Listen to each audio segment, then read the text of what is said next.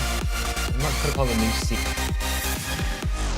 a new segment of Pinnacle Cup. We're now in towards the main Swiss stage. Starting off with 4 matches today, going up with 4 new matches tomorrow as well.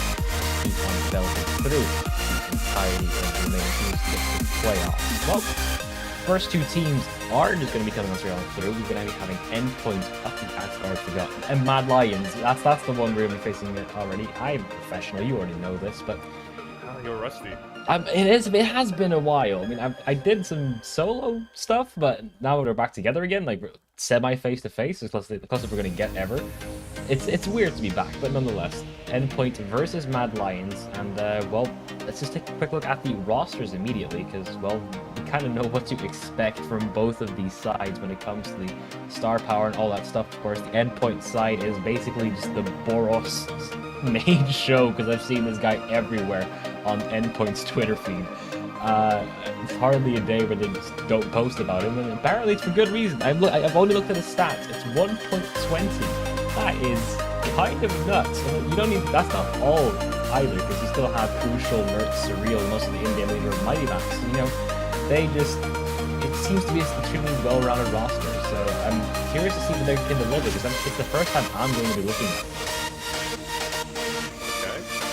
First show here since the Endpoint back in business, and well, yeah, I mean, we know what Endpoint's got, but do we know what Mad Lions has? Because, well, I think, I mean, their roster, well, it's one that is filled with star power, but unfortunately, one of the stars they have is, well, for the time being, is going to be missing. SDY being of, well, being in Ukraine. He's got some other things he needs to focus on at the moment, so they are playing with a stand-in, that being Buzz. And in their previous series, he did well. The team did well. They 2-0'd their last matches. Starlight Sound didn't really get to have too much fun against them. That's how they got here. Mad Lions, they should be practicing with Buzz, I think, at least. Assume they're doing some sort of practice. Oh yeah, that's probably going to be the case, because they've been playing a little bit with him already. They played him on Enterprise, against Enterprise, probably against Big as well, I think. And that was either that was Rollin. They had Rollin instead. So they have had Buzz in the lineup for a little bit longer now, so they have been able to potentially integrate it for a little bit. We don't know how long SDY is going to be out of business, so I mean, it's the entire, you know, stand-in situation like we have with NIP and like the main roster. You don't know how long Device is going to be out of everything, out of the competition, so how much are you going to invest in this new player? How much are you going to bring into this new guy? So currently, the way this, just by looking at the rosters and the fact that Mad Lions, who's already a little bit of a weaker lineup in terms of their tactics, now have to also deal with the fact that they don't have their complete star power on online, which is a little bit of an annoying thing. I can see your cat in the background. Oh yeah, there. apparently, yeah, he's just floating around there. It's Cosmo. Look at that. Say hi, everyone. He's making a feature. And he's down. You don't get to see that every day. That's the first time I've actually seen him on streams. That's always a very, very nice thing. I think so. Yeah, you might have seen his tail once or twice and just walks past me, but no, that's a full-on feature.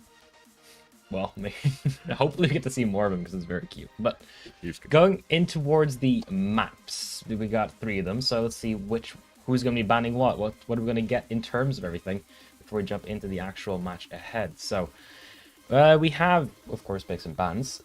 Pretty sure it's self-explanatory that we have some perma bans. Of course, Mad Lions don't like playing Vertigo, so they're probably going to be banning that immediately. Yep. And Endpoint are avoiding Nuke Like the Plague. So that leaves us with Mirage, potentially, I'm guessing Inferno. Am I correct? I'm correct. Okay. Last one. What are we thinking? I mean, Dust 2 kind of makes sense, but then you have that, okay. So, Ancient instead, Mad Lions. I think that's a bit risky from them, in a way, considering the maps that they've played on it. I mean, sure, they've won both of them, but they haven't shown us a lot, so I don't really expect them to have practiced or have Ancient over the top of the practice list as of recently. Maybe it has been. Maybe Boss has been so good on it. They're like, okay, can we play this a bit more instead of Dust 2? Maybe, and that's how we get here. Yeah, because I was expecting Dust 2, to be honest, because Dust 2 is more of a puggy map. You can have more impact as the individual, shutting down different parts of the sites easier, finding entry frags easier. they have not had a lot of success, or at least have not a lot of playtime on a map like Ancient, where they've played it twice. Whereas Endpoint, they've played it 7 times and won it 71% of the time.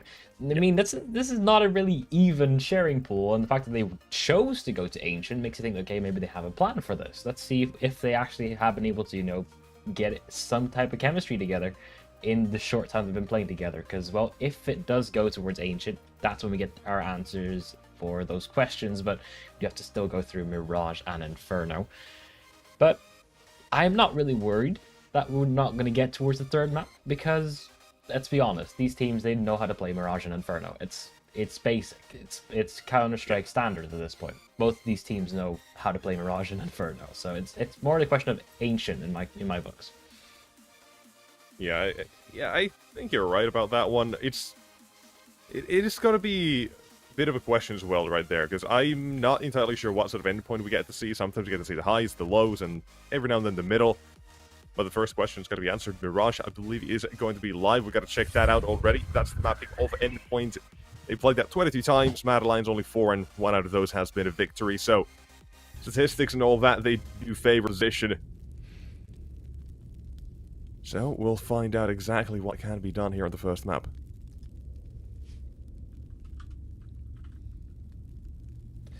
Well, it's just a pistol so far. Seems like Endpoint won't try towards the apartments, and they have one man, Mighty Max himself, charging down through middle. And just running all through. Look at that. Not even a single flashbang to help him out. Never mind, take it back. JL does get the first frag, and Mihu doubling up on top of that. So immediately a 3-on-5. They haven't even gotten towards the bomb site yet. Surreal will finally get access towards the actual bomb site, and, well, we'll drop one. But in the meantime, Mighty Max, the one who was on the flank, is left to his own devices. It was potential there for a little bit of a collateral, but with the Glock, you're not going to get much purchase out of that one. So that's going to be the first round for Mad Lions. Starting off the CT pistol side strong, not letting a bomb plant be deployed on a B rush, of all things. It doesn't happen all too often. Usually, you know, everyone just runs down mid, or runs down the apartments, they overrun the first 2 defenders, and they get a bomb plant, and the retake comes in. But no, this time, Mad Lions just shut it down before it even gets that far. Yeah, you open well, they can have it a good day. JL's definitely one of those as well you have to watch out for. Because if he has a good day, then you're not going to get much here. That's definitely true, but Endpoint as well. I think from what I can remember on Mirage, they're a team that does limit the AWPer every now and then if he plays like they expect, so they could be something to...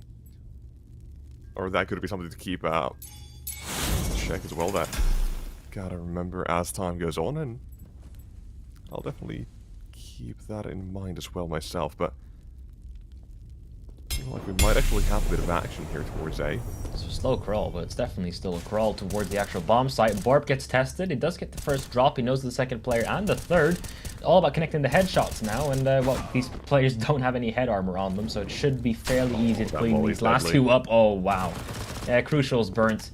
I don't think it's going to be a bomb plant yet again for Endpoint this time around, and Surreal doesn't even get a kill for his efforts. So, well, seemingly to be a very, very good start for Mad Lions, even though if Endpoint, you know, double bought up, they still get nothing from it.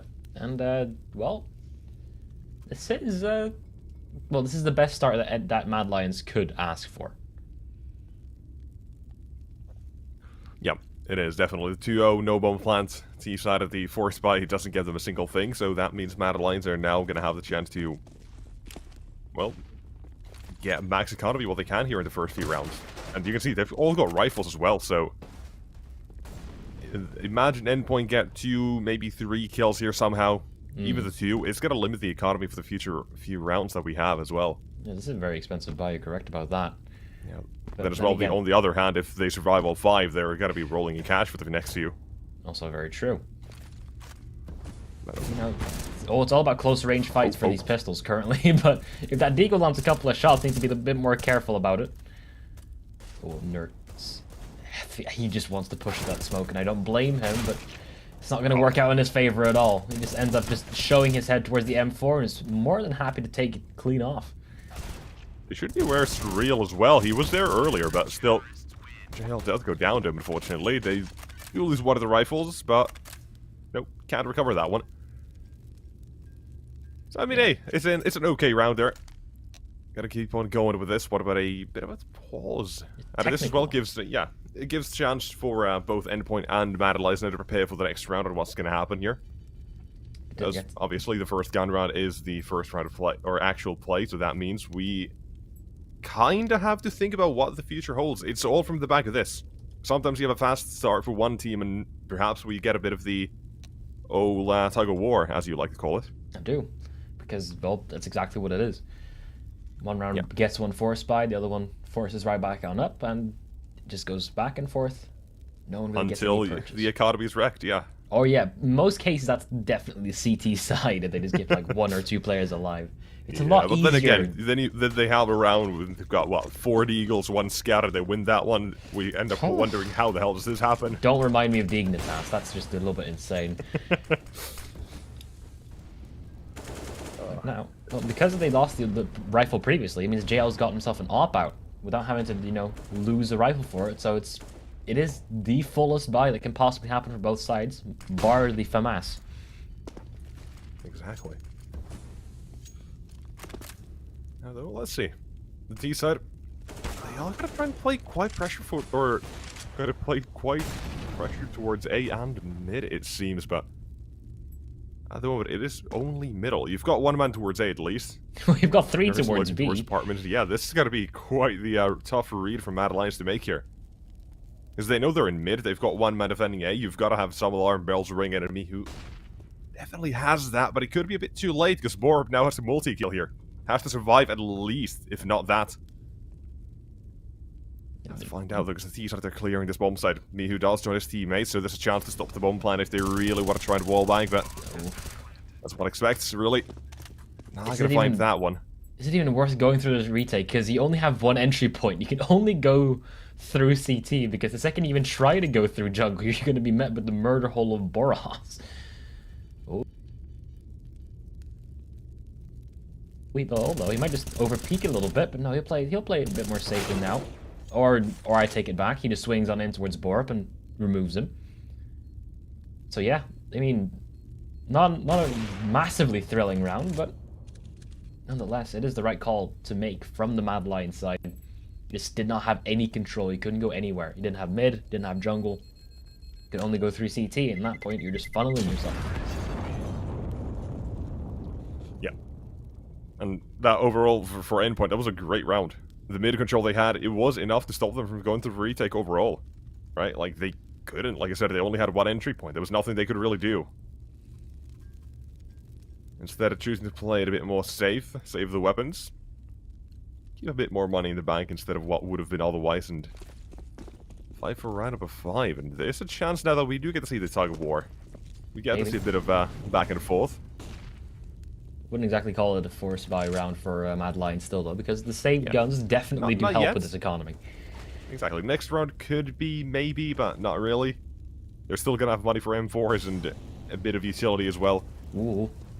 Is there gap? They could have a lot more as well. Oh, no. Oh, Shadow! Shadow! Look at that. You hate to see that. Well, I mean, you hate to see it, man. You get 2 perspectives there, and one side loves to see, the other one hates it. We're yin and yang right now. Ooh, Borup has to play it safe now, though. He's completely isolated, but the flashbang is beautiful. He gets 1 kill for free. He actually gets out alive still, but he's so trapped. He needs some evacuation tactics.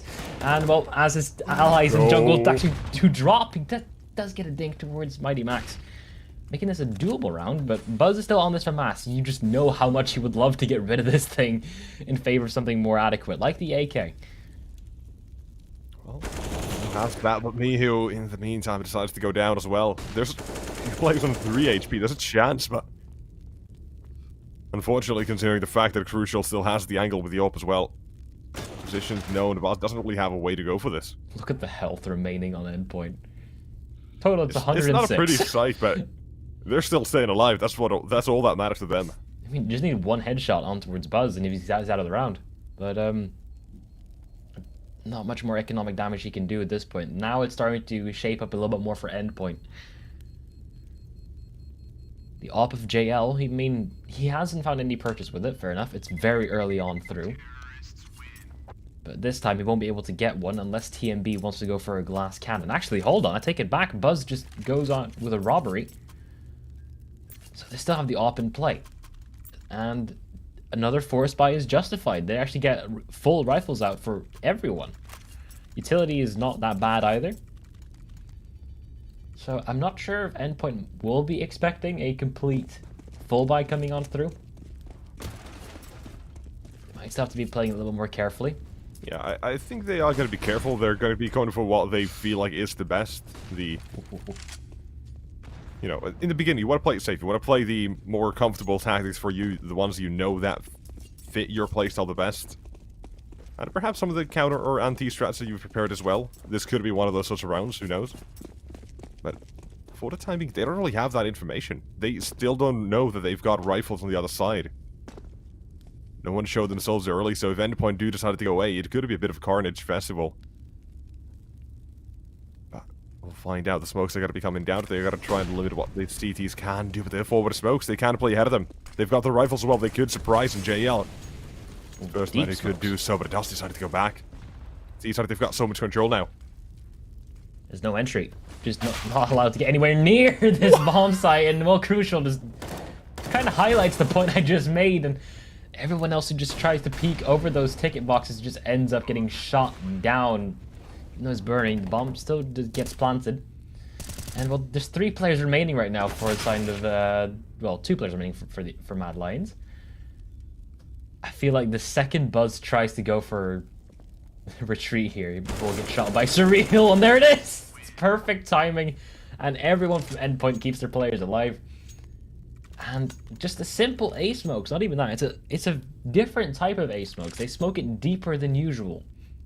They throw on towards jungle, they throw on towards connector, and lo and behold, Mad Lions have nothing to hold that bomb site with. Exactly. It's a bit of a baller move immediately. That's the first execute you've gone for. It's not the normal one. Even if they did try and fight for it, they've got the util on Endpoint to know where to throw that one. You saw how JL had to retreat because, well, those Molotovs, he knew there was too much to handle. And then from there, it was easy going. Uh-oh. This one, though, may not be so easy. Oh, okay. It is. It is easy. I mean, apparently, yeah. The 2 Brits just deal with everything. I mean, don't need the international squad then, do you? Okay, well, I feel like this is a type of playstyle that needs the double op setup to play against. You need the double op on Borup. He usually plays on ticket, and you know it works sometimes, but he's been shut down the last 2. So he desperately needs some upgraded firepower or just a different type of way to play this. Meantime, though, it's once again, a completely different approach from Endpoint. They're not doing the same thing ever. Now it's just 1 man towards middle, the rest are going towards B, and 2 towards A as well. It's so hard to predict at the moment.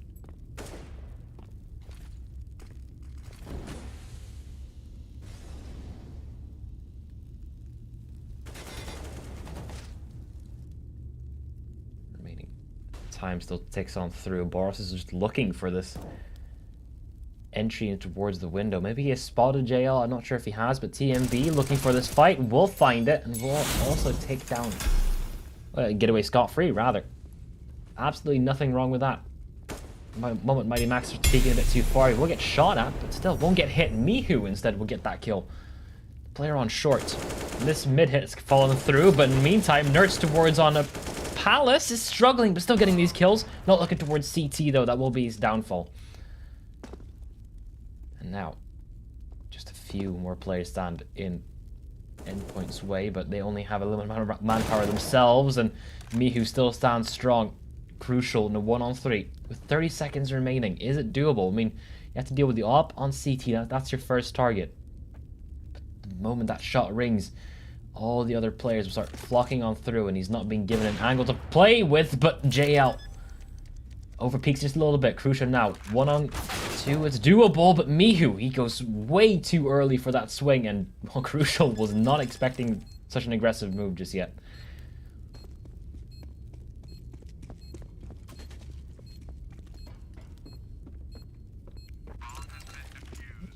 That will be well, the revenge round from the Mad Lions. Not too bad at all. They get themselves 2 ops, so the point I made previously does get a chance to shine now. But will it be... Is it Buzz, or is... I'm not sure if it's Buzz or Borup who's going to be opping this time around. Could be a flexible combination. In the meantime, it doesn't really seem like Endpoint are struggling too much in terms of their own economy. Got themselves quite a chunk of cash. So those continue playing. This seems to be their default. 2 players towards A, 2 players towards B, 1 towards middle. And Buzz, the B opper. Now going to be tested a little bit. Tagged quite heavily. But still alive. Oh, I take it back. Okay. From deep as well. Bit of a chunky one, yeah. Okay. See what they do next. Because right now, Mad Lions, they are decided to fight back a little bit. Take away this control that Endpoint had. You can see how they did that as well here. That's Borup in Palace, making sure the lurk towards A is not going to be happening anytime soon. Which immediately takes away half the map away from Endpoint, essentially. What they have left is the B side, 1 man in mid as well, so you kind of get to see where the attack is going to be going, but we're not entirely sure the success and what it's going to have. But B who have to defend here, good flashbangs. Easy headshots, easy entries. Here's the next mat as well, jumping through, but into the open. CTs there off. Yikes. The smoke Mihu threw just before he died didn't even stop Crucial from peeking. That's kind of like extra salt in the wound for Mihu there. And well, this will just be a save round. Borup, the only one to get a kill, has on the other side of the map. Even though they got that much control, they just weren't able to put up a good defense in time.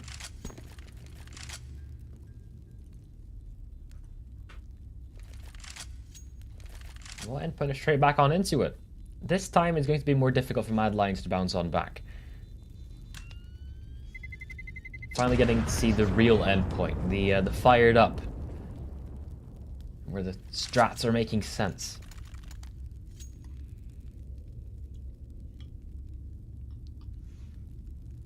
In a way, well, might go back to the point you made as well about Endpoint being a bit of, or quite a tactical team in comparison to what we have from Mad Lions, right? Hmm. Well, who knows? Maybe it's just all facade. They're putting on a bit of a show for now. Hey. It's Counter-Strike, you know? It could end in a moment. It's like a flip of a switch and all the momentum is gone. No more rounds for Endpoint, for all we know. You can never count out these sorts of games. You can never count out anything. Ooh. But I think we can count out this round here. I mean, maybe. It kind of depends on how close Mad Lions are able to get to the rifles before it takes the engagement. Because the second you have the P250 and CZ in headshot distance, things could get quite dangerous. But, I mean, my hopes aren't high. Especially the way that, you know, Endpoint are playing at the moment. They're taking their time and distance. They don't want to force any unnecessary battles at the moment. Mihu. Okay, I thought for a second he was going to hit that shot, but Crucial avoids disaster. Remaining players from Endpoint start to wrap on towards his A bomb site because, well, the moment that they do, the pistols won't be able to go for a retake. That's for sure.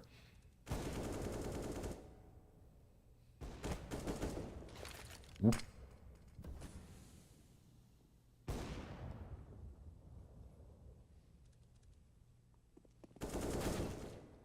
Okay, though it's not going to. I mean, you were saying you didn't have any hopes, Nexus, but it is kind of falling apart at the moment. I think that could have been taken more as a comedic element, but apparently, you know, you can't do the comedy around these parts. It's hard, you know. It is hard, but TMB, this is going to be tough for him as well. I think they finally heard him as well, the Ops watching him from the other side. Oh, more or less trapped and now dead as well. Borup finally comes in, but it's only for the first, and JL is down to 16 HP. Save the op. Just get out of there. Not worth it. They'll respect him so much, he'll be able to, you know, back off without any major damages to him. Still, though, it was a very close round for the side of Endpoint. Money isn't exactly tight, but if you know, stack up that many losses after a while, it will eventually drain the economy. It ain't cheap being a full buy gamer. You do need to spend about $4,700 to get yourself everything you need. Potentially even $5,000 if you want to go for the Molotov like we see on Boros there. He even splashes himself out towards a P250. He's living the lifestyle. He's dripped out, man. I mean, if you have 8K, I don't see why not. Yeah. Why not? Oh, okay, hold on. That could be a good one. Oh, it is. Okay, it is, yeah. Good nades early. Madeline's, I feel like they've already started to adapt to Endpoint taking mid aggressively, but oh, watch out for this though. Nade still comes out. Mighty Max safe for the time being, but TMB wants to take these fights here. And a lot of damage he's doing, finally finds the kills as well. And it's already 20 seconds into the round that's passed, but look at the damage that has. Crucial's on 1 point of health. He even has a 1 in his name. It's meant to be. Oh. Oh no. Nerds did sneak up. Just straight up through the smoke and towards ramp there. Another kill being gifted, but immediately traded. JL looking for another one. Try and tip the scales more and more in his favor. That's not the Molotov you want to get, but it may actually strangely help him enough to get the player ring connector. Exactly, I was about to say. Surreal now kind of trapped here. That smoke as well is not perfect. But, oh, Mihu will find the first, then he's taken down. A trade comes through. CT is now JL including. Has been trapped and does stuck in CT, but Crucial, what is he doing? He's on 1 health. He's still hitting shots, what? That's not the first time he's hit that same shot as well, by the way. Last time was almost fully through the smoke as well. This time it is. He's just playing Elden Ring. He has their moveset downloaded at this point. It doesn't matter anymore. Yeah, he's been watching some tutorials how to take these down. Ooh. Let's go full magic. It's fine. Oh, 1 good nade. That should be the end of it. Oh, never mind. No, it's not at all. No, Surreal. No. Not like this. Not that nade. 40 points of health. He will eventually close it out, but oh my lord. Okay, I thought that nade was gonna bounce on, well, the opposition's offer, not your own, but in the end, still was able to clean it out. It's still fine. Panic averted. That's not the nade you want. That's not a well-placed nade we were talking about. I mean, they're really making me eat my words here. It's not exactly. I can only predict so far into the future. I can't do that much. Oh yeah, I forgot. Yeah, your prediction abilities. Oh, for those who don't know, I have a flawless track record of losses. Oh! What? Okay, this round's done. A clean wipe at mid so far. Okay, that's a way to get things going. Collat TMB joined for 1 and maybe even a second. Last matter they know, Nerds again. He's lurking towards A. He's got a kill though. Good job. He got bomb. Yeah, I wish you good luck as well. Yeah. 1 versus 4 CTs, they've got control of the bomb. You're not going to get much here. They probably even heard him reload when he was on T ramp, because you can hear so much when you're actually at top mid. It's insane. Well, I don't think not much is going to be happening here. Saving is completely viable. He won't get any money, but he already has enough in his reserves. It's going to be fine. So we just have like a minute to talk down the clock. He has been heard now, though. 100%. You can see on the movement as well. Suddenly, everyone starts to flock towards most, well, unusual angles. And it's a complete firing line towards top mid. I mean, I don't blame Nerds for going for this. So let's see. Can he hit some ridiculous one-taps? That's what he requires right now. Yeah. Yeah. Well, he almost cleared it. Not quite enough, but he almost did it. It's not been easy, though, for Mad Lions, even though that round did make it seem so. Remember, it was on the back of a collateral. It doesn't happen all too often. You can't always expect your operator to fire 1 shot and get 2 kills from it. It's nice when it happens, but... Yeah, you know. Yeah, even better, that's directly in mid before the T-side even get any sort of control. True. So Mad Lions, they can stick around with good conscience and fight for those. But either way, right now, looking at the scoreline, look at the game, what it is like. 5-7 Endpoint. still in the lead for the time being. This could be a good half even if they ended with an 8-7 scoreline. True. They got... But the fact that we've got 3 more rounds we've played out means that it could be a disaster for Mad Lions still. Different setup for Mad Lions too. They've now got Buzz in here, who's had a very quiet half. He's constantly been on beat, but right now he's here on the A-bomb site looking to get some action for himself. 1 kill, 5 deaths, to see if he can change that at all. With the flashbangs, they've had a few of those previously. Here it is, and Swing comes through first. It's easy for the CTs. Up next, though, look at it jump down the ladder. I believe one is right above Boss as well, but here's another flashbang. Still fighting, still alive as well. Assistance from Borup, and now Nerds looking to find these places where they might be hiding. He's not sure. Knows one's below him, but it doesn't know where Borup is. But in the meantime, well, look, it all comes down to Connector and what they can do, but Mihu double swings. Inside, they are being dismantled here. That is a perfect setup from Mad Lions, a perfect read. Surgical. They saw like the first piece utility coming through, and they just all ran towards the A-bomb site and just held their nerve there. Because, you know, at some point, you're going to have to ask yourself, is this a fake or is this not? But no, Endpoint didn't do a fake that time, and the call was completely correct for the side of Mad Lions, and they keep 3 players alive, even get themselves a free op. No, they already had the off. JL had it. Oh. So, okay. It's close. It's always dangerous, those. But okay, Mihu was well. You gotta watch out. Mighty Max is so close, but still. Allowed for the first kill. Nade comes down and does a bit more damage, but look at the control Endpoint have. They've fully rushed down mid, and they've got all of it. Mighty Max just held W. The CTs back into the bomb sites. Mighty Max just held W throughout the entire part there. He just didn't stop and actually got a kill on the back of it, so yeah. That's the UK strat, man. You just run through and kill them. They can't shoot us back if they're dead. True. I mean, that's just undeniable logic. Exactly. That's my years of playing with UK players. Oof. I've got the insight. Much more than... I'm like a sage. Should get you as a coach.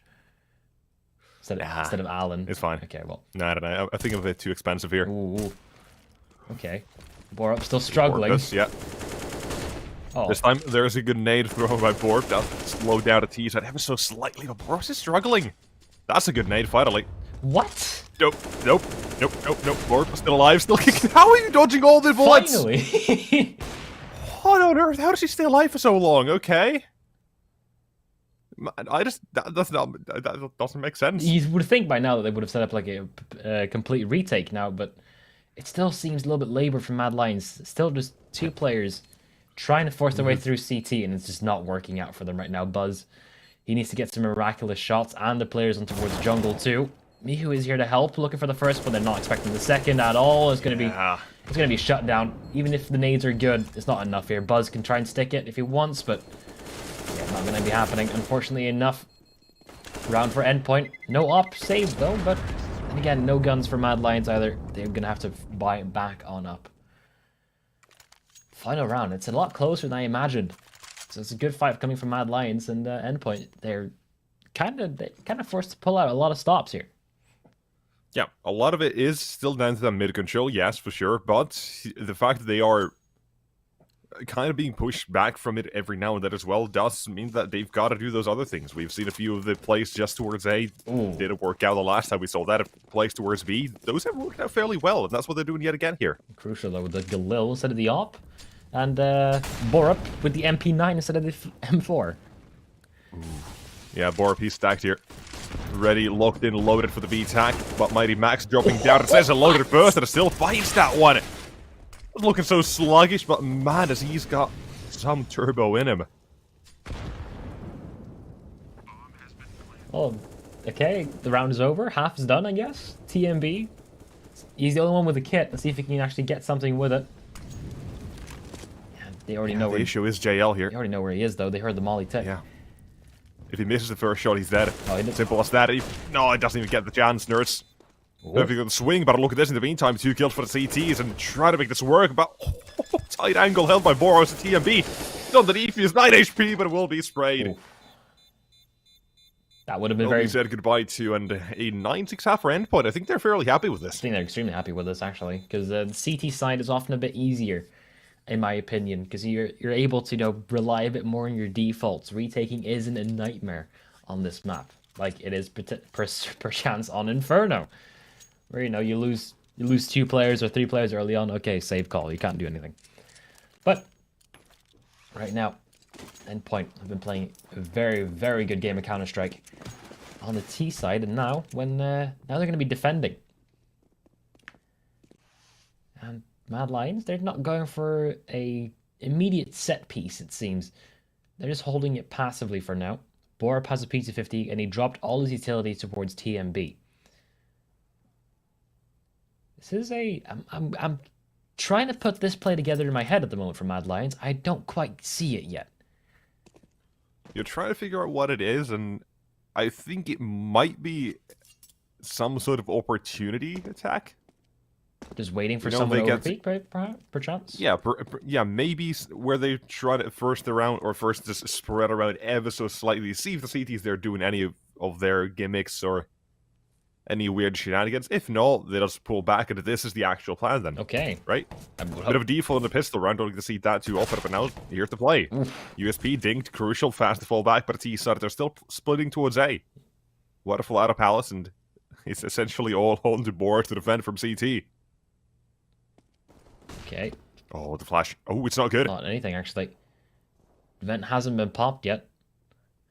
Same thing goes for the rest of Crucial, but oh my lord, Mihu. 2 quick kills. Now they have the murder hole on lockdown, and... Wait, what? They actually got the kill through murder hole. Okay, yeah. Never mind. Okay, TMB is not a threat anymore. Everyone's coming through CT in the meantime. No kits, all kills. That's all you need. Oh, JL, though. They've seen him spinning. Now he's dead as well, twisted in the grave, but here comes Boros. The man you highlighted, you've seen him on the Twitter feed so many times, and this could be one of those rounds as well here. Another chance. Oh! Nah, it's Mihu's highlight reel instead, you know? He just gets 3 blinding kills. And also, full equipment on the second round. He's ready to rock and roll. Remember, when the cards were down and the after effects of the pistol round were over in the previous half, Endpoint ended up winning like 7 rounds almost in a row, it felt like. The facts aren't exactly accurate, no, but nonetheless, when they had the guns in their hands, they were a lot more efficient than when they had the pistols. Still got quite close.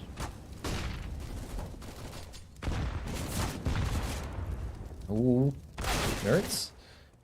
I timed out for a second, but in the meantime, just was playing a patient game, which didn't work out in his favor, TMB. He will just be the one to try and get some space for the rest of his team. All regrouping up towards the B apartments. Slowly but surely ease their way through, but no easing anymore. It's on full force. It's complete flashbangs, and Mac 10s will do the trick. It's hard. Doesn't even seem like there's that much of resistance from Endpoint.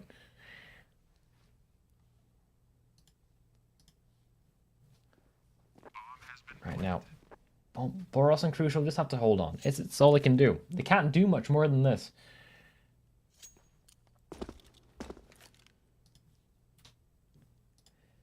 Remaining time will just go down towards taking the bomb. It's not, nothing's gonna change. It's 8-9. You can already put that on the scoreboard. It's not gonna change at all, actually. So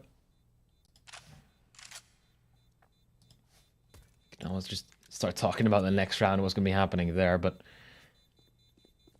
it does seem like the odds are well, slowly but surely, once again, getting in the favor of Mad Lions. We are easing back into a bit more comfortable territory. You can see there on your screen as well. It has kind of been the same odds the entire way through. Of course, you can join in on those odds as well. You going on pinnacle.com/odds or pinnacle.com/welcome using the code, I think cup22. Yep. Okay, just double check. It is cup22. Big C UP.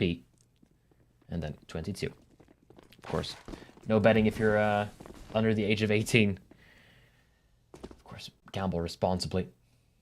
Don't throw away money you're not really prepared to part with.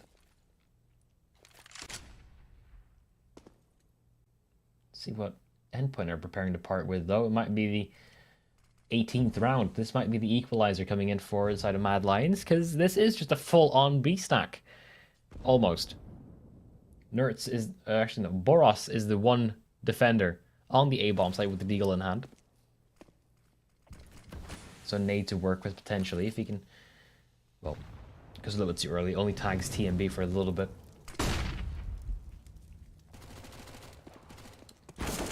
Well, they are currently walking into the stack. At what point?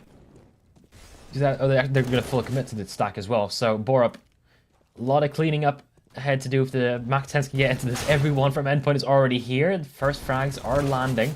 Need to clear a couple extra corners as well, though. Nerds does get one kill, but Buzz is a little bit too far back for him to find. And, well, it will be 9-9. Not a disastrous eco round for side Endpoint, but definitely not as much as they would have wanted to get from that.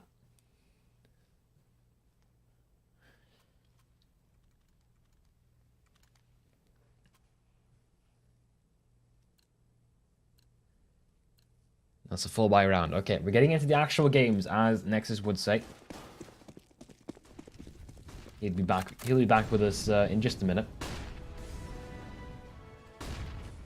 Right now, it's all about, well, potential openings. And already we see a little bit of aggression coming in from Buzz. He's quite far ahead. He might need to just throw the smoke on himself to extinguish it, but instead he'll just take the damage and fall back. Territory lost. But once again, smoke's come on through. It's a full-on B hits right now. Mighty Max good for 2 quick kills. Mihu's already dropped quite low. Surreal might be the one to take him out as well, but there is a player on short who's immediately dealt with by Surreal, leaving Nertz just to deal with 1 man remaining. JL around the corner does take him down, so 2 more remain. Crucial. Just barely misses the timing, but Boros, he won't. He will get that kill. And in the end, that also means that Endpoint get the first double-digit score. Also, there's a giveaway coming in from MSI. They're giving away the monitors that you can see on your screen right there.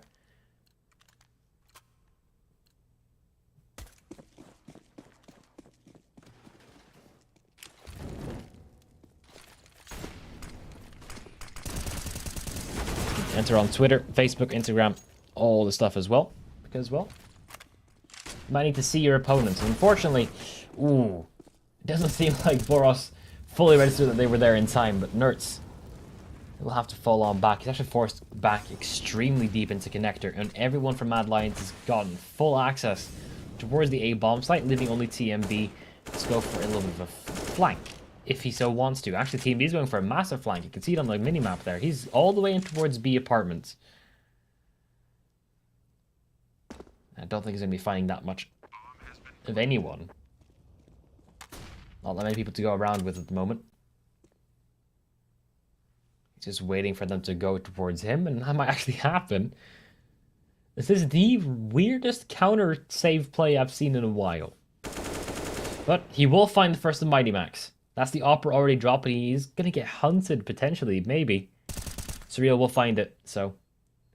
They can get the op back, but they don't know if anyone else is there, so they're not going to risk it. Instead, yielding the op away. Actually, no, Surreal has it. What am I talking about? Yeah, he went back for it. And it's going to be, well... Still, not a struggle to survive for Endpoint, but... It's not going to be easy for them further on as well.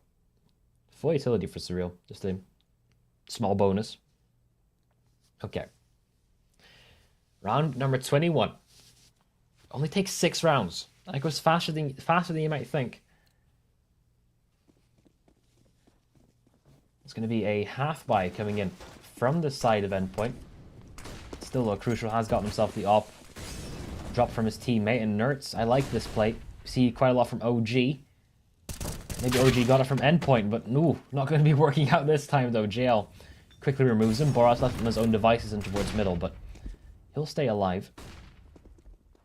Mighty Max has to hold on towards B on his own. Currently, we've seen so much pressure from Mad Lions towards his B bomb site, and well, there's nothing that Mighty Max can do with it when he just has a PT-50 to work with, unfortunately enough for him. Oh, almost another kill on the way out. But instead, they will try to keep these 3 rifles alive. Not bad. Not bad at all.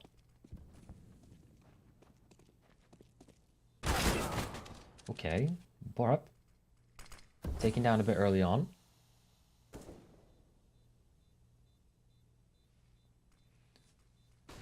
Or else might be next, actually. Might be JL. If he's not careful enough.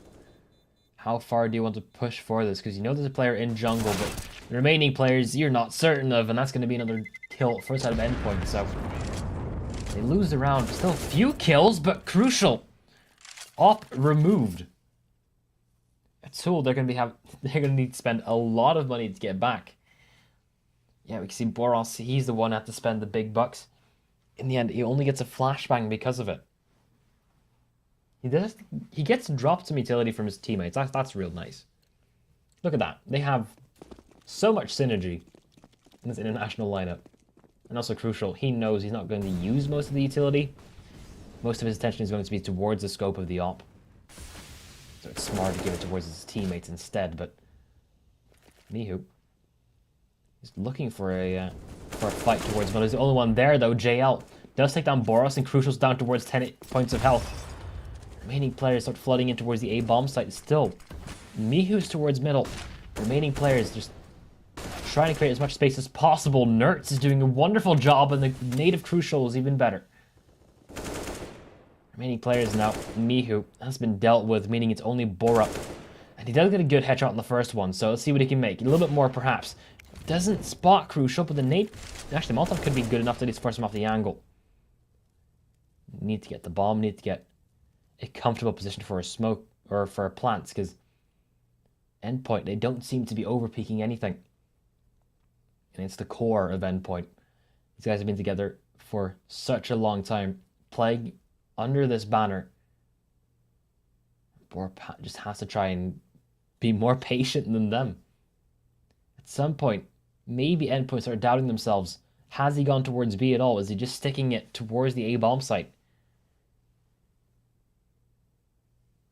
Borup slowly crawling up towards the A-bomb site. Now, trying to go for the fight, but Surreal, he ducks underneath his bullets, and in the end, Endpoint will get that extra fight.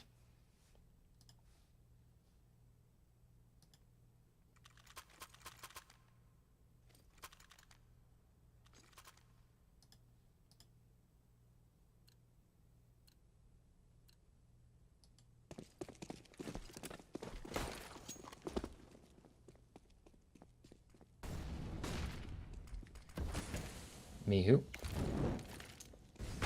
Looking for a early frag around there, but not going to find anything. He's going to be pushing on in. Quite aggressively. JL is going to be the one to get the opening frag. He's entry-offing on towards that B-bomb site, and, well, it's working quite well for them. Leaving just 2 players left alive is crucial to try and close this one out. JL has done his job. He can rest for the rest of it. Bad Lions didn't even have the bomb. They were just completely focused in on going towards that B-bomb site as fast as possible. And crucial, he might have a read on this, actually. He's slowly but surely making his way towards that A-bomb site. Buzz will start clearing out the B area as well, so a lot of angles for Crucial to hold, but he knows they're on A. He knows one was behind him on B. The rest is just puzzling the rest of him out. Shot does not land. Looking for the person behind is Buzz, but in this angle, I'm not sure if he's going to be finding it.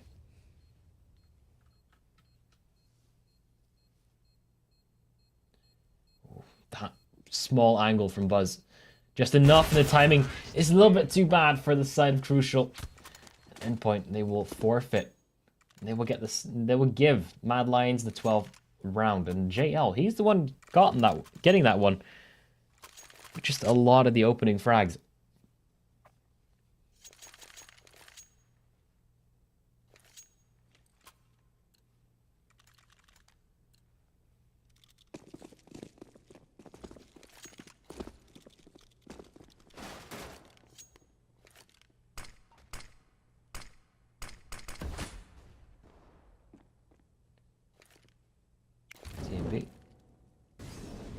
it's going to be a full-on pistol buy from inside of Endpoint. The same thing still stands. You know, he can't take that many long-distance duels or, well, attempts up against these rifles, but that wasn't even a long-distance duel. That was just, you know, slow crawl towards ramp where your feet are exposed. And everyone from Endpoint stacked up towards that A-bomb site.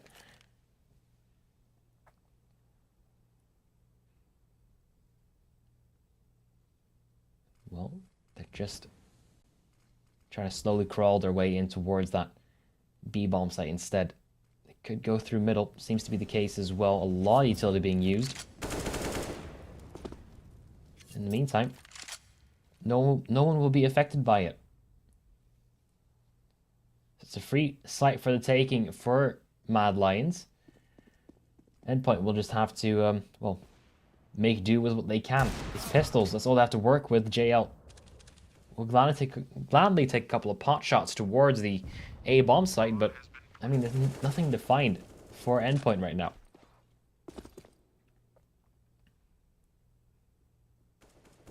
Maybe Max can get lucky, but, ooh. Bros instead. He's the one to find the first kill. I'm surprised Mad Lion's actually going for these kills. They don't have the money to back this up. Well, Mihu. Actually, it's getting out of control right now. Actually, it's getting very out of hand. What is... You need to be careful now. Buzz will take down Crucial, and they will eventually do cleanup, but... Mad Lions, they really do not have the economy to go for those type of rounds, and considering how close it got there, that's still really good from Endpoint. A couple of nice headshots, and also giving away the threat of potentially closing out a round with a couple of guns in their hand, but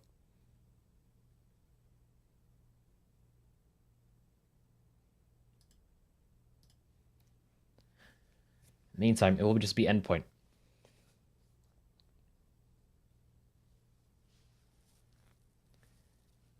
With, well, whatever they can manage at this point.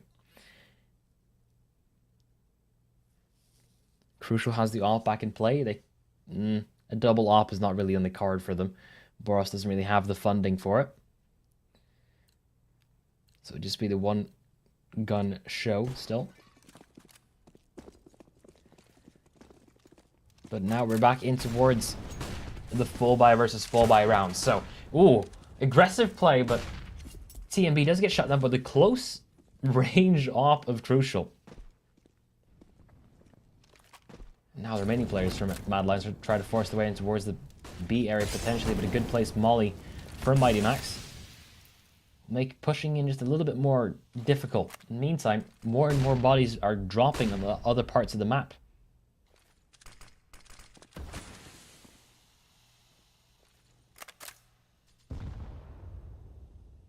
Mighty Max will just continue to just ease his way through. Good Molotov from Surreal, forcing Mihu out in towards the smoke and then in towards the crossfire, but it's kind of just falling apart for side of Mad Lions. A very well-timed flank from Boros takes down Borup, leaving JL on his lonesome with 50 seconds on the clock. 1 on 5, I mean, Endpoint really have to give away a lot of duels to make this one, well, possible. Should they show any restraint, though, I don't think this will be very doable.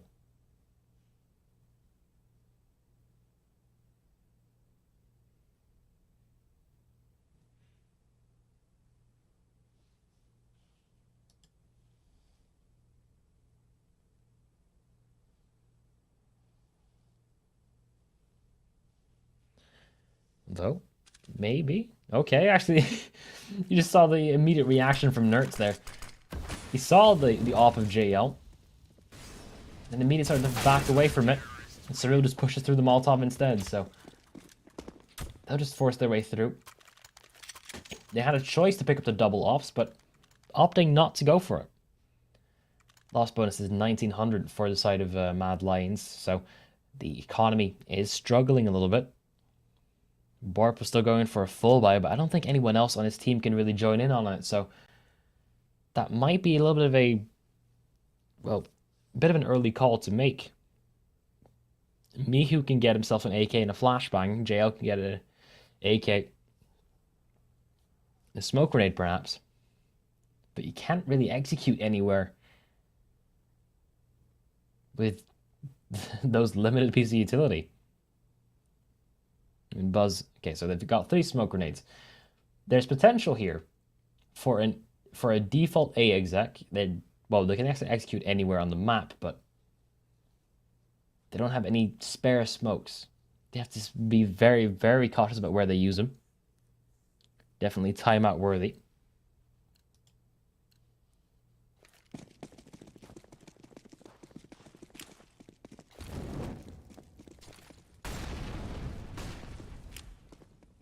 Three guns. They're all heading over towards, or almost all heading towards the B-bomb site. Borp is just assisting on a ramp. Good flashbang, but no kill on the back of it. Buzz doesn't want to overstay his welcome. And you can see it's just an A-wrap. As 3 players are creeping their way in through underground in towards connector. Crucial is watching it, and he had a free shot to take there. Two misses from Crucial's, a bit too many, but eventually he takes down TMB. He only had the deagle, not the biggest scalp to take, but Nertz is holding it down towards ramp here, and does take it double. How? Leaving Mihu on his own, who gets wrapped on in from Surreal, and it's a beautiful hold from Nertz.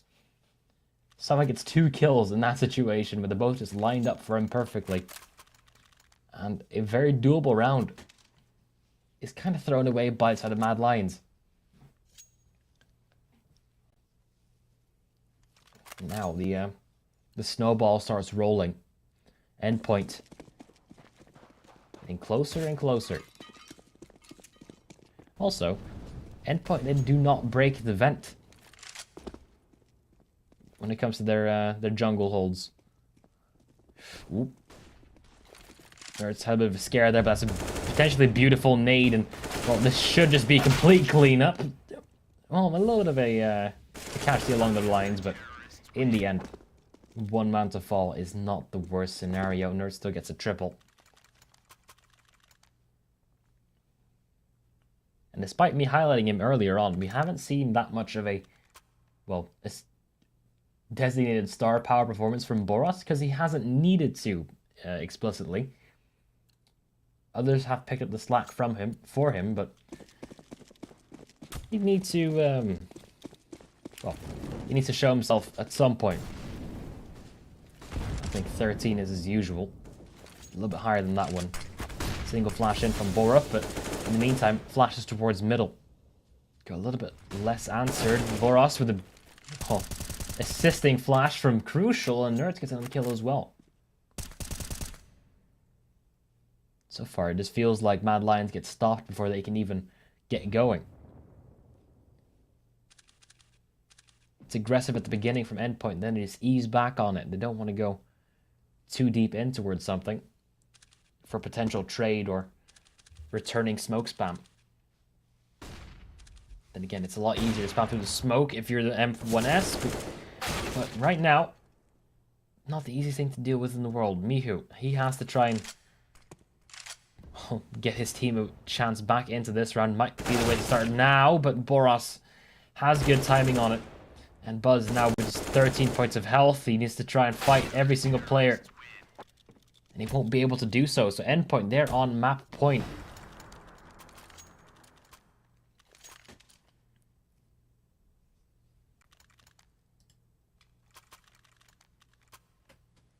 Slowly but surely we are, I think we're going to be heading in towards Inferno on this one, considering the equipment on the side of Mad Lions.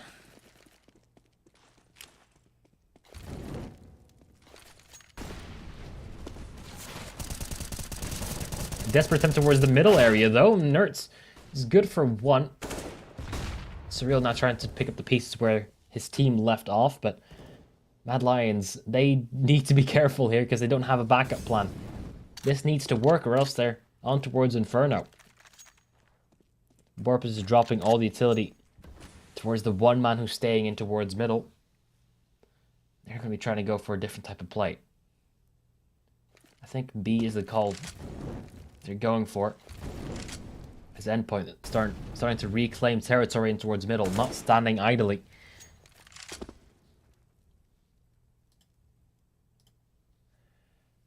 Well, Endpoint now knowing that mid is no longer a threat. Starting to once again put their focus towards on B, and Boros is creeping up towards on Apps, and he's gotten behind them. But how much information is he willing to go for at this point? Mighty Max double tapped and removed already. Boros is already behind them, but he needs the rest of his team. He can't go for a solo play. Straight now would be too early, but he does get a free kill. Borup immediately removed after he gets that bomb down, and crucial. Some good shots to finish the map. That will be 16-13. Good plays from Endpoint, and well, we'll be going towards a little bit of a break. Switching maps towards Inferno, and now we'll be joined by a new face alongside with these phases. It's going to be Hayes casting. As well, it seems like Nexus's internet has completely gone to bed, so unfortunately that's the end for his casting with me today. And well, hopefully we all see you again. We're just going to be a quick break, and Inferno is up next. See you then.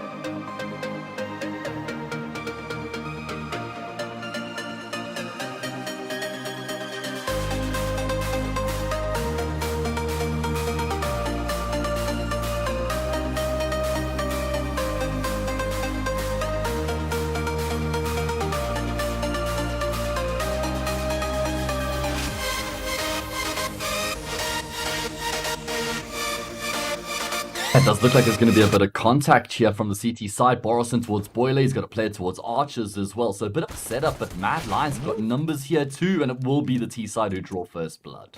Okay. They're just immediately jumping back on through. Max, no utility remaining. Only the kit to play with. And of course, his teammate in Crucial and towards the apartments. But you can see Mad Lions, they've gotten the kill. They've gotten all they needed. They're just slowing it right back down. They're not going to go for any aggressive plays other than TMB, the in-game leader. Might as well go for that extra headshot because, you know, you're good for it. Why? Might as well. There are many players can get anything with it, though. Surreal and Mighty Max getting a bit overwhelmed, but Mighty Max still only able to find one. So not that impressive. But still, it's a good round for Mad Lions. Yeah. I actually really like the way that they've gone about their business in this round, because they've even pushed into a number of players pretty much every time they've had like had to take some control. They've always been running into a bit of a defensive setup, and so the point is that they've still been able to win out majority of their gunfights. Nert's will get a kill back here. Okay. I don't think there's a kit in play, so I don't really have much faith for him. It's more just about how many can he take to the grave. There is a kit on, well, drop pits, I see, yeah. But he never even got close enough to it, so not going to be in any major things. So, okay, let's take a breath. Whew, that's a little bit of a hectic first round, but nonetheless, still get the results that we kind of were expecting, because currently, Mad Lions, 3 for 3 on pistols and pistol conversions. They have been looking incredibly good, but they kind of just fall flat the second that Endpoint get their guns on the line. So, well, is that going to be the same thing now they're on their home territory of Inferno? Well, one way to find out, I guess. Yeah. Is a force back in response here from Endpoint. Desert Eagles across the board. They've got armor, they've got utility. I'm a big fan of the force buy on the CT side of Inferno as well. I think just because of the nature of the map's architecture, you know, the incredibly narrow choke points. I think forces can do really well with some crossfires that you can set up. I really love how they've prioritized their smoke grenades here as well, to be honest, because I think the deeper you take the round, the better chance that you stand, so you can just try and buy as much time as possible with these smokes. Oh, good nade. Okay, Nertz, well, he's the only one currently with sightlines on it, and he's able to call that it's semi-clear for now. Then again, the smoke is kind of a double-edged sword in that regard. But they're just they're getting ready for a potential B hit with 2 players here, and they could potentially get some more through it, but Surreal dropped on Coffin with the MP9, but it doesn't seem like there's going to be much else for Endpoint to gather at this point, so they're going to go for the save instead. It makes sense. You're going to be going for the pistol round next round anyway. You know, have a couple of deagles, a little bit of extra armor. I mean, that round definitely didn't go according to plan whatsoever for Endpoint. First smoke gets dropped, sure, but Mad Lions get that second kill almost for free, pushing up Banana. And after that, you've got Nertz who tries to drop that second smoke, but unfortunately the T side was already too far forward at that point, so they were able just to completely overwhelm him. And with that, Mad Lions will convert another pistol round, so they keep up their 100% success rate. Is it? And it's going to have to be an eco for Endpoint in the next round. Yeah, is it Mad Lions, you know, being extremely good in pistols and follow-ups? I mean, maybe? Or is it just Endpoint really putting the end part of their name into perspective, but they're only really good at the end of the game? But, ooh. Oh, nice. Okay, well, I mean, that's showing up form with the pistol there. That is a lot of damage. Those are like 2 Galils you instantly dropped, so even though, you know, there's going to be a full buy coming in from the side of Mad Lions, if you drop like 3 kills again, they're going to be struggling for cash in most of these upcoming rounds, so good stuff. Yeah, it's a good point. Let's see if they can find any further damage coming up in this next round here. That would really just push that point home, and, you know, once you get into the gun round, Mad Lions wouldn't really have any bonus cash. You know, it's good to be here, Grev, I must say. I was collecting my car from the mechanic. You know, it had like some issues yesterday while I was driving. The engine light was coming on. I was feeling a little bit sluggish, so I decided to take it into my local mechanic. Really good mates with the guys there, and they called me today to say there's nothing wrong. They've been driving the car, the engine light's not coming on, everything's perfect. I went and collected it, it's all fine. How does that work, mate? Like, it was for 2 days it was giving me errors, and as soon as I take it to the mechanic, it's all good. Does your car operate on a placebo effect? I think that might be like potential cause there. You know, if you think you're sick, you go to the doctor, and then you're not sick anymore. But okay, well, me who was putting on a clinic in the meantime, a couple of very nice headshots, and well, we'll get put down in the end. Mighty Max, not worth saving this time around. You're going to be buying up. I mean, the utility is nice. if you can get a kill with any... Oh! Oh my lord! I mean, that did a lot of damage. All unconfirmed, unfortunately. And it doesn't even look like he's going to be able to reap the reward from it either. Oh, come on. Get us another frag here, Mighty Max, because that would go on to affect the economy in the next round here from the T side if he could find another kill. Ooh, if he gets 2 here. I mean, they're lining up. Okay, well... He did kind of just walk into the crosshair. A little bit too much to ask for. But no Deagle upgrade for Buzz, so it's the silver lining that really matters in this case. As Endpoint will finally get themselves the guns in play. Last time on in Mirage, both sides, they were able to just convert these rounds. And, well, this time, Mad Lions is still holding on to some of the guns they had previously. You still have the one Galil that they kept from previous rounds. So, let's see. Main focus point, I think, should be on Crucial right now. How much control can he take? He's looking for that fight down middle right now. Bit of a jiggle peek coming through from the T-player. He goes for a re-peek and they've multiplied. There's 2 of them standing there. Somehow he's actually going to land the tag. He doesn't take any damage in return. All right. This is the big gun round. This is the opportunity for Endpoint to answer back and start to build a bit of a platform for themselves on the CT side. As for Mad Lions, they've taken some nice control early on here. It doesn't seem like Endpoint are really too bothered about losing banana control this early on. They just, you know, they don't even throw that much utility down towards it. They just kind of chill for a while. JL is pushing all the way on in though. Surreal not aware of it. If they're not careful, might get caught out in the open. And JL, this is going to be actually just crawling on back. Actually has been spotted this time around, so more utility might get dropped just to empty the pockets a little bit more. It's crucial. He's waiting for this first peek from Boiler to come on through. He might hit the shot towards Buzz, but he's ready for the returning frags on Miku and TMB. And, well, the shot doesn't even land in the first place. Borup and Boros have to do everything now, but Boros already good for the first 2. Mighty Max also helping on through Pit. And, well, the remaining players are all just trying to get into a firefight with themselves at this point, but JL finally gets a response. Boros still in towards the pit. Still has so much more to do. The Molotov will clear out the first one, but the mini pit is the dangerous part right now, and not looking towards it. Boros will get himself a quad kill to get that round on the board for Endpoint. Bit sluggish. Man. A lot of damage. Yeah, but... Good defense in the end coming through from Endpoint there. I mean, I thought I was a bit concerned for them. I mean, it was a really nice little entry there from Mad Lions. TMB jumping around the corner, you know, Crucial being pulled off of the angle. He got taken down without finding a kill. I thought Mad Lions might just steamroll the A-bomb site, but a huge defense comes through. I think it was Boros and Mighty Max again, majority of the frags there. So good work coming through from them to find so many kills in such quick succession. And with that, Endpoints are on the board. You see TMB just gently ducking up on... Yeah, he's just going under... yeah, I can't speak anymore. Well, doesn't really matter this time. It seems to be a bit more aggressive control from the side of Endpoint going in towards Banana, but it has completely backfired for them. They did a lot of unconfirmed nade damage. That's fair, but he did not get a single kill from the players he pushed on through, and now Mighty Max trying to make up for it, but JL, they're just running into his crosshair at this point. It is not looking good for Endpoint, and ooh, I'm still on edge though. That's the worst part. I'm not entirely comfortable with this round being done just yet, because Boros is alive and Crucial also, well, might play some significance in this one. I mean, at this point, it's just getting out alive is the dangerous part. Yeah, I think they're going to just hope to take these guns into the next round, but it's not even like that's going to be affording them a gun round in the next, right? I mean, what, they're going to get 2,900 when they lose here, so I suppose Boros and Crucial could drop M4s if they wanted, and then maybe have just one player on a FAMAS or something like that. Yeah. So I guess they'll opt for that, but it's still a really big round for Mad Lions to win, because they went up 3-0, lost the first gun round, and, you know, if they lost this round as well, it feels like that, you know, a good early start has kind of been negated, but now, you know, they maintain their position in the driver's seat, and largely thanks to JL in this round, as you said. Not sure if it's entirely into JL or just a little bit more of Endpoint trying to go for something different.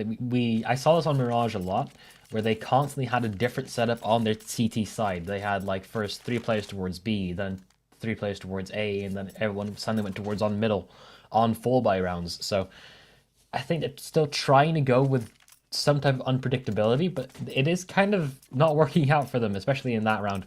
They had a good setup previously. They might just have to fall back to that at some point. And the buy that you highlighted that was possible is not going to happen. It's at Boros and Crucial. They're just holding on towards the rifles. Everyone else is going for the pistols instead. Yikes. Is going to be a nice kill for Mihu to open up there. Good attempt from Endpoint, a bit of innovation to try and find that opening frag. And actually, I think Mihu throws the HE grenade there to try and blow the gun away, right? I think it was successful. Just place the AK, if I'm not mistaken. Yeah. The nade was never about damage. Good heads-up play there. I don't mind what Boros did either, to be fair. You know, when you consider the fact that he has got that hero AK, probably has to take initiative in the round, has to probably do something special if they're going to stand a chance of winning this one. Just gets destroyed straight away, though, so it's a bit rough. Yeah, risk and reward, all that. Still just wary about this op of Crucial, and everyone from Endpoint is heading over towards the A-bomb site instead, and Crucial gets one kill, and then kind of just anticipating what his opponent's going to do. He's going to go straight towards the B-bomb site. That's the perfect call to make. If you look at the minimap, you can see they're all starting to flood on through. Molotov just to delay a little bit longer. But how much damage can Crucial do from this one op, this one position, all from Coffin? I mean, 2 kills would be good enough already, and there's the first one already found. Looking for the second one, there it is. Looking for 3 now to make it even more doable, but Mihu will put him down. Instead, it's on towards the AK of Nerds. He has no armor to work with, no utility either, but he had the element of surprise, but I think the reload might have given that one away. Oh, good shot there from Mihu to finish it off and make sure there's no chance for Nerds to make anything happen. Mad Lions will convert that all-important round. I mean, it was their round for the taking. They probably, you know, let it get a little bit closer than what they would have liked. But, yeah, good work coming through there from Mihu. Crucial's AWP. Well, I mean, we know what this guy's capable of, right? He's been on this lineup for so long. I mean, it's been a while since we had a proper highlight. For so long. Yeah. Yeah, true. He is, in my opinion, the better face of Dutch Counter-Strike compared to whatever Chris J was. So. Oh yeah, I think that's especially in recent Twitter events, but you know, yes, let's not that's look at what I'm those. referencing at least. Yeah. Let's not look at those anymore. Keep it on towards the server. Look at the aggression here from Crucial. Actually, his gun barrel, I wonder if it's been spotted there by TMB. He's just going through the shots through the wall. Oh my god. Beautiful awareness there from TMB. He might get another one through the wall as well. Boros has got a headshot through the wall. He's brought down to 4 points of health. TMB, what are you doing? He's in such an He can awkward get up position. on that roof. Yeah, no, he had Nothing. he was either boosted or run boosted. Just did this quick little stray from the It bridge might have there. been boosted, but you never see that. That's incredibly rare, isn't it? And also to connect 2 headshots through the wall. Like, excuse me. How many my stars are aligning right now? What is going on? What's the horoscope? All of them. Yeah, this is what a nice innovation. I love that. I mean, Crucial, you could even see he was in disbelief because he starts walking forward after he gets shot a little bit there in apps, right? He's like, nah, there's no ways he just carries on firing through the wall. He just got destroyed. Alan, if you're watching the TV. VOD, you should try to figure out what that position, how often that pre-fire happens. Look, like, is that like a lineup he has got going on? Is that, you know, because it's not too uncommon to see people just sit there and wait for the push on towards the balcony. Like, does he have that down to the T at this point? Yeah, I don't know. He knows something that we don't. It's as simple as that. Either way. The round does go the way of Mad Lions as they continue to march on. Bit of a statement coming through from them after they lost that previous map, right? I mean, here on their map pick, they're showing some fire on the T side right now. Ooh, technical timeout. Yeah, but in the previous map, they were never truly in the lead, I feel like. I mean, they had a 3-0 start, like they did here, but then, you know, Endpoint immediately took it back and then went to like 5, and then they finally got around back and went back and forth the entire time until we got to 16-13, top left, top right corner, you can see it. And, well, this time they seem to be more comfortable. They seem to, you know, have gotten their foundations down. They seem to be aware of the possibility that anything can happen when you're up against Endpoint. And Mihu there. Well, just trying to stay into the zone, trying to stay focused as much as possible. Oh, hold on. I think actually Mad Lions is boot camping. Look at that. There we go. Love player cams, man. Get to see TMB there. I actually did see that. Some Young, he did say he would be at boot camp right now if it wasn't for the obvious world events that's transpiring. And as a Ukrainian, well, he's the most directly affected. And yeah, our thoughts are certainly with him right now in these incredibly difficult times. Here we are talking about games when there's much bigger things at play in the world. We realize that. It's not like we negate from that, but you know, the games, the events are still running on, and so we continue to cover them as best as we can. Doesn't take away from, you know, the seriousness of the world events. At some point, entertainment is just as important. So yeah, it's true, right? I like to think that's our role in this, but nonetheless, hopefully it actually has some impact. And well, speaking of impact, Buzz hasn't had that much in the previous round, but right now he's coming alive a little bit more. Up against pistols right now, so I would imagine it would be quite the clean sweep. I'm not even sure if Syria wants to go much deeper than the archers to try and go for a fight, but I don't think he will. I think he'll just play it safe. Hold the M4 for the next round when everyone else also has the guns in play. You can even drop an op towards Crucial, perhaps.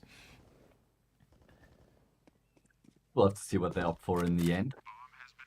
Does look like it's going to be a nice and easy conversion here for Mad Lions. They'll keep 5 players alive, which is also going to be a healthy boost to their economy, which is already looking really good, Grev. So yeah.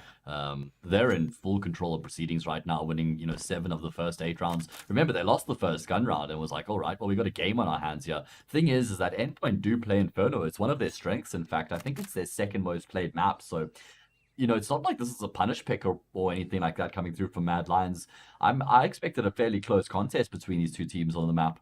What's the decider? Ancient? Oh, Ancient, yes. Mad Lions have barely played any Ancients. They've played it twice and they've won it both times, but okay, it's been a while ago, and I don't think they had they didn't have Buzz in the roster when they actually played it. No. So I'm guessing they have had in this boot camp period a little bit of time to integrate him towards at least some of the strategies on towards Ancient, because it's such an unknown factor. I don't think Endpoint were expecting it, even though Endpoint, they are still quite good on Ancient with a 71% win rate. Just reading the stats straight off the board there, but they lost 16-13 to Fnatic, BT Super 16-14, so Ingentium 16-8. They've got pretty good results on the map too. Endpoint. I was very surprised when I saw that Mad Lions didn't go for Dust 2, which is the more obvious pick when you have a stand-in. Yeah, that's true. But, we'll get to that potentially. We don't know how this map is going to be ending up. But, I think, I think maybe Mad Lions just a bit more concerned about Endpoint's Dust too. I wonder if it's a bit more of a respect thing coming through from them. You're right, though. Normally you want to go for the more puggy approach. That's a good point there, Greg. When you got the sub, that is. Mm-hmm. It's the phase way of thinking. That's how the one Catavate says so. Kind of how it works. Nerds has lost his smoke grenade. I think he found it. Nope. No smoke grenade found. He only has a Molotov to work with. It's kind of common nowadays we see that you just drop a bunch of utility next to the CT entrance of B to make sure that your defenders have enough to go on. Yeah, big round here for Endpoint to put a stop to the rot and make sure that they do have something to fight with going into that T side. Fantastic flashes right now. Leaves Surreal completely blinded up as they start to push their way through in towards this B bomb site. Notes will be good for a frag. Looking to stay alive. He does more damage as well. He's not going down for anybody or anything. Finally, Jail gets the kill, but he's not long for this world either. Fantastic defense from Endpoint over towards that B bomb site, particularly out of Nerds. Man has just been incredibly consistent currently. Just feels like you can't shake him off the position. I mean, most often he ends up on the rotation position or somewhere far away from the action, but right now if he gets his feet planted, he always seems to get 2 or 3 kills, which is a big asset for Endpoint to have. And I think that's something that Mad Lions might take into consideration a little bit more further on. A new type of boost up, this time trying to catch the player, once again, who tries to go for a peek towards balcony. I mean, it's worked once. Might as well try it again. I'd be surprised if he was able to catch Crucial with that. I think Crucial's probably wisened up to that position quite quickly. He'd probably put his fist through a screen if he died to that for a second time in the half, so good idea to just avoid that in general. Mad Lions will be taking control towards top of mid, and with that, I wonder if they're just going to surge in towards A here. They still have so much time left to work with, but they've been able to get Archer's control. Good flash, though. Mighty Max actually flashed it to peek off. Buzz will get a kill back, and Mighty Max, he can't clock out just yet. He still has work to do here on the safe bomb site, and work he will do. Able to get a second, so Surreal chimes in with the frag. That drops the bomb as well. 3 versus 2, problem for Mad Lions. Mihu looking to bail them out. Will do exactly with that. 2 quick snapshots. Nerds coming through from library. He's going to receive same treatment. Mihu is a live wire. Yeah, no, you cannot get past Mihu right now. 14 and 3. Are you kidding me? Quad kill, gets the bomb back, even though it's a 3-on-2. It doesn't even matter. I don't even know who was alive with him because all eyes were on Mihu there. And, well, he performs when it just... It makes it look so easy as well. That's the one thing about professional Counter-Strike. You just never get to appreciate how much skill is truly involved in maneuvering like this. So, like, I would never be able to. I wish I had. I mean, like you say, it's just the way that he goes about his ability, like goes about taking the fights in the 1 versus 1s. The crosshair placement as well was also really good, and then fantastic awareness to be, you know, conscious of that third player coming through from library, not just like rushing and picking up the bomb because of the rush of blood that he's had to the head. Borup will find the opening, but Mighty Max is there to trade elsewhere on the map. However, it's actually not the opening; it's a second kill in the round. Excuse me. Mad Lions have got the advantage here. Okay, oh, they're pushing through it as well. Once again, just aggression from Endpoint gets punished. This is not the way you want to go around this right now. And the remaining players are so incredibly split apart. I don't think if they're going to be going for a save call here, it's going to be worth it at all. Well, the B-bomb site is not completely open. Surreal, only man on the B-bomb site. And the moment they know he's there, yep, everyone go towards A. It's open, it's free real estate. Just head over there as soon as you can. Yeah. Good information found there. Mihu does pay with his life. I mean, he's just tearing this team apart right now. 15 kills to his name in the first 11 rounds, Grev. He just can't be stopped. I mean, you know that he was, I think, the top prodigy to go towards Poland. I mean, he was destined to go towards the Polish Virtus Pro roster. You're right. When he that was the, you know, completely he was the chosen off. one. Absolutely. He was supposed to be one of the hottest prospects in the Polish scene. You know, there was that time, as you say, where he was kind of considered to be, you know, replacing the old guard of Taz and Snacks and Neo. He was supposed to be the succession, if you were, to the legends, but it never really worked out, did it? I mean, you think about his time in Kingyuan was the team he was in the longest. He then played in Virtus Pro for a while. Then he went international, right? There was that time he was in Envy with like Nifty, remember that? And then most recently Evil Geniuses before this, but just feels like nothing's really worked for him in the past like 2 or 3 years. We all know his skill. That's completely undeniable. I'm just hoping he actually finds that this team. I hope he finds the ability to keep this team around for long enough, because it kind of feels like whenever he joins a team, it's on its last legs already. Like it kind of okay. This is a fresh start that we haven't had from Mihu in an incredibly long time. So hoping for some change right now.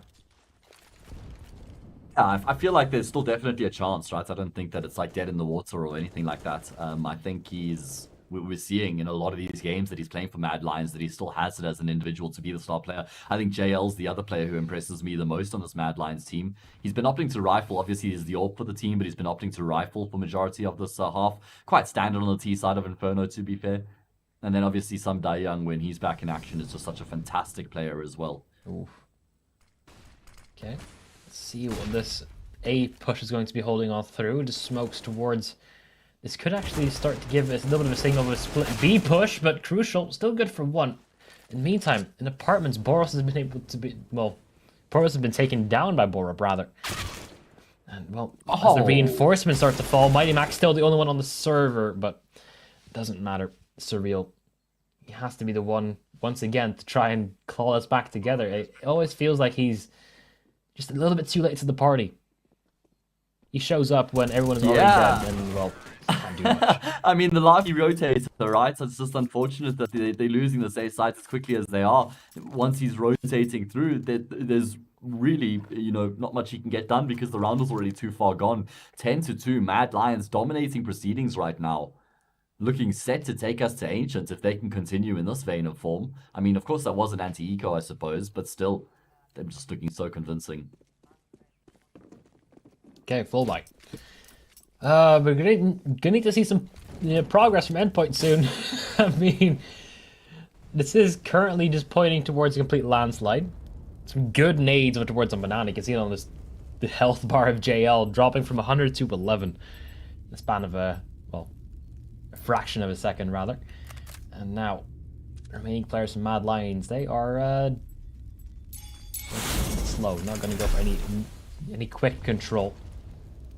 Then again, Mihu was going around for a little bit of a attempted sneak. It's not working out for them so far. Borup, the first responding kill, but in the meantime, he's already lost 2 of his teammates. Oh, good flash. Oh, a perfect flash rather.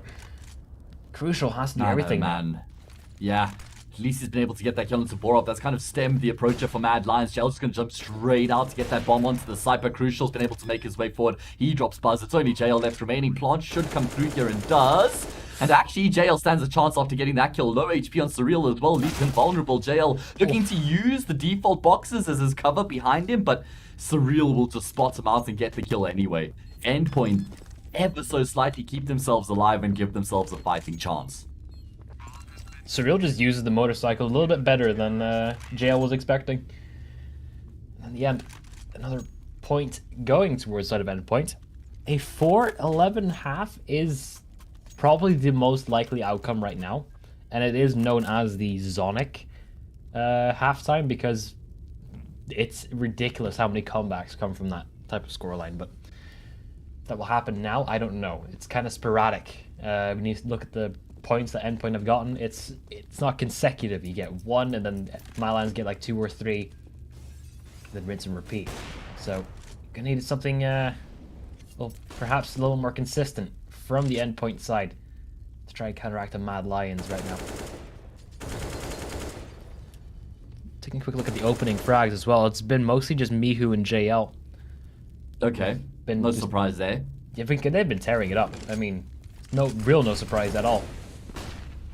Oh man, quick play in towards the B-bomb side here. It looks like Notice has been forced back, leaving Surreal to his own devices. Oh, Jesus, JL. What on earth is that shot there? Drive by with the AK, tears his head right off. And with that, Mad Lions have taken full control of the B-bomb site. They've changed things up. They haven't been towards the side of the map for a good amount of time, but yeah, they lost the previous round towards A, so now they switched towards B. JL, got to thank his luck. Safety grenade with 1 point of health, and they've done the job, Grev. It's over. Endpoints are committing to the save. Just already saving, yeah. They're playing for the 11-4 scoreline I talked about previously, so... Is that what's going on here? Okay, all according to plan then, right? I mean, my plan is currently working out incredibly well. I have no idea how this is happening. It usually never does. My predictions have been historically incredibly bad. So yeah, I'm not going to predict anything other than score lines. But another kill coming towards the Endpoint side, but it's all about potential damage control, and they're doing that quite well. Of course, Mad Lions, they have more than enough bodies to just throw at this. I mean, they had so much money, and they still have, and it's the last round and a half, so you can just spend whatever you want. Everyone can have a backup AK if they want.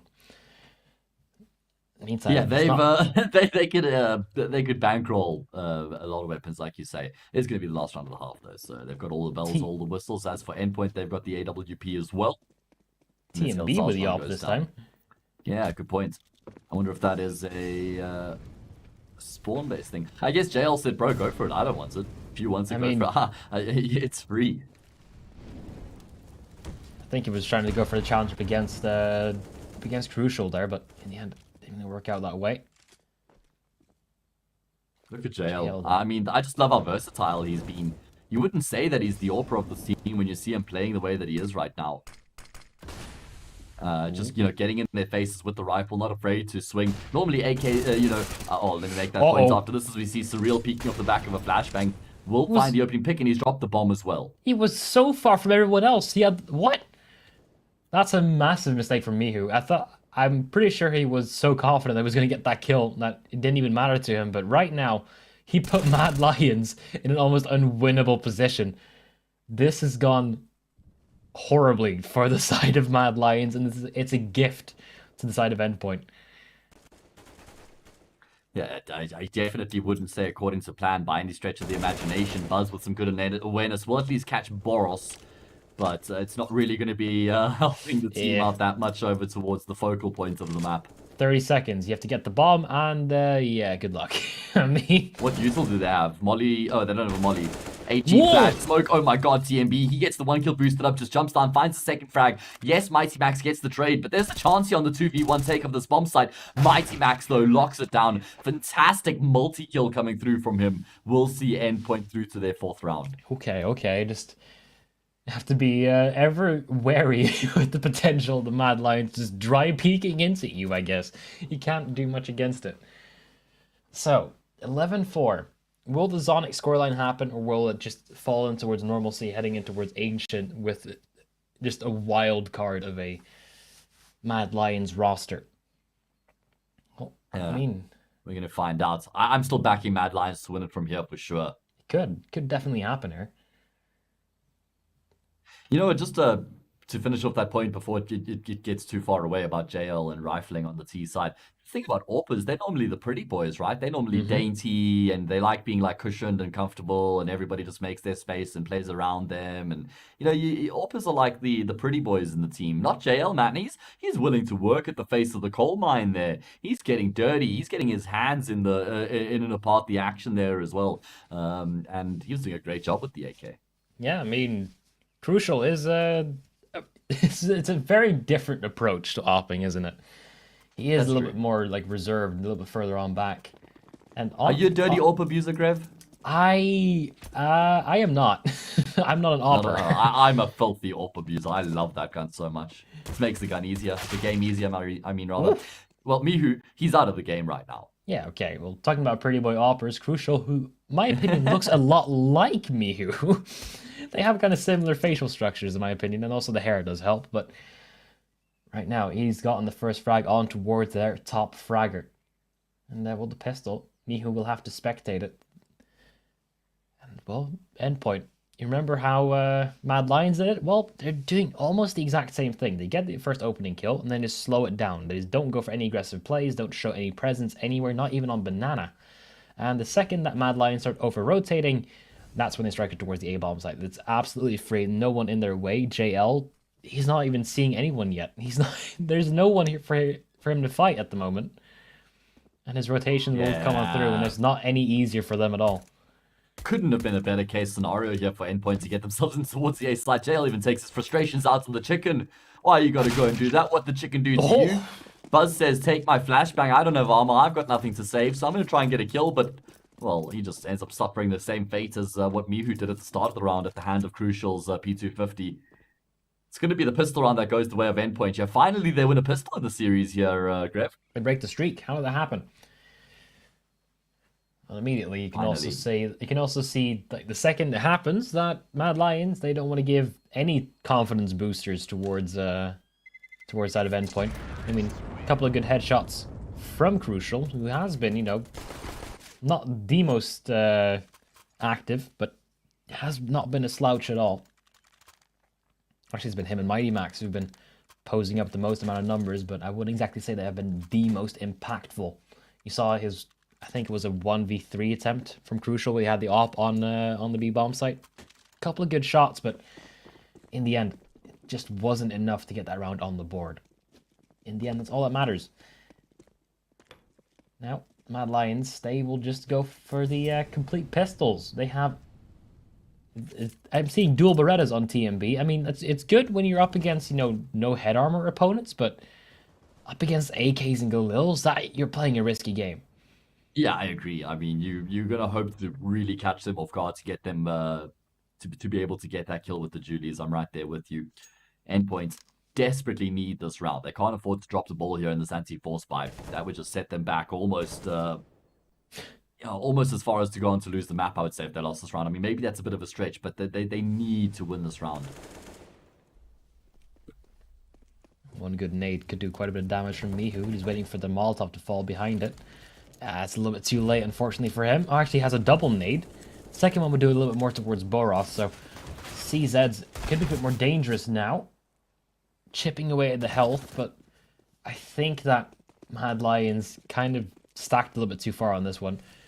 Because Endpoint already rotating away. Borup, the only one remaining on this B-bomb site.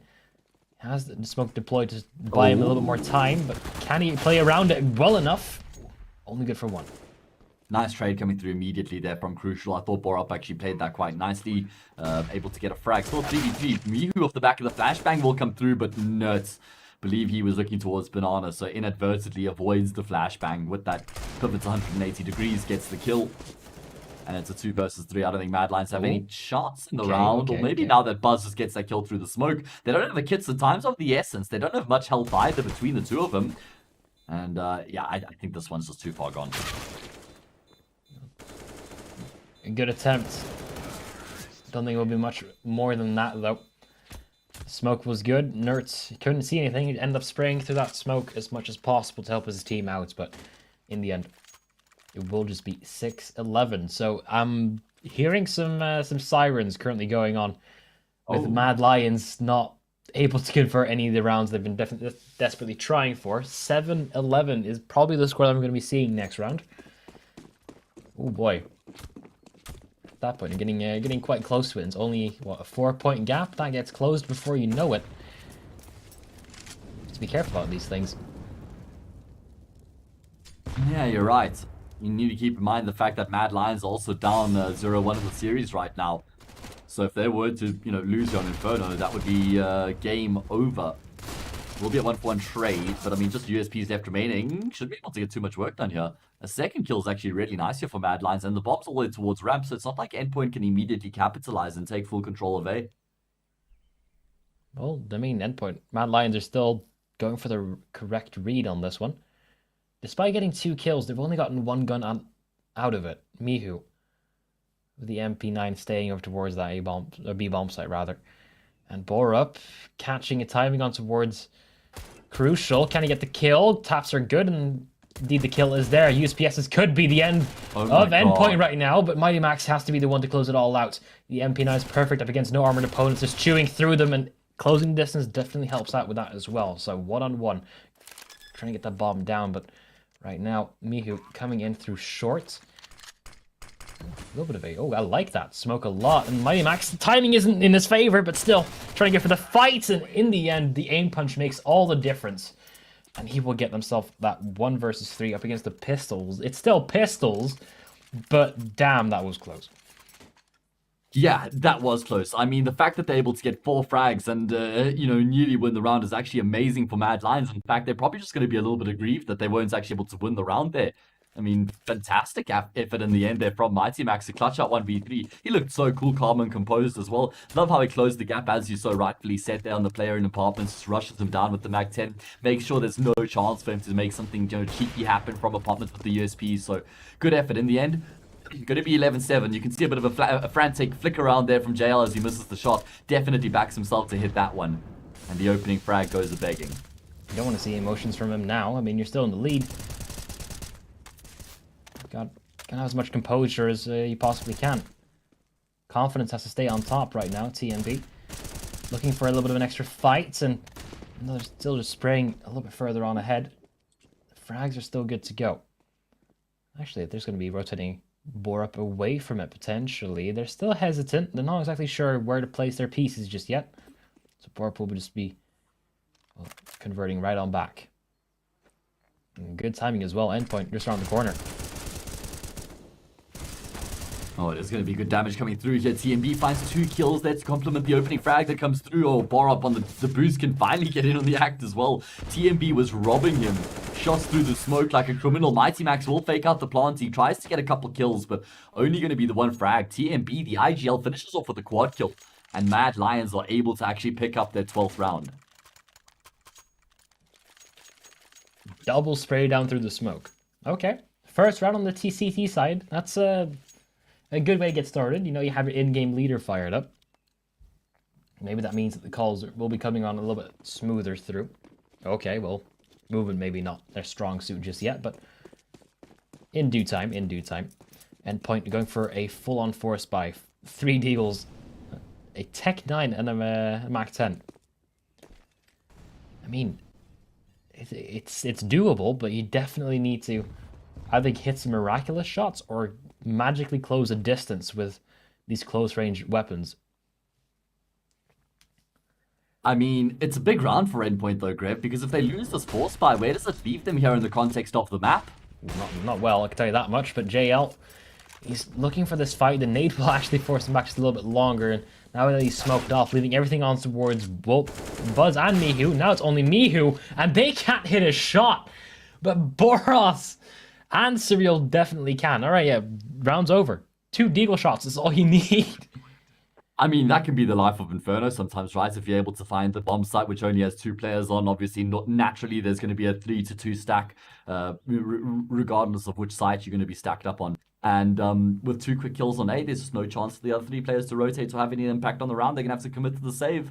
Endpoint, with their force buy, will keep their heads ever so slightly above the water.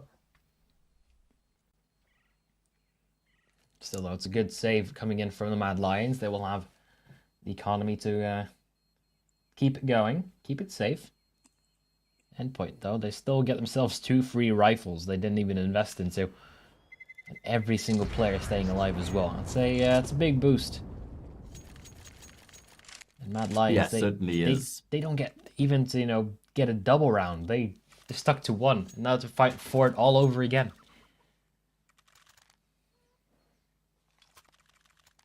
Yeah, probably going to be a little bit frustrated with themselves if they weren't able to win that round, because that was almost their golden pathway to just close out Inferno. Win that, it's 13-7, no money in the bank for the T side, becomes 14-7, and you back yourself to win from there every single day of the week. So let's see what Endpoint can do with this recent lifeline they've afforded themselves.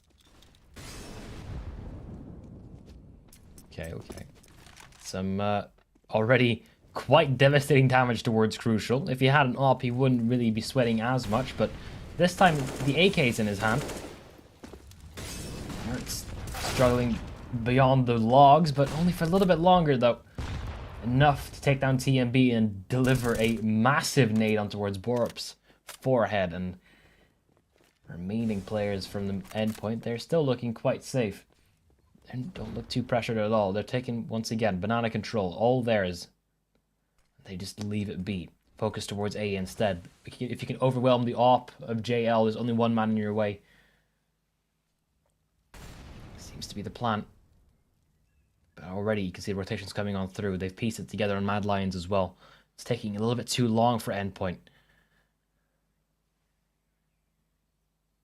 Yeah, it is. Does look like they're still going to try and finish off towards A, which is a bit of a problem right now when you consider the way that Mad Lions are set up. I think that they're going to be pushing in towards the safe bomb site here. With only 36 seconds left on the clock, it's going to be a pretty rough execute. Chaotic will be the name of the game. Who can maintain their composure is the question. Mad Lions have rotated the player out. It's only Buzz left here remaining, and he's not part of this life here. He's going to get taken down. What an exec from Mad Lions. So once again, there's more chicken murder in pure frustration, I can imagine. As, yeah, you're playing Inferno, unfortunately enough. You lose 2 players. JL, he did not expect anyone to just run out through apartments. It's becoming more and more common, but, you know, if you're an opera, you can only have 1 sightline at a time.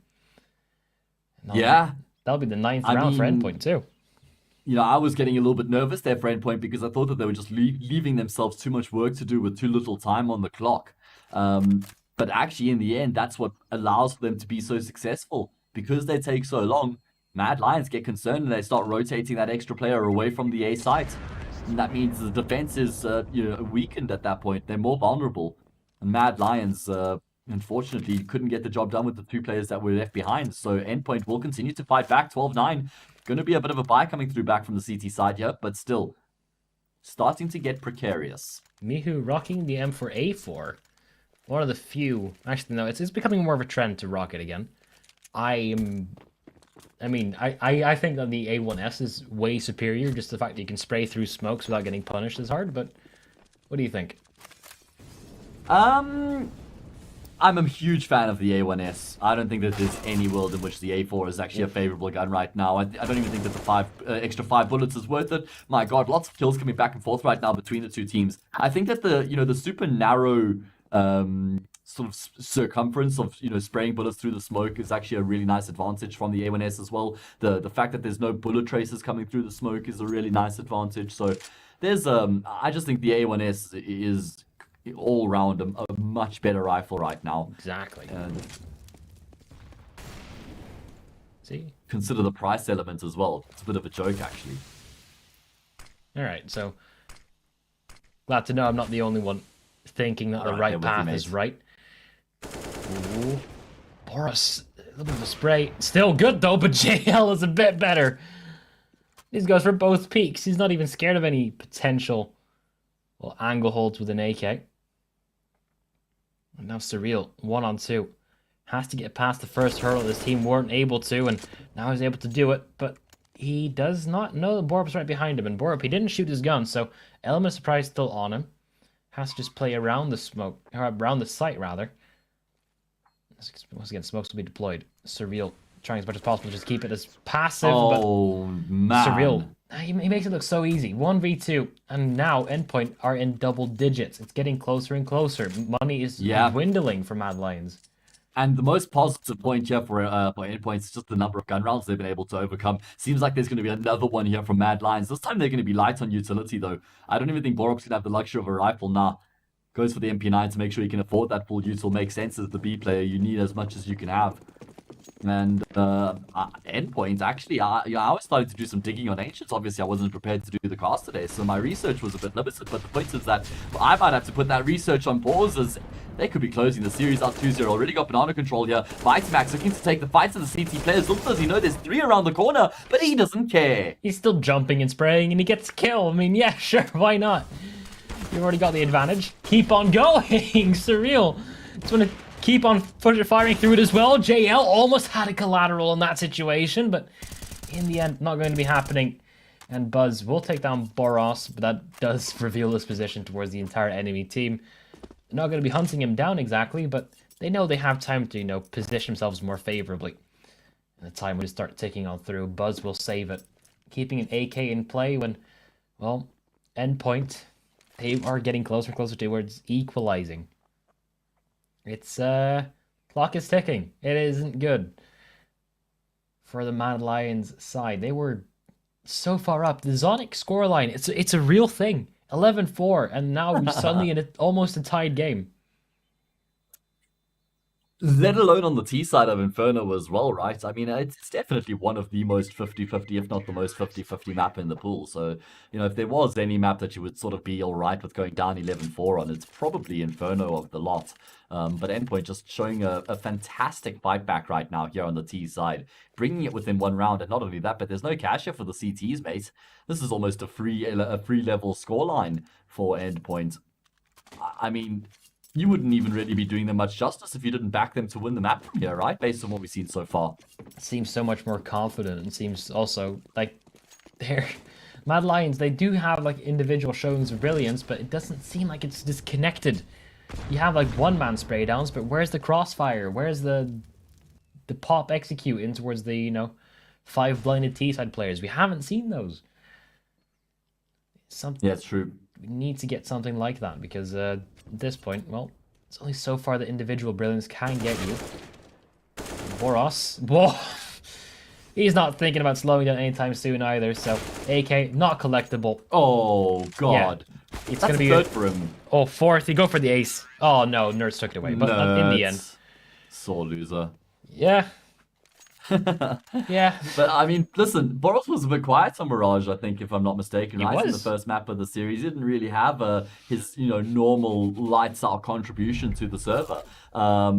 Does feel like he's starting to warm up to the occasion here. 4 big kills in the anti-eco round. Nice headshots as well. If he can get Boros to now get fully activated in towards the latter half of this map, I mean, that's lights out. Yeah, agreed. Absolutely agreed. But right now, we're going to finally be able to see the op re-emerge for JL and TMB, going for an aggressive play, really aggressive. He's basically standing completely alone. He takes so much damage. I think it was an op shot through the smoke there onto his legs, but makes it out alive with 1 point of health remaining. Now, well, Endpoint, they know they've forced out quite a bit of utility from their opponent. They can just take it a little bit more easily. And they're now going to be at least putting some pressure towards Banana. See if they can get anything going, I guess. My concern here for Mad Lions is that because they've lost so many rounds here on the CT side, they're probably going to be getting a little bit, concerned, a little bit nervous, maybe. And, wouldn't be sort of as keen to be making plays. As I say that, though, they are they're still feeling it out towards mid right now, and I'm really glad to see this. I thought they might just fall back in total in the bomb sites, but they're still maintaining some forms of control right now, and there's going to be a fresh smoke in towards top middle. Mighty Max is ahead of the molly right now. He's waiting for his teammates, though, to be able to join him. Oh my god, this whole round lives and dies with the fight towards top mid. 30 seconds on the clock, and now heading towards B again. JL is towards that B bomb site with the op on a far distance, and, well, there is a smoke in possession to try and deal with it, but Mighty Max making a lot of noise towards on A, not going to get the kill though, so they're forcing their hand towards the B bomb site. Now Borup, he has to be the one to go for the complete masterclass performance, not being able to show it though. And the remaining players now, well, it's not a lot of health to go on for the Mad Lions. It's not exactly looking too healthy for the remaining. And are they coming to the savior? Yeah, I think that they are. actually are. Yeah, they're going to be calling it a day. No They realize utility. both TMB and Mihu are so low that it's going to be really tough to actually try and get into that B bomb side. Little do they know, Nerds and Surreal are pretty low as well, but Endpoint have done it. They've got themselves the lead for the first time here on the map. What a fantastic fight back this has been on Inferno.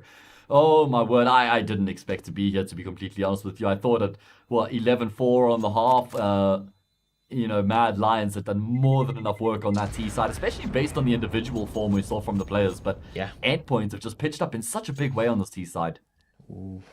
Mihu, I feel like he's slowed down quite a bit. He had, 17 kills on the first half? He's now on 22. He's gotten himself 5 kills in the span of about 10 rounds.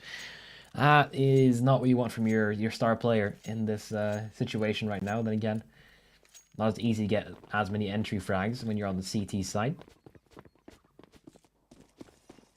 But yeah, it's true. It's a bit more of a grind. It's not what it used to be. Does look like he's going to try and get himself in the act early on there, off the back of a flash, peeking into middle. If Mad Lions lose this round, what's their money going to look like? Probably just able to justify some sort of a buy with that max round loss bonus behind them, but Buzz has taken some early utility damage. TMB has been forced back, but it will be me who finds the opening kill. There we go. That's the initiative we've been looking for. A very high risk, high reward play to make, but it's the latter that works out for him on this occasion. He peeked in towards middle and got the guy in Mexico. That's yeah, something exactly. you see every time. But with the M4 of all things, meaning you have to get a double dink. All right, well, he's still fired up. The remaining players, Mad Lions, well, you have gotten himself the opening frag. Remaining kills is all that you require. Offshot has been sound already. Just more utility to try and delay as long as you can. And Smoke Grenade doesn't play that part perfectly. Still though, Endpoint, they don't need to commit. They have so much time, enough utility to go for an execute on either site. So they can just, play it as safe as they want. They can start spreading it out. 2 players on either site. 30 seconds on the clock. Any opening frag at this point will decide where they're going to be going, but it seems to be favored towards B. And JL misses his shot, uncharacteristically at best, but that does draw rotation away because they have to cover the CT side now. TMB aware of this possibility, but Borup has to hold it down. He's not able to. He needs some help, though. Oh my TMB. god. Can he get anything going? It's a good question because the problem is he's now concerned about both the B bomb side and CT. They know that Surreal is actually still in that part of the map, right? So it's not really that's why they've actually decided to rotate all the way back through. Banana, great shot there from Mihu to find the first. TMB gets a kill as well. It's only Surreal left remaining. What a sequence of events. I was just sitting in awe of the way that Mad Lions went about the retake. Really good decision making there to not actually contest the player in CT at all, but rather go through Banana. Good heads up plays, like you said. Pinnacle odds still just staying a little bit static. They've been in favor of Endpoint, I think, the entire time. So you can also head over towards pinnacle.com/welcome using the code CUP22 for the big C. So, bet on sporting events like this and others. Of course, do gamble responsibly and only if you're above the age of 18. Don't want to lose money. You can't really afford to lose at this point. And, Mad Lions can't afford to lose any more rounds, not only because they're about to go down on the map, but because they'll go down on the series if they go down here. True. They were able to win one back, though, in level of 13-13 at least, and they'll find the opening pick here as well. Aggressive plays from the in-game leader. It's kind of the Danish in-game leader style, isn't it? It's just going for the information. You see it with Carrigan, you see it with Cadian. Glaive, yeah. Now to think about it, there's a lot of Danish in-game leaders out in the professional Counter-Strike world, but you know, you get a little bit more of it. JL, you think he's in a one-and-done position right now, but he's still fighting, somehow still getting all the shots through. Crucial. Giving a little bit too much time to work with, and now he has to pay the price because of it. 1-on-4. First challenge is the player on balcony. Second is on the site. He spotted the first one, but given the sound cue away, that's his, well, doomsday bell. That's going to be Mad Lions on to 14. Money's still good enough for Endpoint. Wow. Okay. Fake comeback? Is that what's happening right now? It would be a, well, it wouldn't be too little too late. It would still be on time.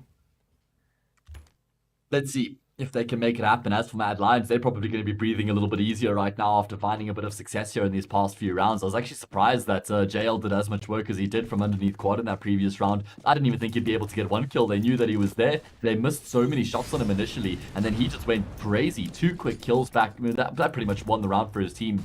14-13. Mad Lions have the lead once again. Just 2 more rounds to close it out. Let's see. The characteristics spam, but this time deep nades coming on through. And, well, in response, more utility damage going in favor of Endpoint. They've gotten the opening frag without even seeing anyone. I will draw Mihu over towards that B-bomb site just to try and help on outs, but in the meantime, this will also just give Endpoint more time, more freedom. They have a minute to play with. They can go anywhere they want. They have the utility. They have 5 smoke grenades, so you can just deploy a couple towards on B and then throw a couple on A, and your opponent is left guessing, at best saving. So again, start to see the result of that as well. No one can see anything behind these smokes. The B-bomb site is completely vacant at this point. Perfect stretch here from Endpoint as well in the 4 versus 5 to make sure that there's at least 2 players on the B-bomb side. Even though Nerds goes down, that's okay. There's only 2 players over towards A. And they can make hay while the sun shines, charging their way forward. Boris will find that entry, and JL's been forced back by the smoke. It's round Endpoint. There's nothing Mad Lions can do about this. Saving already. Yeah, they're falling back. No, like I said, nothing they can do. Not worth the risk. You need to keep these guns alive because it's not over just yet. We're going to full 30 rounds. That's no surprise. Almost did that previously as well, but now we're really in for it. So, once again, just take a quick look at the stats. Mihu has been quite the player for the side of Mad Lions so far. He's been involved in 9 opening duels and won 6 of them. I mean, you're basically taking the role for the entire team at that point. TMB has been involved in 8 and won 4. So between him and Mihu, they're responsible for like over 80%, I feel like. Yeah, they are doing so much right now in the opening kill department. 14-14, Grave. What a game this has proven to be on Inferno. Full 30 rounds, potentially even overtime, knowing my luck. Once had a season with about 30 or so overtimes, which was... Wow, okay, so you're the overtime man, is what you're telling me. Yeah, that was my stick, so... So I shouldn't have taken on any of today's games, is what you're telling me. Well, I mean, that might be your mistake, but we have to wait and see. Crucial. I'm having a good time so far. 46 points of health, and he hasn't even seen anyone yet. And, well, this is Inferno. Welcome to Banana. You're going to get shelled either way. Yeah, they are taking quite a bit of util damage right now, back and forth. JL even brought down to 53 points of health as well. So actually, pretty even right now across the board in terms of damage dealt. 14-14. What a massive round this one is to win for both of these teams.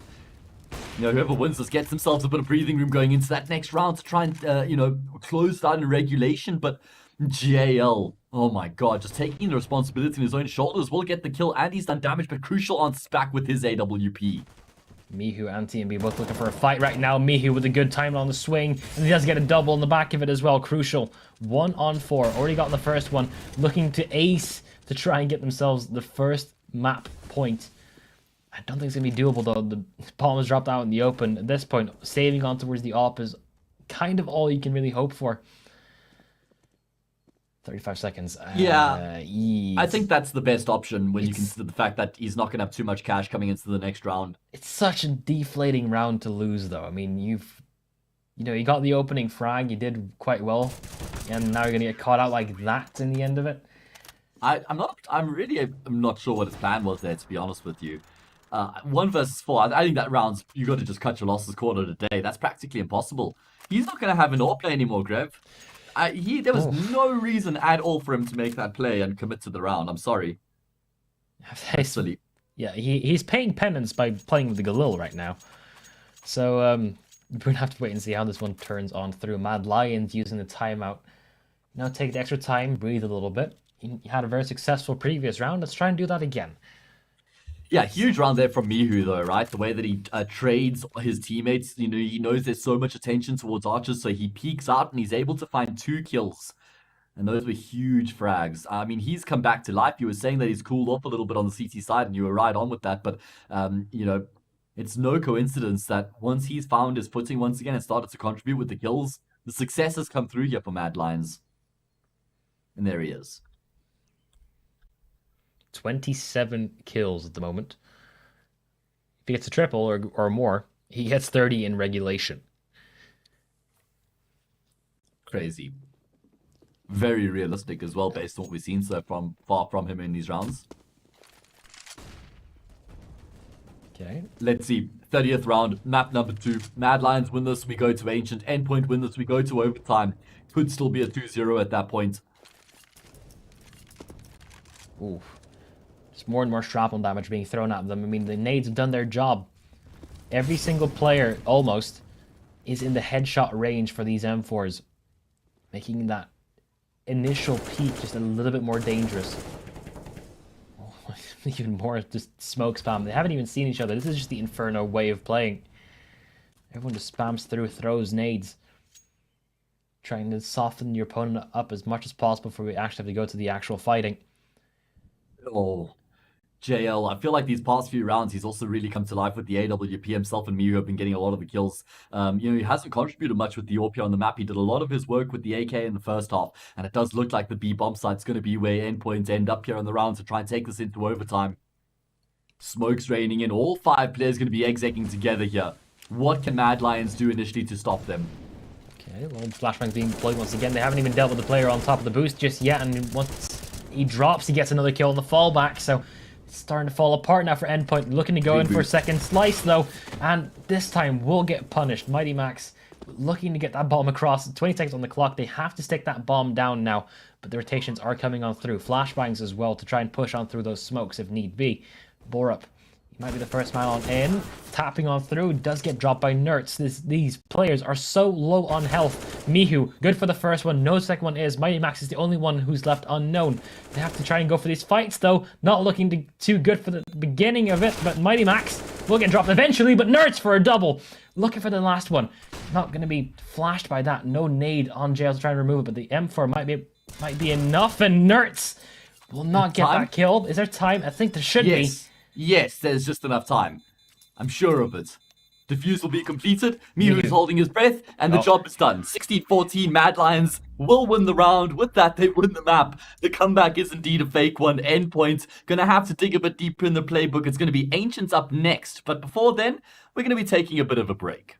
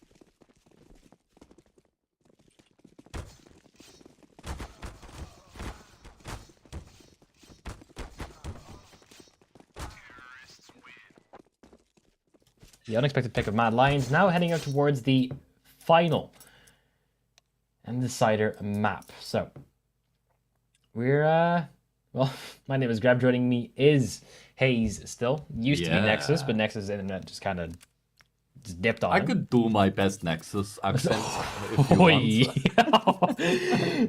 I mean, yeah, give me a little bit more.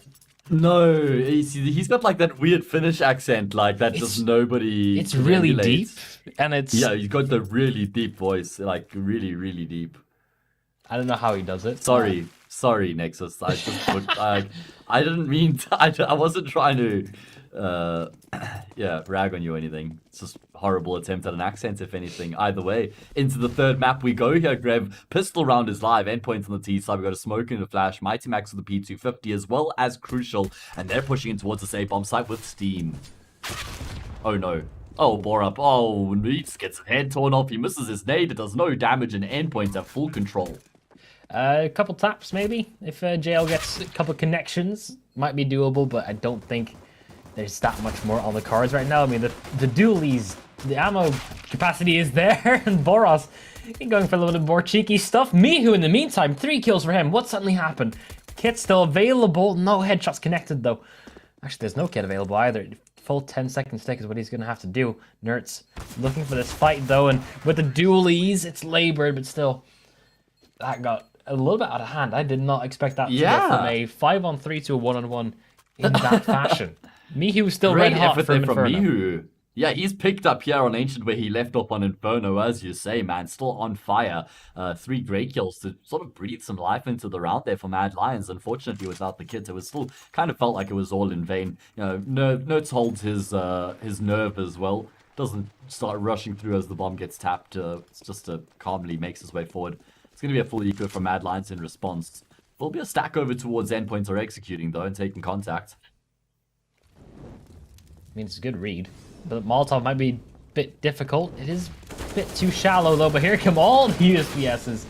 Not too much not too much effect, but a nice idea. It's like the Inferno, like quads, or full man stack we get every now and then. Sometimes it works, most times it doesn't, but it's fun to see. You get like that cheerleader stack going sometimes, where you're all on top of each other, and it's always either corner. It's always like an M or a W. They don't make any other letters or something for some reason. Yeah, you should really try more choreography like that. It's a team building exercise. That's true. Let's get a little bit more creative, guys. It's like start sending messages to your opponents. It's like make a zap sign or something with your pillar. There's a bit of a limit, considering that you only have 5 people. But oh, come on, mate. Gotta get creative here. Like we said. Either way, we will be into the first gun round here. Rifles across the boards. No snipers in play for either team. That's a first. Usually by now we have at least one op out. These teams are very, very trigger happy when it comes to purchasing those things. Not going to be the case, though. Endpoint. We know they play this map a lot, at least more than Mad Lions, because, well, we have the stats to prove it. Mad Lions we do not know much of, especially this version of Mad Lions. We don't have SDY, instead you have Buzz. I don't know how much they've been able to do on this boot camp, but,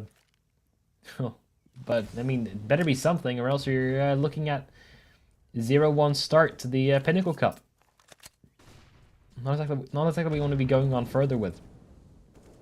It's a good start now, though. Good kills coming back and forth here. CTs do have the man advantage as they trade favorably.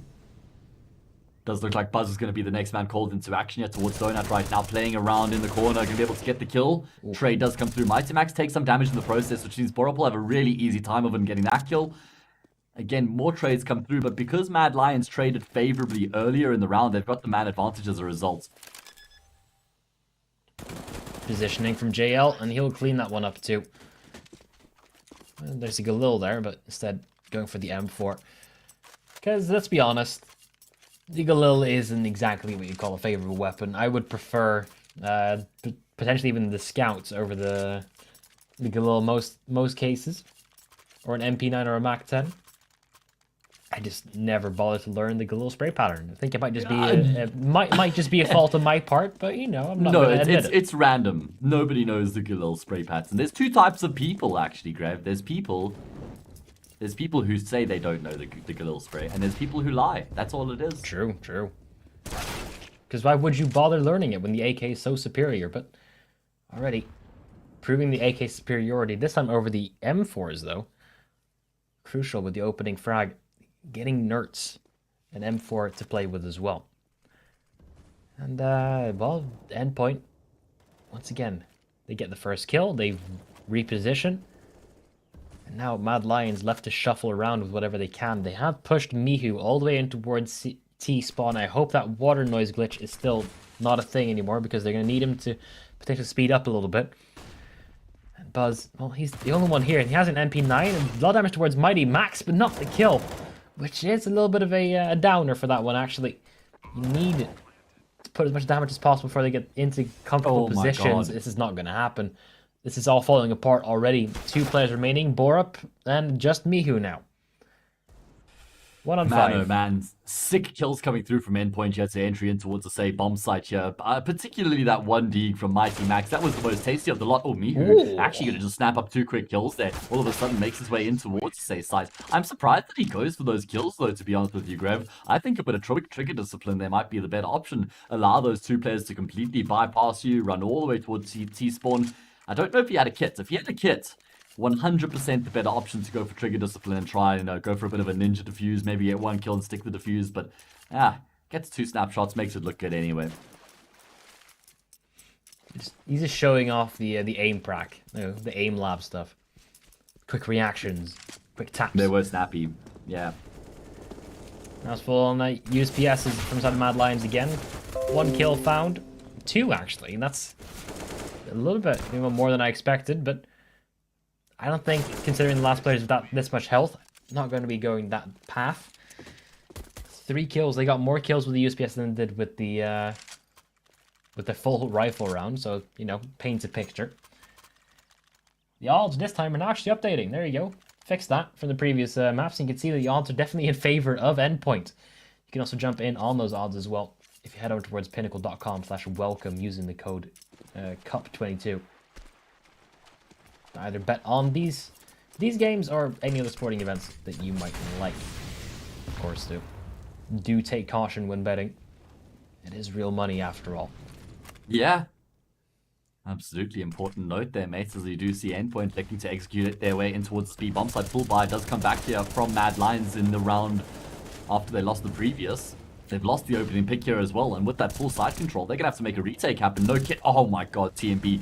Fantastic frag straight through the wood, and that's just throwing the cats amongst the pigeons. Oof. Just constantly getting mollied out, though. And the fact that they've finally dealt with TMB could be quite a good sign, but JL pushing in towards the bomb site now, pushing over Mighty Max and doing everything on Crucial. He's not able to get 1, but in the end, Mihu stands tall. Crucial actually found quite a few opening frags so far. Got himself 2 successful opening duels and now removing the flank, making these pushes actually very doable. But in the end, you still have to deal with the main bulk of the defense, not just the defense wrapping around you. So once you've dealt with the horns, you got to deal with the bull itself, rather. That's true, right? In the end, the force was too much for Endpoints. I thought they'd pretty much done the job and won the round by getting that initial side control, but it just shows you how important Cave is as well. TMB punishes them great shots, and now we're going to see some aggression. The cat's got its claws out, and the Mad Lions are pouncing. Yeah, they are so comfortable now. This is just... Well, they were up against pistols, which usually fare better in close quarter fights, but that aggressively, you're not expecting that, so might as well go for it. Their aim is on point. They're feeling comfortable about themselves, and well, this is already a round that I feel like I can write down for Mad Lions, unless Nerts and Mighty Max have some, well, blinding shots. Not starting off with Nerts, though. Doing everything on Mighty Max. Trying to fight stuff against Mihu, who's, well, a difficult one to take down, but in the end, he just has 1 point of health to play with, and the AK has no more ammo. I feel like Mihu did that deliberately, just to have the AK out of ammo and just, pistol out.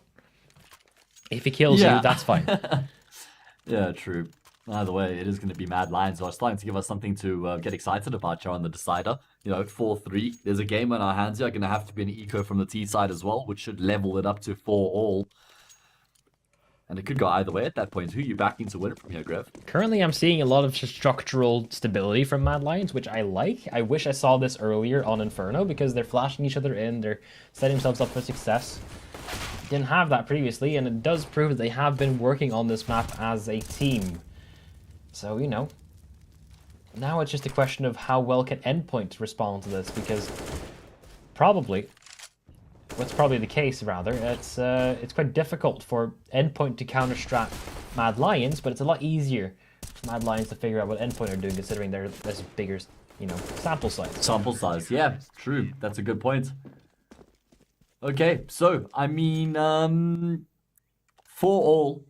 As you say, I wonder if Endpoints have done any homework coming, if Mad Lions have done any homework coming into this game, into Endpoint's game plan, and maybe a bit of counter-stratting. We'll have to see. I am really excited to see TMB in towards Jaguar, by the way, just a quick point, because I think he's such an awesome player on the CT side when he's got room to play with and he likes to get aggressive. And I just feel like, Jaguar really lends itself to players with that type of a strength. You saw it time and time again on Banana on Inferno, right? He just pushed down. It feels like almost every single round that they had rifles and he had a rifle. So he knows his timings. He knows when to push and when not to push, but, he still likes to take a fight. Ooh. Almost making an outline of the enemy there, Surreal, with the AK.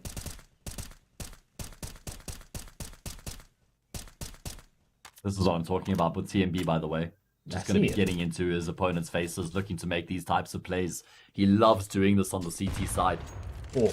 Oh, big chunky nade. That brings these players into one-shot headshot potential with this rifle as well. Yeah, he's going to go for the fight too. He's not even getting flashed in, but he will pay the price. Destroyed. A little bit too eager to get attention. Everything was just standing still. But now the first shot's been fired. The shot heard around the map. Many players are starting to push on through. Borup, smoke in his hand, still somehow stays alive though. 40 points of health. And now, he kind of just has to try and go for a fight anywhere. Will be good, but it's hard for him to find any purchase rather. Yeah, I think Mad Lions are going to have to play for the retake. Unfortunately, that molly's too late. They've been able to get ahead of it in towards this B-bomb site. We have seen Mad Lions some good attempts on the retake so far, even just contesting the control before Endpoint have actually been able to get the bomb down. On this occasion, it looks like Endpoint... Oh, Boros, he's in the smoke right now. Jesus, Buzz. What on earth is that transfer to get the kill? Mihu now playing around the fringe of the smoke will actually end up falling. Damage done, sure, but crucial. He's just inflicting all the pain right now. He's even going to finish off the round as well. Quad kill from Crucial seals the deal. We've yet to see Crucial with an AWP this game, and he's already got himself 11 kills. This has been quite the start. He doesn't even have money for the AWP, so they're not even going to go for it. And JL, he's the first one to buy that sniper rifle. Will it have any impact, though? And if it does, well, will they be able to keep it in play? Dangerous thing about having an AWP on either side is the moment that you lose it, you're giving that possibility of plucking people at a distance to the opposition. That's a free frag for Boros, just completely unexpected to go that far in. Well, JL will get smoked on out, but in the meantime, the rest of his team is rotating on through. This could work in favor of Endpoint, but they're still going to be committing to this site take. The bomb is just around the corner in Mighty Max's hands, and Boros actually loses that fight. Somehow Team B's alive. He continues to just be such a menace to that part of the map. Eventually, Crucial will take him down, and Surreal's patient play in towards the top middle will be rewarded. He's just cut the map completely in half, and he knows that A bomb site is vacant as well. Smoke is good enough, only just. Oh my god, JL gonna get caught with his knife out there. Mighty Max steps out. JL thought they were a lot further forward than they actually were, and unfortunately won't be able to do anything as a result. It's only Borup left remaining, 1 versus 3, and it's looking like Endpoint are getting themselves into a strong position here once again on the C side. And Borup not really known for the clutch, but attempting it nonetheless, only to get his heads blown open. And Endpoint on towards the 6th. Yeah. So it'll be an eco round for them, I would imagine. Should be. Don't have much cash. I'll probably just get a few upgraded pistols. Just want to quickly mention, I see Ross in chat, the GM of Endpoint. He's throwing some shade to to Ancient, mate. And I don't know how I feel about that. I'm a big fan of Ancient myself. I think it's unequivocally a better map than Vertigo as well, to be fair. So I would much rather watch an Ancient game than a Vertigo game. So I don't know, man. Don't know if it's a fair comment there, Ross. And I mean, might have to start saying some mean things about your team if you're going to go about business like that in Twitch chat. Okay, keep it professional and nothing below the belt. Professional? Me? Never. Please. Nothing below the belt. That's all I'm asking for, okay? Does that... Oh, well, it is going to be a pretty easy cleanup here. Should be an easy cleanup for Endpoint. They get themselves into what was a vacant A site. Oh, it's only USBs. what is this angle? JL, what's going on? Okay. I mean, Crucial's just been mega in these past few rounds, hasn't he? He's had three consecutive multi-kill rounds, if I'm not mistaken. Feels that way. And, well, still staying alive in all those. I think he's up towards like 15. 15, My yeah. God, what the... 15 kills in 11 rounds. Still, Opper, by the way, hasn't had the op this game. What's your thoughts on T-side Ancient with the op? Yeah, I don't think it's a must-have. I feel like it's kind of the same play as you have on like the T side of Nuke, where you don't need to go for it because when you go for an aggressive play as the T side, it's just so much easier just to overwhelm them than wait for the enemy to peek into you. Yeah, that's a really good point. Maybe the play they're going for there. Oh, what a nade. Just think your options are a bit limited on the T side of this map with the AWP, as we do see frags being traded back and forth right now. Boros is going to phase through the smoke. Oh my god, Boros should be able to get the kill. No, Crucial. He just saves Boros' life, and Crucial's got another multi-kill. Add 4th consecutive round to that tally as well. It's only Buzz and me who left remaining. Okay, well... If Tom is still in the chat, I mean, at this point, just get another Opper, and Crucial can just stay on the AK. He'll be fine. Oh, Buzz is now left in a 1-on-3. There's still a lot of damage been dealt towards the Endpoint players, so this round is doable. He has a kit on him. Even a nade to play with if he wants to get fancy with it, but he has been spotted out now. Yep. Yeah, there's not going to be much he can do at this point. Save the op, that'll be good enough. 8 rounds for Endpoint. That's already, the half is won. In terms of just and pure you know what? stats. I mean, they did get off to a nice start here as well, right? Did they go up 4-0, if I'm not mistaken? I'm pretty sure they were. Yeah. I'm pretty sure they were 4-0 at the start of the map, and then we saw a nice fight back from Mad Lions to level up the scoreline in response. And it kind of felt like we might just see a back and forth half throughout, right? Okay, it was actually 4-1, excuse me, but I felt like we'd see a bit of a back and forth half. But with Endpoint just stringing 3 consecutive rounds together, or a 4th consecutive round here now as well, it feels like this is just put them back in the driver's seat. Won a number of gun rounds, and there's going to be an anti-eco, so sure, I mean, they're going to have a minimum of 9 here to take into the second half. And we talk about Ancient being a CT-sided map quite significantly at that as well. I'm going to be honest, I haven't really delved too much in towards Ancient, even though it's been around for like 2 years now. Something along those lines. I still haven't learned the callouts. I mean, I'm kind of just going on the fly right now. What seems right? Yeah, I mean, they started to take some shape, the callouts. Oh! Here we go, TMB towards Ledge right now. Nice shots off the Desert Eagle, finds a second. Beautiful kill down to Crucial as well on the Desert Eagle reset. Makes those shots look easy, and he's going to be able to keep himself alive as well. I said this was going to be a 9th round for free for Endpoints. Oh, I was so wrong. I think you underestimate the power of Deagles in most of these rounds at this point, because, well, I was expecting, a more relaxed approach, but no, TMB runs out through his own smoke, gets a wide swing. Lo and behold, 2 incredible kills. And also, AK's collected. They now know where Mighty Max is. Rap is around it. What? And they didn't even get a single frag in that round. They get 3 AKs. That is, well, a lot more profitable than most investments. I mean, yeah, Endpoint dropped the ball in a big way in that round. It feels like they just kind of get caught off guard with the fights that are taken there from the CT side. Yeah, I'm not sure if I can blame it on Endpoint, to be honest, considering what TMB just did. Like, yeah, as I said, they got caught off guard from the fights here. TMB just jumps straight through the smoke, bypasses all the shots that are being rattled off there, and just hits 2 of the sickest shots we've seen this series so far. At that point, if you're Endpoint, it's like, okay, just reset. That won't happen again, Oh, except wow. that it did. Miyu says, what did you do previous round, bro? Let me just give that a go of my own. Yeah, I'd do with the AK though, not as flashy. Oh, spots the shadow, and Nerds gets torn to shreds as well. And Mihu's still on the back here. If Mighty Max ends up dropping with the bomb this far back, I mean, that's not going to be anywhere for anyone on Endpoint to retrieve it. Yeah, I'm also just to buy a little extra time. You know why not? Oh, man. It's just so unfortunate Endpoint don't have the bomb right now. Boris trying No! to extinguish the molly, but he's missed with the smoke. He's been brought down to 2 points. Felt burnt to a crisp. The HE grenade won't actually finish off the job. Doesn't go deep enough.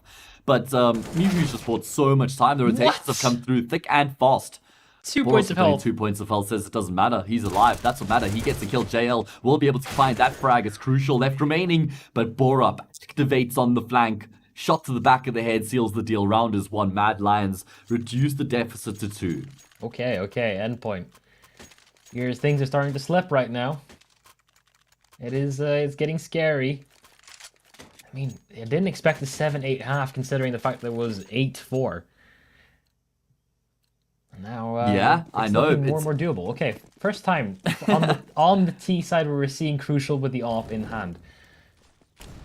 There's probably a reason we don't see it too often. This might be like a desperation play to try and get something going, because even though he has been incredible in opening frags, he's now taking a laid-back approach, trying to go for, you know, the mid peaks, while everyone else on his team is going for the A play instead.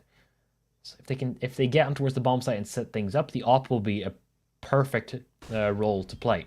But now, have to actually cross the first hurdle though.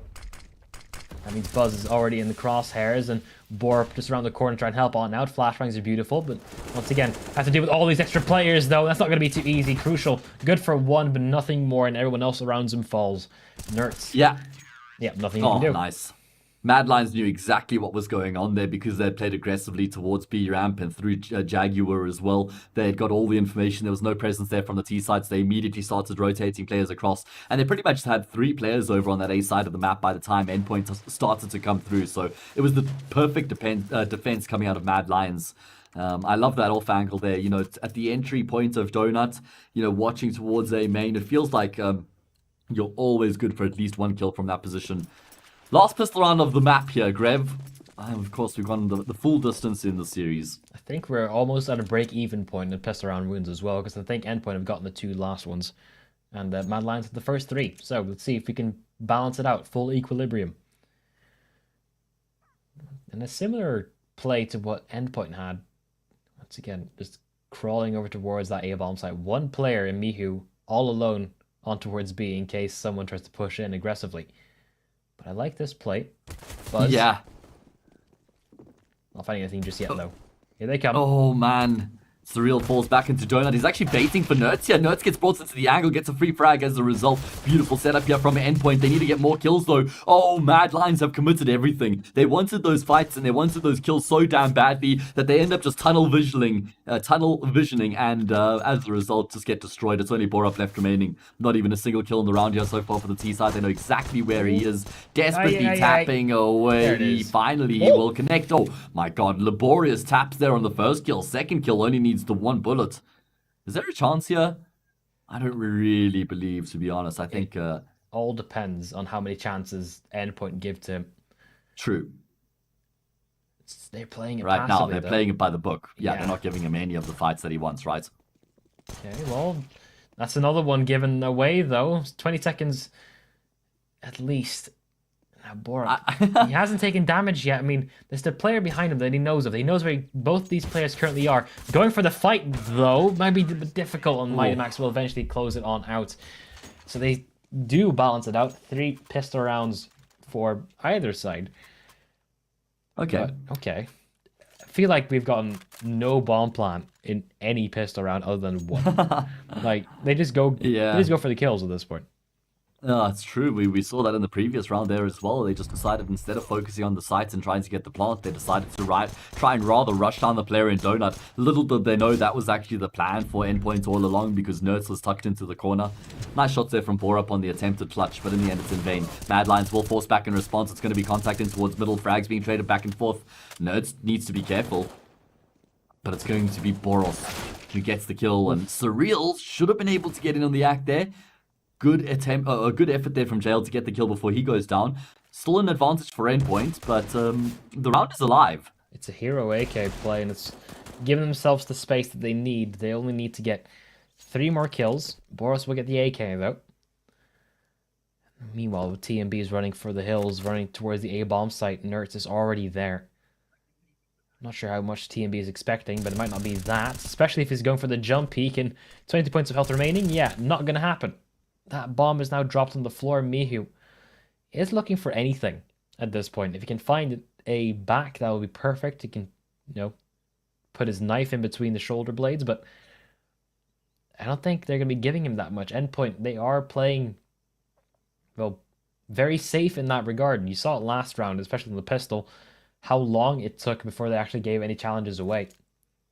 Most of the time, I mean, they did kind of get a bit ahead of themselves, didn't they, in that pistol round? I think they learned their lesson, though, considering how close it actually got. So. Yeah. I don't think they're going to be making that mistake again. True, I felt like they were trying to actually retake that A-bomb site without the bomb having even been planted in that previous round, and it nearly actually bottled it completely. But in the end, yeah, you can see they've learned from it. They're not making any unnecessarily aggressive plays in this round. And they've been able to deal with the force buy. It looked a little bit dicey at one point there with all the fighting going down towards middle. Old Eagle gets that kill, I'm afraid. Sorry, Mr. Mihu. But yeah, like I said, it looked a bit dicey at one point in the round with all the aggression towards mid from the T side. But Endpoint still able to clean up over towards A when it mattered the most. And look at those Pinnacle betting odds. I feel like we call that one-sided. Of course, that's one way to put it, mate. It's it's an easy way to put it, isn't it? Because it feels like Endpoint are now in the driver's seat. They're probably going to get themselves the 11th round, considering that Mad Lions 4 spot previously. And now we're on towards, well, seems to be the final stretches as well. It's not too much that, well, mostly Glocks can do. There's 2 Deagles to play with, yeah, but, swing for the fences, I guess. There's not much you can expect. You have a flashbang on Buzz. Expecting everyone to get blinded at this point. If not, it's a little bit of a waste, but here we go. Oh, yeah, it's successful, but Boros was there to keep his teammates alive, and Mighty Max will regain his vision just in time. Oh, God. I really love the attempt from Mad Lions, though. I'm going to sing their praises as Boros will finish off the round with the Desert Eagle. So often we'll see teams rather just investing into upgraded pistols and not affording any utility in their full eco rounds, whereas I think it's so much better to, instead of buy a P250, rather buy a flash and, have all 4 players just bursting off the back of that lone flash. I think that gives you a much better chance of, taking side control and getting a bomb plant than a P250. We really don't see enough of, I've actually never seen a full eco execute. Say like Mirage or something, you're on T side, everyone just buys like a smoke grenade and you just do an A exec. Although you just don't have any of the rifles, but there's probably a reason for that. Maybe. Who am I to judge? I'm no professional, nonetheless. Okay. There's a reason we're the casters. Yeah, we're not on the server, technically. Yeah, watching it from a distance right now. Spectator slots. It is going to be a 4 versus 4 Mad Lions looking to shift themselves in towards the safe bomb side. It's Surreal who's here right now. Doesn't have any support anywhere near as he does look to step out or gets a lot of information. He's going to be calling for his teammates to come through thick and fast. Ooh. Love this angle. Well, it's already a lot of forcing time them away. still left, though. Yeah. There's a lot of utility left on the side of Mad Lions as well. Buzz basically has a full belt. Mihu has a frag grenade. He actually dropped his smoke grenade towards TMB. Now, I think it's going to be a mid to B split, rather. But, there's not that much time left. 40 seconds. It's enough to take things thoroughly, but no time for second chances, rather. It's be careful, TMB. You have the bomb on your back. You don't want to be caught on out. Once again, the crawl starts now. The attack starts slowly. Mihu, first man in. 25 seconds on the clock, looking for the first fight. But not looking behind him might be a little bit of a detriment because there's a player still behind him. Mighty Max in the smoke, looking for this timing to either get the kill or get the ninja defuse. Looking for the kill, though, and gets both of them. Beautiful play. Looking for more. He can get more, but instead it's going to be Buzz. Eventually put him down. 8 seconds. They need to get this bomb down as soon as possible. And this is the perfect time for Endpoint to strike, but Surreal just not able to get there in time to stop the bomb plant. But in the meantime, he could get the final kills, though. And that will be the end of it. Surreal, 12 points of health. And he will get the 12th round for Endpoint as well. Oh my god, Surreal and Mighty Max, the heroes, give their medals of honor. The way that Mighty Max, sure, he baited his teammate, and it kind of sucks the way that he goes down at the back of the site, but Mighty Max knew that there was a plan all along, and by finding 2 of those kills, he did so much work for the rest of his teammates because he bought so much time by delaying that plant, and then we have that huge play from Surreal. Good effort there on the flash for Nerds, I think it was, to try and peek off of. You know, you can't really fault that at all, just the blind shots coming through from the T side lead to the kill, but then Surreal clutches it anyway. 12-7. Endpoint just 4 rounds away. They're within touching distance now of winning the series. Okay. Now it's real. Now it's personal. I feel like Mad Lions, they need to get something. Boros is the first man on in, though. They're actually pushing through the smokes at this point.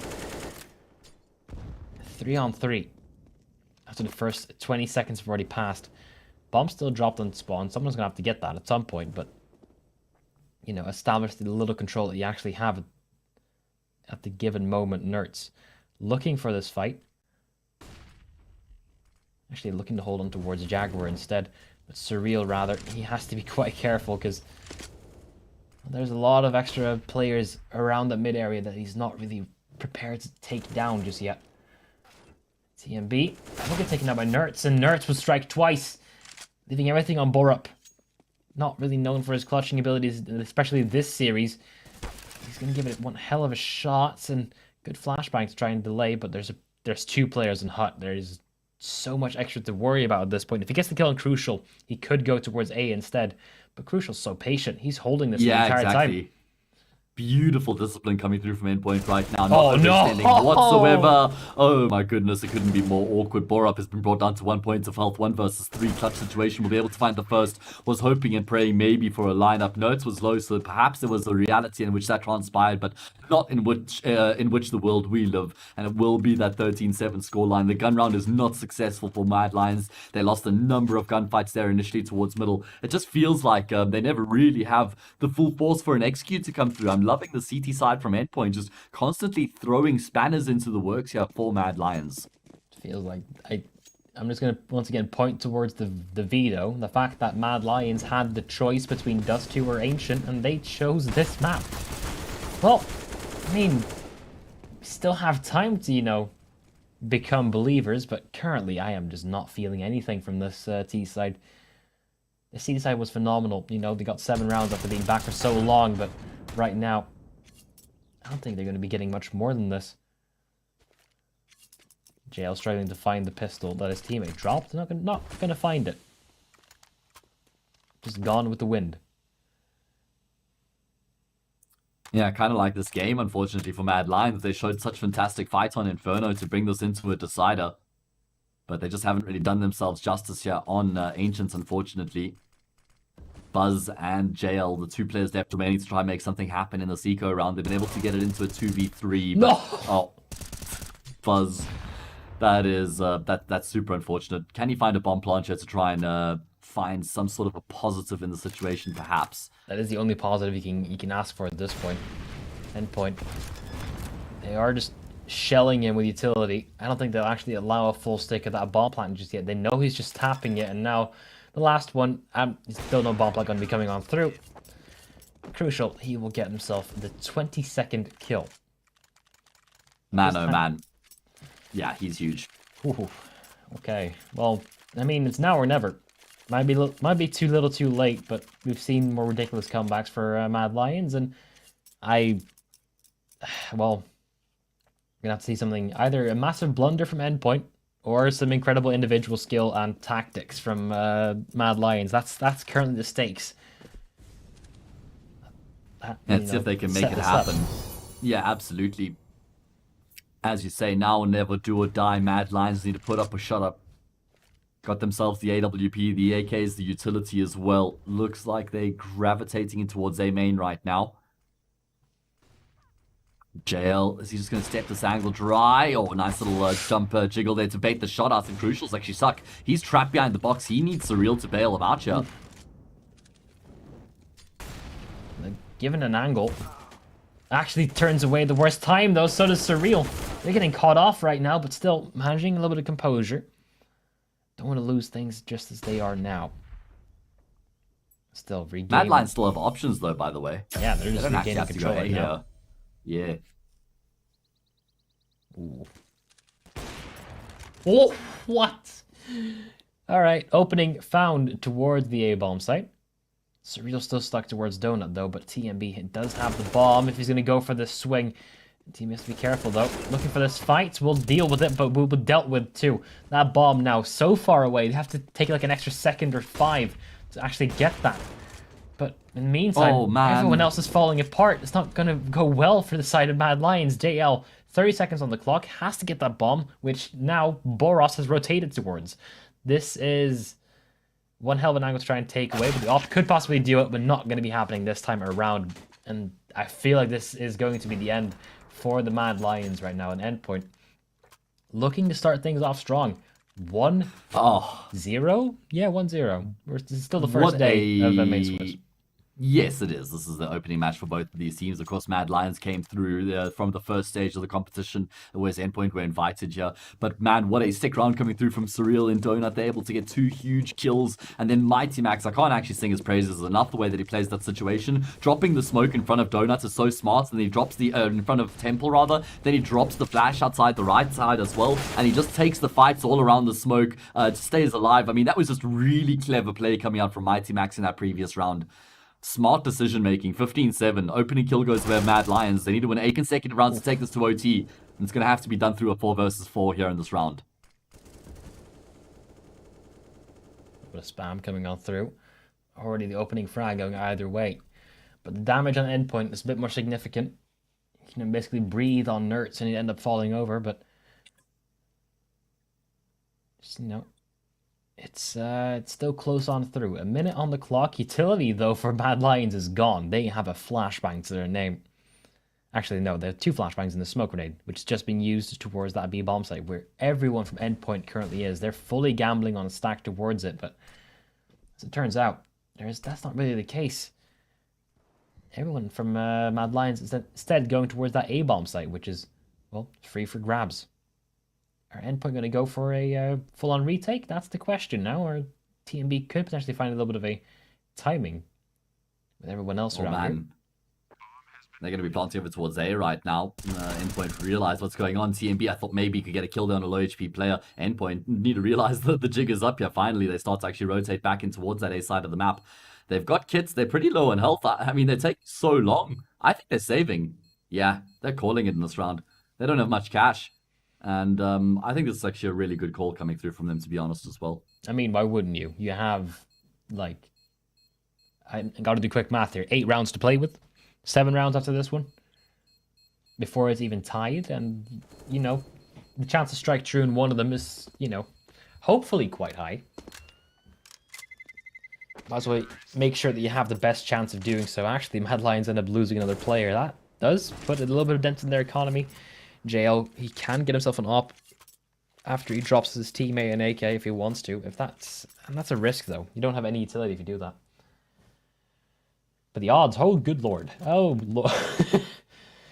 Can we get all the way towards 100? That's the question right now. I mean, it doesn't really get more one-sided than that, right? I think the most I've seen is like 93-1, which is just like absolutely outrageous. Anyway, Mad Lions finally able to win a round here on this T side, Grev. How far can they take this is the question. Oh, well, 7 rounds to go. That's what they need in order to tie it up and then also get towards overtime. But if it gets towards overtime, then I'm favoring Mad Lions. But right now, it's one slip up. It's one mistake. It's all they really can afford to make. And Mighty Max looking for the first fight. We'll take that one. And Buzz does get 2 openings, but in the meantime, everyone else from the side of Endpoint also strikes true. 2-on-2. Crucial's already got 1 frag, but he's quite low on health, but has the offer. Not the worst case scenario. Mihu. Still though, in mid-air, gets a headshot on towards him. Crucial, can he pull it off? He lets his position be known by that one. And just spammed it through. Doesn't even matter in the end. Yeah. Nice shots there from TMB. Will finish off the round 15-9. Mad Lions shot starting to show a bit of fight on the C side. Unfortunately, it just feels like it's too little too late. I mean, Yeah. if these were the first few gun rounds of the half, then definitely got something to get excited about. But unfortunately, I mean, it's just still too far gone, it feels like. If they Will get, be an anti-eco here, though. if they get 3 rounds, So they you know. can see Then the endpoint coach. that's Alan. Hey, what's up? Yeah, of course. And well, forever just a little bit careful about the potential comeback. If Mad Lions manage to get themselves towards 13, then I'm starting to believe. Because then it's on, then it's on a coin flip basis. Yeah, I'm there with you. I think, what's it? Okay, we're gonna have another gun round after this. It's gonna be 15-10. If they win the next gun round, 15-11. Eco. Yes, so if they win the gun round at 15-12, then Yeah. I'm 100% there with you. We are, but, have a really good chance of going to overtime. Still, there's 2 gun rounds between then and now, though. So, let's see. Starting how off they now, go. though. Exactly. Ooh, no op for Crucial. This time it's going to be the rifle. He was incredible with the AK. That's not the weapon he's wielding. Instead, it's the M4A1S. Need to get 2 headshots to get that one going. And well, many lights are being used. JL looking for the early on fights, and it's, well, gifted to him almost, but at the cost of his own life. So they trade 1 for 1. Is that a worthwhile trade, though? That's a question for another time. We don't really have time to answer it. Yeah, I think you take it if you're the T side, though, this early on in the round. The only problem is that it's JL who's been taken down, and he's one of the star players for Mad Lions so far. Been finding a lot of these kills to create the space on the T side in these rounds that they've won. In towards Cave, shifting into Jaguar. Or Jaguar into Cave, should I say. Boros is here right now, but not for much longer. He's had his head torn off. It's only Nurse. He's going to try and swing afterwards, able to get the first TMB. He's caught checking the corner. So Nurse will find the second kill and take full control, drop the bomb, and it's a disaster now for Mad Lions. Looking for the both response now, and well, Buzz already good for 1. It's still a 2-on-2. It's doable for set of Mad Lions, but you still have so many extra angles to check. Nertz has to check behind him as well. Good. Clear on that one too. Borp has dropped. Remaining only Buzz, and that's going to be the end of that one as well. 16-10 as Endpoint. They will close it out on Ancient in quite a dominating fashion, hardly dropping around on their CT side. That's one hell of a performance, one to be very, very satisfied about. I'm not sure why Alan is looking so, deflated, but, cheer up a bit. You won that one. Yeah, I mean, barely even a smile there from Surreal either, right? They're just, business as usual perhaps for the Endpoint boys as they do seal their victory. The Endpoint squad will go up 1-0 in the Swiss stage. Of course, they were invited to the stage of the competition. Their opponents, Mad Lions, came through from the first stage, but they will go down 0-1, Grev. Yeah, that's going to be the end of that one as well. We're going to go towards a quick break before our second series comes on through, and I have to double check it because my memory is about the span of a goldfish. Finest will be playing Sinners. True, and that's the Sinners without Oscar this time because they've actually removed him for quite a while now. So looking to see how that one's going to be turning on out as soon as possible. We'll be back in about, I don't know how long, but you'll see the timer in the on the screen nonetheless. So join us then, and hopefully we'll see you all when this timeout is done. Have a wonderful, wonderful, wonderful weekend if we do not. So see you then. Bye.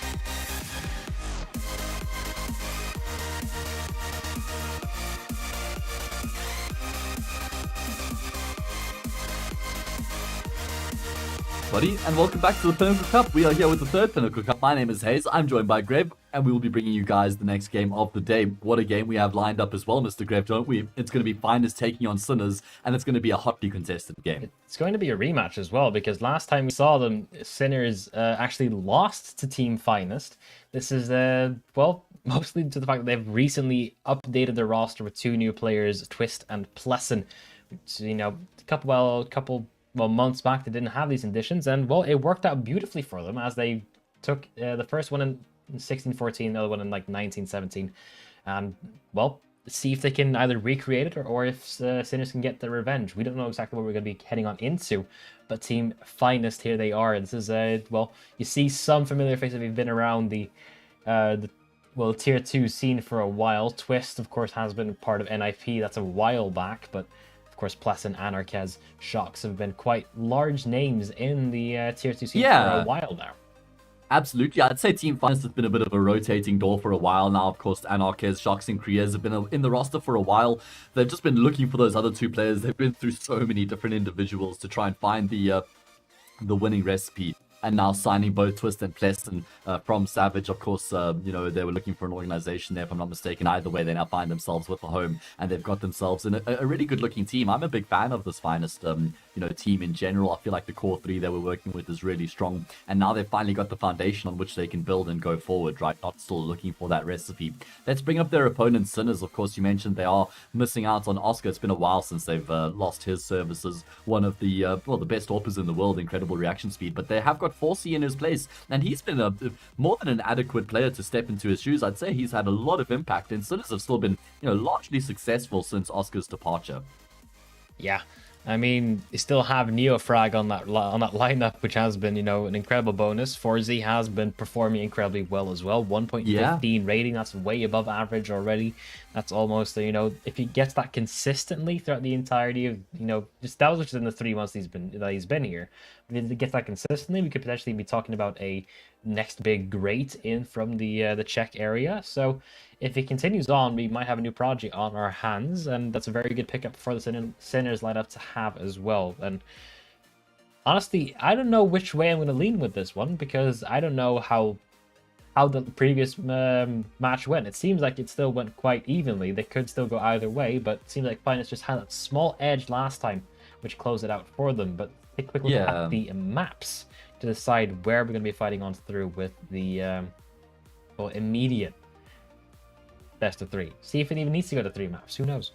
Yeah, we're going to find out. Let's see what maps we have in comparison to the previous series between these 2 teams as well. We had Nuke and Mirage on that particular occasion. So let's see which direction we go this time around. It is going to be the stock standard bans coming out. This time, Finest will be banning Nuke, so we won't be seeing Nuke feature in this series. Inferno picked by Sinners as a response, and Finest will pick Mirage. So we've actually got a completely different map pool on this occasion. I mean, I see, just based on stats, why Finest would pick Mirage. They have 100% win rate on that one. So, you know, it worked out perfectly for them last time. It went to overtime last time they went up against Sinners, but still, that's going to be very much doable. You still won on it. You still get the experience from it. It's still going to be good enough. Ancient as a decider, we basically get the same map pool as we did the previous series. So, all in all, not much new terrain for us. So, it's going to be quite all right for us, I think. That's true. A bit of a misread there from me. I forgot that Mirage actually did feature in the previous series that went to overtime between the 2 teams. I do love that Sinners have picked Inferno this time. I think that they're happy to play Nuke, but I actually think Inferno is a much better pick here for Sinners in the series. They've got a whopping 92% win rate on the map. Now, anybody who knows Inferno just knows how outrageous that is, because it's a map that's so closely and evenly contested, a map that pretty much all teams know how to play, have a good idea on how to play. So having a 92% win rate on a map like Inferno, it's not like a niche or specialist map. That's super impressive. So picking that into the series is a big advantage for Sinners, I think. A map that Finest have struggled on a bit as well. Then we go to Mirage afterwards, which I think is actually, obviously, as you said, a strong map for Finest. So I think both teams who have picked their maps coming into the series will actually be feeling really good about their picks. And Ancient as the last one, a little bit uneven ground for both of them. They haven't played super much. They haven't exactly completely ignored it either. So, you know, it's about an 50-50 for that one. It could be a coin flip in terms of who could really close out that one. Yeah. So, you know, in all, this is probably the most balanced for both of these teams as the map pool can go. So what's going to happen on the world? It's all up to where's the individual performances of the calls, the frags, the flashes, everything. It's going to happen in front of our eyes at this point. We can't really predict that much more than this. And well, I actually talking about predictions. Do you have any? Do you think that someone is going to stand out too much?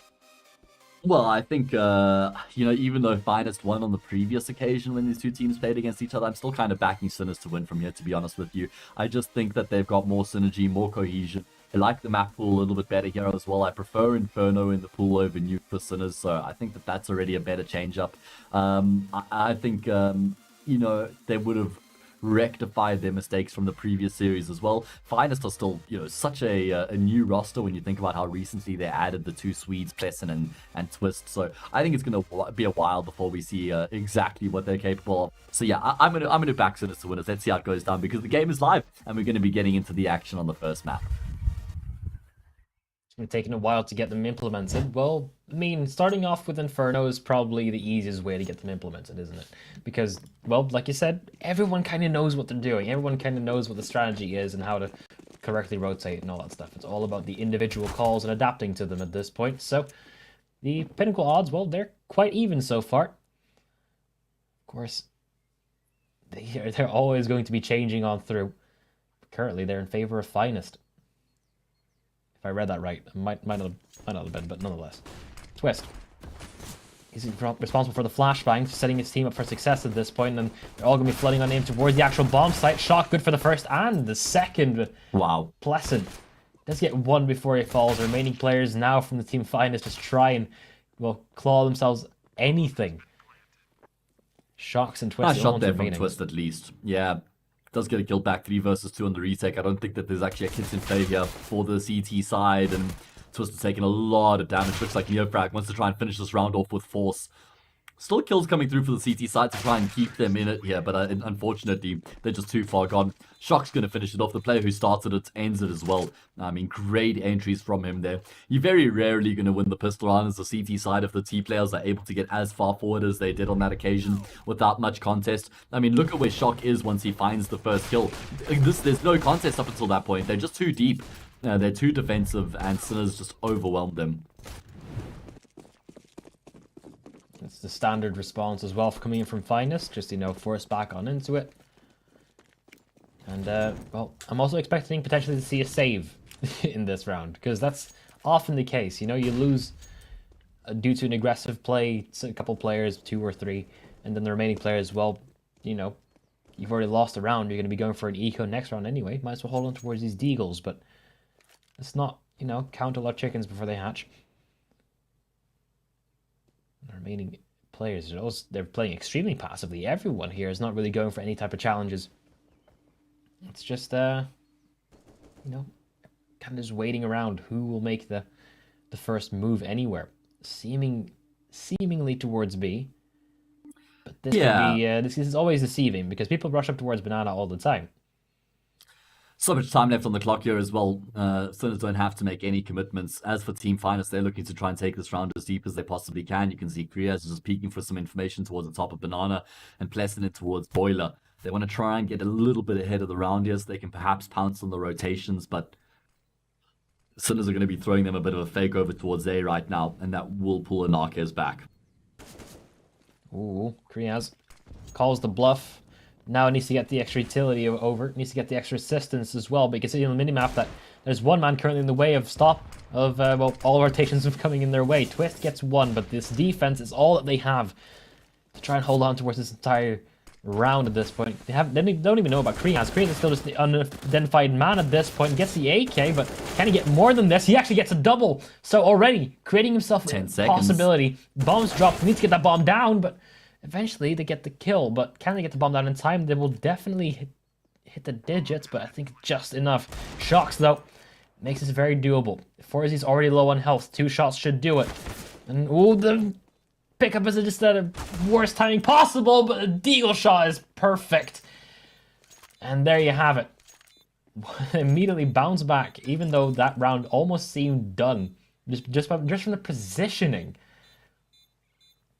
I think it was B sticking towards CT, just shutting off that entire rotation and reinforcement angle, but you know, somehow Twist gets 1, Kriaz gets 2.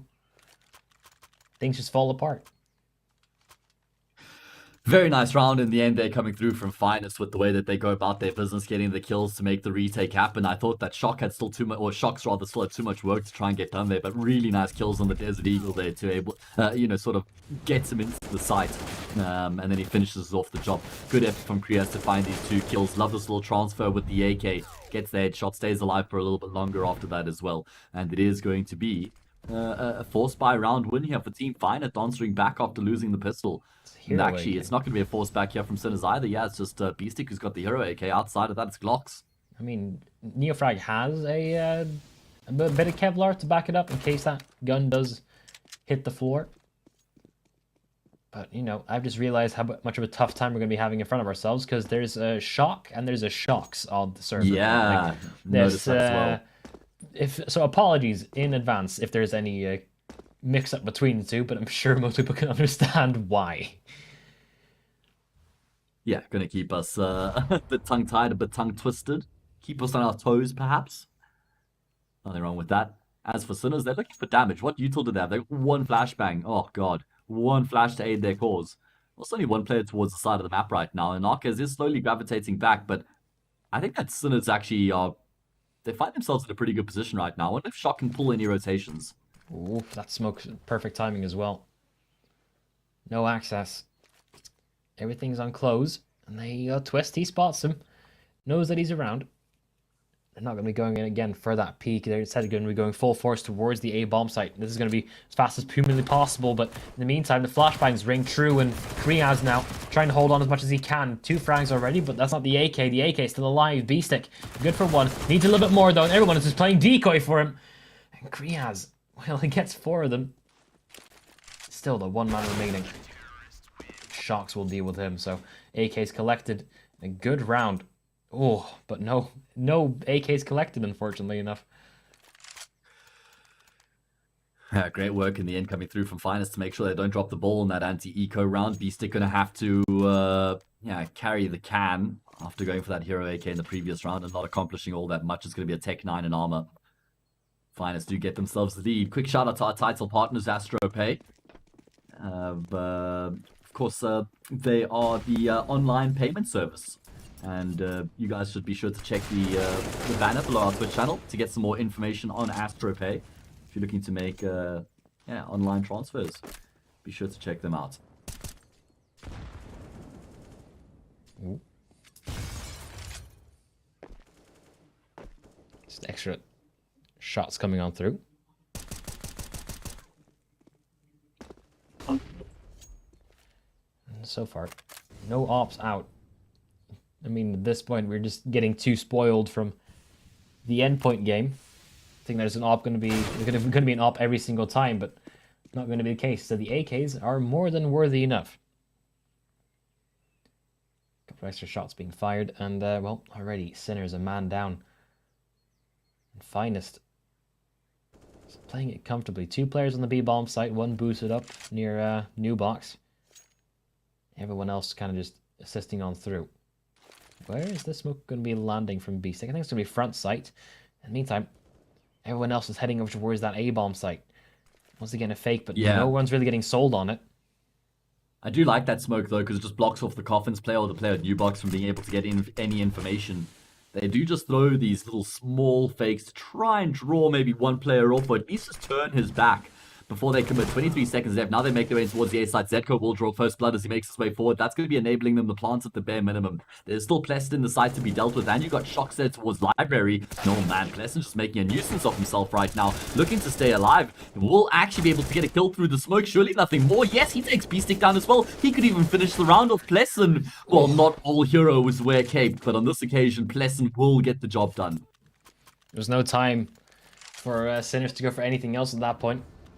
They're kind of Naviing themselves right now. We're just draining the clock a little bit too much, and they cannot really execute on the back of it.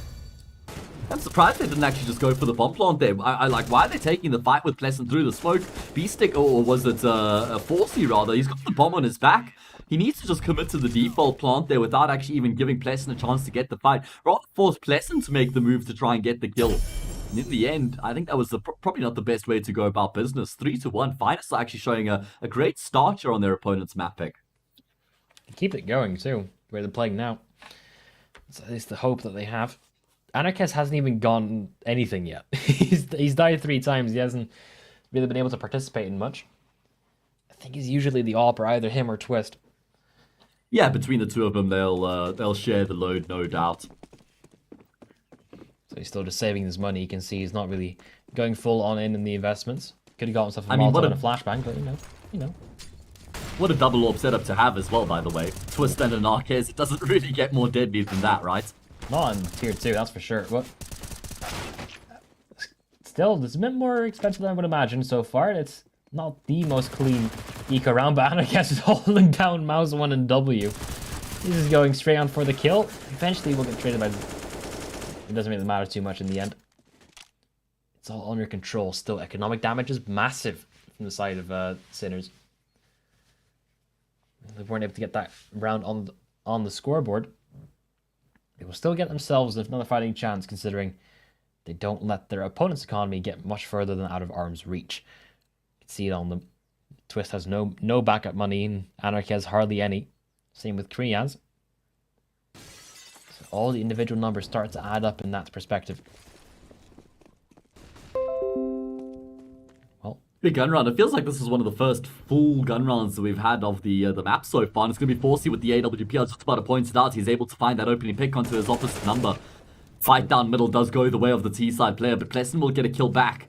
This is what you get from Pleasant on the CT side. Not afraid to take initiative, not afraid to be a bit of a playmaker and get into the faces of his opponents. Especially when you couple him with an AK on the CT side, then you turn him into a bit of a deadly unit. And this is exactly what I'm talking about. Look at how he's just playing around these smokes right now. Trying to continue to find a way to have an impact in the early stages of the round. And try and balance things in your favor as much as possible. So Team Finest is not really afraid of taking a risk, it seems. And the risk they're taking currently by, well, almost gambling a lot, if not a bit too much towards that B-bomb site. Shox is on his own, 1 Molotov, and I don't think he will be singing too many songs later on, but good shot on the first one, but B-stick, he was only a decoy. Shock is the real threat right now. The remaining players are funneling on through. Smoke's being deployed as well. It's going to get difficult to retake this site. You have a flashbang on Pleasant, that's about it. And, well, you can already see on the minimap. And on your screen, save is being called. Oh, I mean, are they collecting util? Are they turning their backs? Does look like they're still considering this one here, Grev, maybe for the time being. I think because Kriaz is in apartments right now, they feel like they've got a really nice sort of position to try and retake the A site from right now. They're going to want to try and take initial contact towards Library and Moto, and then allow Kriaz to come through from the apartments. Molly is burning out. Neofrag does so much damage. In fact, it's going to kill him. 100 points of damage dealt by the fire. Now Kriaz needs to come through from apartments. He needs to get him in the act. It's going to be dropping onto Force's head. Misses the no-scope. Gets the kill. Does Kriaz. It's only Shock left, and he's not long for this world either. What a successful retake coming through from Team Finest. After they first decided to, maybe we shouldn't go for this, maybe we should, and then, all right, sure, let's go. And they get it. Okay, that's one way to be decision-making, I guess, and it works out perfectly for them. 5th round on the board. Not only that, they also shut down the, well, I said they would have shut down the AWP of 4Z, but no. Shock, instead, he sacrifices his head armor to get the AWP towards his hands instead. Right now, on towards round number 7 with another full buy round coming on through. This time hoping for a little bit more action out of Anarchaz, because last time he got plucked out prematurely. But there's a standstill there currently. Ooh, not here though. B-bomb site's full of action. Love that. Yeah, Sinners have been pretty cute in the round so far. Lots of attention to detail, lots of defaults, playing quite passively, working their way into executes. It hasn't been working out too well, and they realize, yeah, we're also just strong individuals. Let's just make a bit of a flash play, but Twist finds 2 kills of his own. And actually, Neofrog not going to be able to find the trade either. The rotations are coming through, and the early advantage in the round for Sinners has been completely negated. In fact, the tables have turned.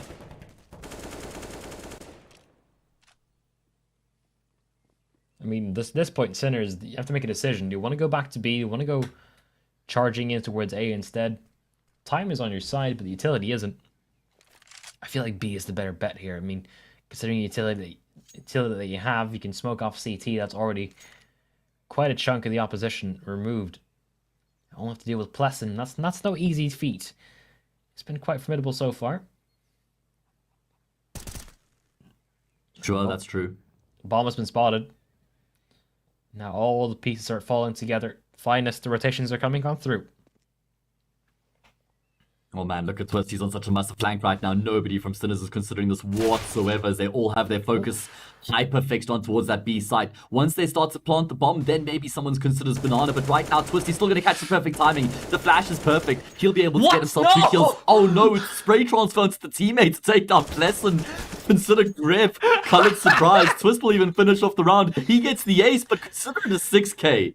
The 6k. We need a replay of that, please, Miha. I think he thinks that player coming through from the smoke is actually another enemy, because he's so just hyper aware at that moment. He's so twitchy. You could see on like the moment he killed, I think it was Plessen who he killed, that he pulled his knife out. I thought that was the final kill, but no, it's your teammate. Looks up in the kill feed. He's like, "What? Why is it blue on blue? What's going on?" From the first 2 kills we didn't get to see. Yeah, what's the third one? Oh, baby. That was such a beautiful spray transfer. I mean, what was an absolutely gorgeous spray transfer onto Pleasant. Oh, God. I mean, Twist is feeling it. He's 9-4 right now, man. It's all smiles on the side of finest, at least. Yeah, Krias, he's feeling it. Looks like he's got one of those Greyhound shirts, man. That's a really cool shirt. I love that. I want one. Oh, the old Greyhound. Oh, man. Love me a flower shirt. There's Twist. I'll stretch of the fingers. Let's go. He's feeling warmed up already. He has had incredible rounds. 6 kills, even though only 4 of those got counted. Oh, God. All right, listen. It's been 6 consecutive rounds here for Team Finest. I've kind of just been quietly sat here waiting for Sinners to warm the engine up and start to actually win some rounds back. But the momentum is heavily in favor of the CT side at this point. And Arcez only has 1 kill as well, by the way. He hasn't had to do much at all so far.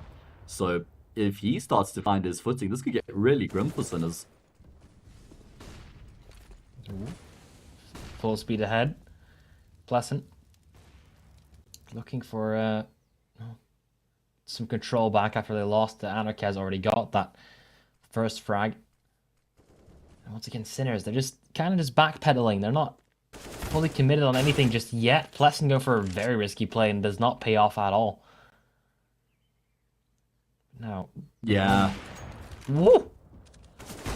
Arcez goes back for the repeat. Oh no, that's not the play by any stretch of the imagination. After finding the first opportunity and he missed it, he needed to just cut his losses and call it a day. Look at the angle Shox has tucked himself into right now. Will be good for a kill. Jumps up on top of the box. The aerial vision. He's running out of ammo though. Doesn't matter because he's run out of health. And with that, it's a man advantage for Sinners. It's looking like they're finally going to be able to get back to winning ways here. Still a possibility. Kriaz, if he wants to go for this. It's been spotted, I think, but especially now, though. I mean, no one else but Forzy is taking this fight at the moment. I don't think you need anyone else the way he's playing right now. Twist. You can get the op, you can get out of dodge. You know, play it safe. Yeah, I mean, I think Team Finest only really have themselves to blame, to be completely honest. You know, when you consider the fact that Pleasant makes a pretty unnecessarily aggressive play in towards middle, it's already a 5 versus 4 at that point. Once he decides to push forward towards that smoke, he loses his life, and Arcez misses a prime opportunity to get the advantage back in his team's favor by missing that shot, and then he goes for what looks like a frustration repeat there. Looks like he's just almost like, you know, upset that he missed that shot and he wants to go back for it again, but ends up losing his life, which obviously just makes him even more frustrated probably. But so he goes down as well, and with that, Sinners just circumvent the A bomb site, and the round's pretty much over at that point. Yeah, it's hard to know really. I mean, there's so many different factors. Could be emotions, could be the human factor of just missing. And well, it's really hard to, you know, get into that at some point. But if you think you know, dear viewer, head over towards Pinnacle. You can put your money on the line if you want. Of course, do so responsibly, using the code CUP22 on pinnacle.com/welcome. But you know, do be responsible. It's dangerous after all. Now it's Sinners crawling on through. They have gotten 4 players in towards the apartments. This is perfect spray time transfer, but it's difficult to do so when fully blinded, and Twist is good for the first 2. How did he get 2 there? But Good question. Oh my. Zedko, he gets 2 back of his own. It's a 5 versus 3 turn, 2 versus 3. Somehow, Sinners have actually just been able to completely turn this round on his head. Was looking really good for Team Finest off the initial skirmish. But, it's just done. What a turn of events. What a sequence there. In a matter of seconds, it goes from a huge advantage for Team Finest to a round win for Sinners. Okay, Sinners are back on track. They're getting into the swing of things now. With unorthodox strategies, fair enough, you don't always see 4 players just running out of apartments, but they made it work. Right now, Yeah, they certainly did. It feels like they're kind of starting to fall back on a bit more of a gimmicky playstyle here on the T side, to be fair. That like default approach wasn't really working out too well for them in the past few rounds, and now they're kind of just like flashing through smokes, you know, looking for early fights, pushing out of apartments with numbers, not really playing a stock standard style of Counter-Strike, but it's actually working out pretty well for them to fight back here. You know, kind of pointing fingers at the individual playstyle right now of Team Finest. And also, especially towards Anarchaz, who's hardly found any purchase with this op, and this is around where he desperately needs to get some if he, you know, wants to assist his team in any which way. Because, well, aggressive play not going to be on the cards just yet, but potential to try and, you know, pluck off a couple players, especially one player towards mid. It's Neofrag there, but Anarchaz, he just pulls away immediately. Remaining players from Team Finest now stuck with USPSs to try and hold this line. Not going to be easy for them, especially up against SMGs, but still 2 frags for the Finest side. 2 frags in response for Sinners. Oh man, Anarchaz desperately missing out on a chance to get a kill back there. Look at Neofrag playing on the fringe of the smoke like a criminal. He'll be able to get himself 2 kills and make his way back. No justice done. What is this world that we live in, Grev? Oh man, Neofrag, you're nasty. And he's going to go back for more here as well. Kriaz should be able to get the kill, and he does at range with the AWP, but certainly not going to be impacting the outcome of the round here, I don't think. I mean, still a good effort from Team Finest to find as many kills as they have in this round. I think if I'm Kriaz, I'm probably settling on saving the AWP. I mean, there's no kit, there's no real utility, there's no justice. And, well, I mean, if he manages to funnel some of them away, just taking away 1 AK itself is good enough. So he's sticking around a little bit longer just for that possibility, except he misses the chance, though. He's going to get hunted down, but not to the extent where he's actually going to lose anything for the moment. Instead, Forzy is going to be the one who loses this op. He's have enough money to buy that one back up, but still. That is not a price tag you want to be getting yourself in most rounds. So 6-4. Nice fight back coming through here from Sinners. Quick shout out to our title partners, guys. Just scroll down below the Twitch channel. You can see all our different title partners that we've got supporting us and allowing us to, you know, giving us the resources to be here on this holy day, the Pinnacle Cup 3. This is where you want to be. All the action in the world right now. I wouldn't want to be anywhere else, Grev. It's that easy. I'm a simple man. Ooh. I mean, there's a lot of stuff happening, that's for sure. Definitely don't get a time to catch your breath, especially not if you're Team Finest. Does look like they're going to try and turn up the pace here and push straight towards the A bomb site. And Narcaz is getting all the audio cues here. AWP up close and personal. He needs support from his teammates. Twist will get the kill. Maybe takes the bait. The scoping should have been heard here, but doesn't really matter. Twist is just on a tear. And it looks like Team Finest are finally going to be getting back to winning ways.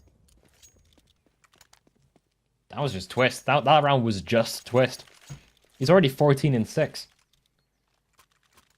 Man, he is having a fantastic performance, isn't he? All of his teammates just feel like they're just information sources for him, and then he'll just do the rest. I mean, Kriaz and Shock's having an incredible game, but yeah, I'm really kind of bummed out the fact that Anarchaz is not finding as much purchase as he usually does.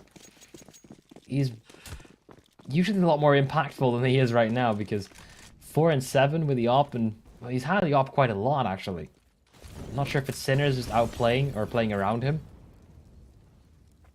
Or if he's just not really feeling it today. It does seem like he's had a bit of a slow start to the game, yeah. I do think there's a long way to go in the series, and I do expect him to come to life in the way that we know and love out of our sniper player, our Israeli sniper. Look at Plessen. Oh my god, on the most narrow of angles. What? And he dinks destroys Shock, and he dinks. Could he? Oh man, that nade unfortunately only does 4 damage. 11 points of health for Beastic, so he'll be reduced to 7 after that. And rightfully so. I was going to say gets the AWP, but no, actually just going to... I think he traded the AK to his teammates, and he plays with the Galil instead. 2 smokes, what can they do?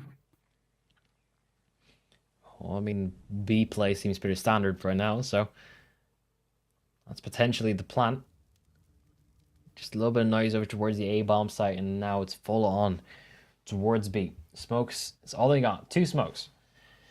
Let's see if they can make it work.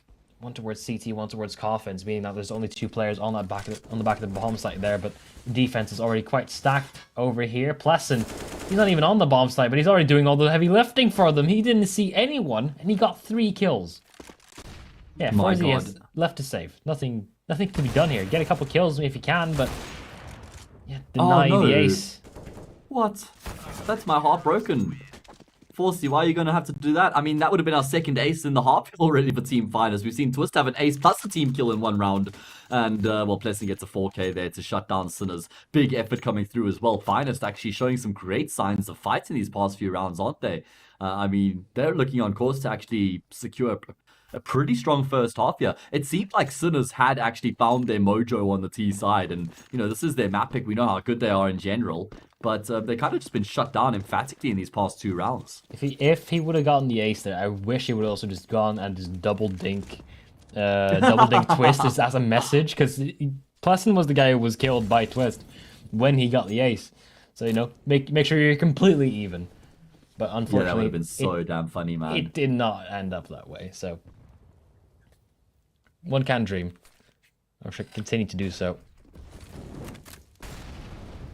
All right, well, here we go. Big executing towards the safe bomb side. Of course, it is on an eco, so it should be a pretty easy cleanup coming through for Plessen and Shocks right now in the crossfire. Yeah, not even a single point of damage dealt here in the round. Zedko will inflict a little bit, but Zedko, or rather Anarches, will just finish off the round 9-4. Team Finest. I mean, already up to 9. I'd say you're happy with 9 on the CT side on your opponent's map pick on Inferno. You know, this is probably the most 50-50 map in the pool. They're really just continuing on to just develop upon this massive just start. I mean, usually the CT side for the side of Inferno, especially Team Finest Inferno, isn't this successful. They have about a 47% win rate. But right now, it seems like they're just, you know, playing as good as they usually are, because they don't even need the top performers of Anarches and Twist to do all the heavy lifting. This time they just have, you know, Twist and Plessen doing most of the work instead. Again, not necessary there to go for the boost towards the half wall to try and find the kill. It is going to be, you know, a boost up coming through there towards the half wall, and, you know, to try and get another kill back. They had the 5v3 already. It's only Kriaz who's left on this side of the map right now, playing behind the wood. Neofrag going to walk forward. Fantastic awareness there from Neofrag. Feels like it's mostly just Sinners outplaying them, or Team Finest outplaying themselves most times. Not what you want. Shocks and Twists, they're going to be the ones to be dealing with most of this, and equal trades. Now Forzy, not expecting Shocks to be underneath that cubby, leaving Neofrag in a 1-on-2. It's definitely doable considering how spread apart these players are. Plessen is just on 13 points of health too. But unfortunate that it's ended up in the situation here for Neofrag right now to have to clutch it out to give his team a chance to win the round. 1 versus 2 right now. Plessen's just going to step out and finish it off. My god, he's had so much impact. Initially over towards middle there and Boiler, and now he's pivoted over towards the B side, getting kills there as well. Omnipresent is Plessen. I mean, look at Twist and Plessen. What a return from these 2 players right now, mates. They've got 30 kills in the first 14 rounds here of the map, and it's the 2 most recent additions just having so much impact, so they'll be really happy with this. So the 2 newest additions of Team Finest, they're really proving their weight in gold. This is, well, lights out performance by those 2. Quick shout outs, of course, to everybody watching. We value your guys' feedback a lot, and we would love to hear what you guys think about the channel. So be sure to click the banner below the Twitch channel and answer a couple questions in a survey. And you could actually stand a chance to win some really cool skins, like a Bengal Tiger factory new stat track, or some Shadow Dagger knives as well. So give us some information, give us your feedback, and stand a chance to win some cool skins. Right now, though, it's Team Finest who have a really good chance of making this an 11-4 halftime scoreline. It's a 5 versus 3 right now, and Sinners don't even really have much to show for it. Cool fact about the Shadow Daggers, by the way, whenever you equip them, the crosshair jiggles a little bit. It's a bit weird, but... They also double up as butt plugs. I wouldn't recommend. I mean, I guess anything's a butt plug if you're brave enough. Yeah, for the bravest, that's probably, the adventure you might want to go down, but I am staying away, Zedco. What? He just dry peeks into an op and wins the fight. Anarchist is not having a good day. Now it's a 2-on-3 on towards the A bomb site. There's still 2 players on B, but they're not going to be in action for quite a while. Instead, it's going to be towards the apartments. I have to be careful that if B-Stick dies in the apartments, it means there's going to be one hell of a recovery mission to try and get the bomb back. But instead, the flashbang is perfect, and Shocks will do just enough to try and get this bomb back. And it's a beautiful triple. I say just enough. He does more than enough. He basically carried that round on his back from the pit. And, 11-4. Oh, my word. What a sequence coming through from Shocks there. That is just absolutely outrageous. I mean, I never even expected him to get the second kill. The first one was a bit laborious, and he lost his teammate, Pleasant, in the site as well. Gets the second kill onto the player in apartments. That's the second shot there. That one's great. Okay, excuse me. The first kill was on the apartments player. He had to go back for the side player on the second kill, and then the third frag was the craziest of the lot. Second helping, I mean, I guess. What a sequence there. Yeah, it was the second helping on that player in the bomb site. What a sequence to get an 11th round for Team Finest. It's the way to get motivated. Like, now you're just feeling it. You're just confident. You're just, everything you're trying is working. Nice to do so on the T side, which may be a little bit more difficult. You've seen an 11-4 comeback on this map. Yeah. Just, an hour ago? Something well, like that? They were close. They didn't complete the comeback. Well, I mean, they went towards all 30 rounds. That's already it's fair enough, right? Well within the possibilities. And now, immediately an execution towards the A bomb site, all through the apartments. Zedco towards the pit, trying to tap away, but him and Shock need to put a little more of a fight like that. But Forzy is doing all the heavy lifting instead. 2 kills without even breaking his sweat. He's still alive on 45 points of health. The rest of his team is now moving in, and still Zedco is in pit. They have to deal with that. They can't even get anywhere further. 50 seconds on the clock, and, get some miraculous headshots. Maybe we're talking. Twist. Anarchaz, or Kriaz rather, looking for anything to work with, but chances are slim. He's not going to get wrapped on. Everyone's just holding the angle. They have the bomb. It's 30 seconds remaining. I mean, he could flash himself out. He could try to go for something extremely fancy, hit some incredible B-hops. I'm just listing off potential miracles at this point. Yeah, I kind of feel like we're not going to be seeing any of those realities transpire. It's the boring old reality of, Sinners just getting the kill and finishing off the job 11-5. They do win the all-important pistol round, though. Such a vital pistol round for Sinners to win, in the context of the map here. On their map pick as well, we go to Mirage next, which is a map that Finest have recently beaten Sinners on as well, so they'll be feeling really good about that map. 11-5. And we know Sinners are very strong on the CT side of Inferno, so still every chance for them to fight back, yeah?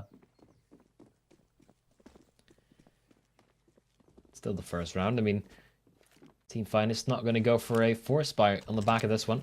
Of course, when you are on the T side, it's a bit easier to manage your own economy, considering everything is just cheaper. Just the simple way it is. Yeah. It's like here in South Africa, mate. Earning in euros, living in South Africa, it doesn't get better than that. It is a bit like a T side here in South Africa as well, to be fair, though. Is it a lot cheaper? Because, I'm on the other side of the spectrum. I'm in Norway, where everything is about 10 times more expensive as it usually is. It is a hell of a lot cheaper. Anyway. I don't think Team Finest are going to be able to accomplish much in this round at all. They've just got Glocks. That's all they've got. No flashbang either. It's just Glocks. lesson, costing the whole team. He's the one who had the extra cash. He needed to invest $200. They will look to overwhelm Beastic. They get that kill, but that's all it's going to be. Neofrag just farms them. Feels like Neofrag has had to pick up a little bit more extra slack now that Oscar's not on the team anymore. He was sort of sharing the load with Oscar, I think, as the 2-star players, but now he's the out-and-out star player. And it does actually seem like he's elevated his game by like 5 or 7% to try and negate Oscar's, vacancy. But yeah, he's such a fun player to watch. He's been around the scene for a while. Well, he really got to shine when Oscar was in the team. I'm glad to see it's still continuing now that, he's not. Really making the most out of situations being presented right now. Sinners 5 rounds behind. It's not the end of the world, even though, it's a bit imposing when your opponent has double digits and you've only played a couple rounds in this half. Yeah, let's see how the gun round goes here. Feels like the first gun run's still absolutely vital for Sinners. Neofrag completely blinded up, will regain his vision, but unfortunately it's only just in time to see his transgressor, as Twist does continue to aggress forward, and I don't think he's going to be slowing down or stopping for anything. The problem is that the bomb's still towards the bottom of ramp, so someone from mid has to collect that. Beastic has got support here in the sides as well, on a nasty off angle there towards first oranges. He's somehow been able to find all 3 kills. He doesn't even need that second player in the setup. He's got the job done by himself. The moment they realize that no one else is coming as well, they're just holding on towards the A-bomb site. Zedko is around here, and he has the information from his teammate. Spamming on through. 40 seconds on the clock. Looking for a little bit more now as well. Those smokes have gaps in them, so not exactly safe just yet. Zedko's just playing for information at this point, trying to play around the boxes. Does take down Kriaz. He's done his job already. This should not be a doable round for Shocks. Trying to find the first fights, though. Need to employ some damage mitigation here as well, do Sinners. Not give him any unnecessary fights. Would be fantastic for their cause if they could keep 4 players alive going into the next round, considering this was the gun round as well. Okay. Yeah, they were just holding him down. If there was a potential there, if he just held on to it, that they would have killed him after time. That would have been a disaster, so he had to go for a challenge somewhere. Yeah, sure. What a big round that was from Beastic, right? With the MP9 finding those 3 kills from first oranges to just shut down the attack on the B bomb site, send them towards the opposite side of the map, and then he upgrades for the AK and gets another kill in the round. So the IGL certainly going above and beyond his Call of Duty there, and it's going to be an eco and a response here from Team Finest. So once again, economy is not looking good for Finest. Half by this time. Just kind of need to see a little bit more from this T side so far, because we haven't actually seen anything just yet. It's all been Sinners so far. 11-4 was the halftime score. It's a fancy bounce, but it almost actually worked to get the player in towards Boiler, but I'm sure Zedko said it was by design. Always is, mate. Always. There's always come up with a reason. There's going to be the kills just going the way of the CT side. Very easy cleanup, but decent. Initially, he had to try and deal with these pistol players. Bit of a response, a bit of a rebuttal from Team Finest, but it's only Shocks left remaining. Recovers the AK, but with 40 points of health to his name, it's going to be a really tough job here. Yikes. Brought on even further. At least they've been able to get some kills onto the CT side here in the Seco round. They would love a 3rd frag in the round, though. That would certainly go on to have a bit more of an impact. Oh, the timing. I'm sorry, Shocks. That's just Counter-Strike in a nutshell, man. Well, Team A is for Sinners. Everyone gets a kill. Everyone gets a piece.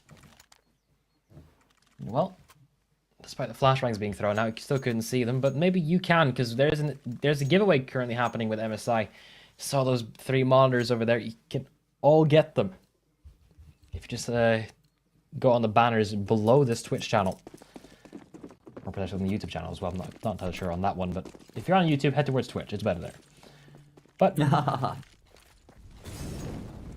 nonetheless, monitors up for grabs. Very happy with our partners at MSI. And well, Pleasant looking for an opening somewhere, but the Molotov, yeah. Good deterrence. More nade damage being thrown on through. It is Inferno after all. Twist. Well, he was expecting a flashbang to go behind him, but instead ended up kind of blinding his own teammates. Oh, more nade damage coming on through. This is... Wow. See how much utility Sinners still have left as well. Yeah, they're not good empty detour just yet. attention. Got a decent amount remaining in the tank. Team Finest in the meantime, they don't have too much, right? 2 smokes, 2 flashes, and a molly. They've already let rip on one of those smokes as well. Don't know exactly where that's going to be landing. Oh, he just was dropping it across, excuse me. 48 seconds remaining. Where did the T side go from here? Feels like they will be ending up towards A, but Sinners have got that read as well. Smokes are deployed already. There's 2 players here on this defense. Twist gets a kill through the smoke. That's not the defender though. That's the reinforcements. And Forsey almost gets the triple. Instead of Zed could have cleaned it up for him. Shocks gets dropped and Anarchaz is stuck in a 1-on-3. No time remaining and they're just pushing into the smoke into him. But okay, he's gotten the first kill. He needs to get that bomb though, which is out in the open. 20 seconds remaining. This is a lot to ask for. Can't even get the first shot off before they find his location. He's trying to flick it, but No chance. You have to save it. Oh, that's so unfortunate for Anarchaz. What a huge hold coming through from his opposite number. Forsey just jumps through the library smoke like an absolute madman. Ends up face to face with Team Finest. Hits a ridiculous no-scope to get the first kill. Somehow gets a snapshot to find the second. He should never even gotten a second kill. And he nearly even found a third there to add to the sequence as well. That was an insane hold coming through from Forsey. And as a result, well, Sinners just continue their flawless run here on the CT side. 11-9, 5 consecutive rounds won by them as they get themselves into a very good position here, don't they?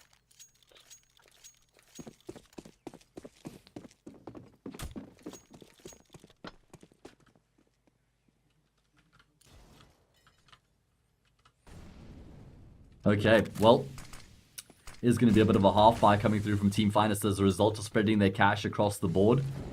Orb still in play for Anarchaz as well. Obviously, saving that from the previous round means he doesn't have much cash.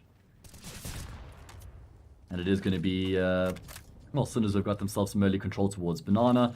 Not really a massive fan of teams doing this, rotating that extra player across from the B-bomb side over towards A and your anti-eco and your anti-force spy rounds. I don't think it's as necessary to take these types of gambles. I think in your gun rounds, it's obviously a really great option, but... I think in your anti-force spy and your anti-eco rounds, you probably just want to keep that extra player. You don't need to go for these gamble stacks in these types of rounds.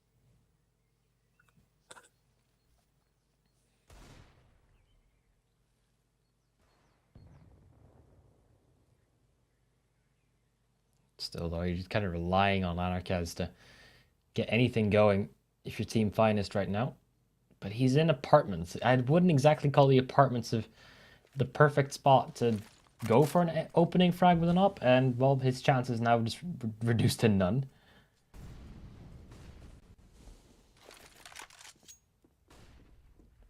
Does look like Team Finest are going to be ending up on the A-bomb side here, and unfortunately they've lost their prize jewel, their prize possession. It's been removed from the equation. And now they're just going to start to falter. Only 20 seconds left on the clock, just too much work to do with too little time. I mean, maybe. Yeah, no, nothing. A good shot from Shocks. But he's been traded by Shock. It's not going to be easy to ever pronounce that. It's Shocksing. Nice one. You could have said shocking and it would have been just fine. Like it would. No, I couldn't have. I had to combine both of their names into the pun. That was the only way it would work, man. Okay, I see it. It's 11-10. Finest have not won a round yet here on the T side. They had the 11-4 half. It's about to be scores leveled up here if they can't win this gun round.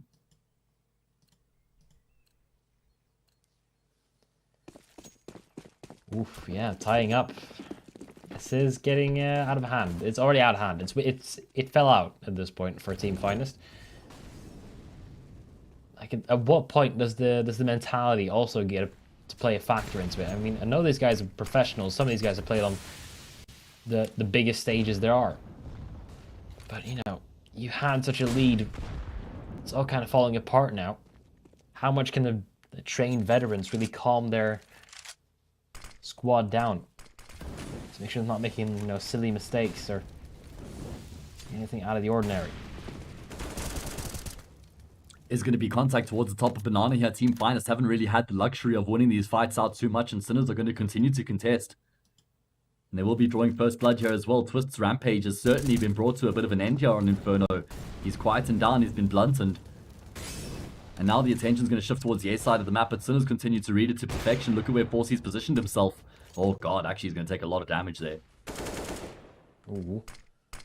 Tempted a little bit of a peek as well. I mean, I'm not sure if Plus wants to run through the smoke, but it might just be that kind of gets forced through it. Neofrag is quite low already and he gets dropped, but in the meantime, Anarchez and Krias just double team up on B-Stick.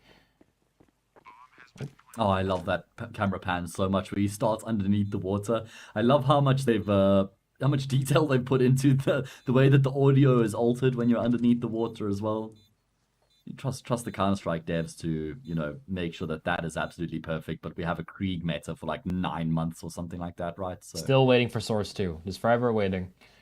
it's the small things, man. It's kind of like an abusive relationship, like kind of just always get really grateful for the, you get like really grateful for the really small things that are done, but you never really actually like, they never really do what you want. Yeah, no, I see what you mean. It is it ain't a good analogy, but it's the one we got, and it's the one that's most accurate. Oh, we still love it though. Oh yeah. We always come back for more. 12 to 10. Finest finally able to win around here on this T side. Didn't get up to the best start with the fight towards Banana, but I think killing, you know, forcing 4C back archers and then going back towards that B side, finding those kills. They made it look easy with the entries. I think Sinners got caught a little bit off guard.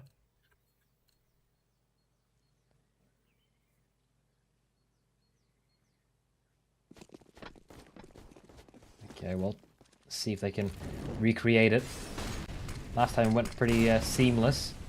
To do something like that again, though, Neofrag is pushed all the way up towards the bottom of Banana, so he has full vision. Can't really say he has full control, though. I mean, there's a lot of responsibility in holding this one angle, and he's already on half HP. Blessing does not get hit by that fire. Instead, Neofrag will be the one burning instead, and gets out alive. 23 points of health remaining. You might even ask Forzy to give the off to him. Yeah, it wouldn't be a bad option. Bogdan's lost, still very much the thing. Yeah, normally an option, right? Normally the go-to. Looking at the money here for Sinners, by the way, they're going to struggle to buy up in the next round if they lose this one. And that would put them in a really precarious position. Forsey with the 8 LTPs, the only player on the side of the map right now. The flash is really good. And he actually opts against falling off once the flash comes through. He goes for a bit of a gamble.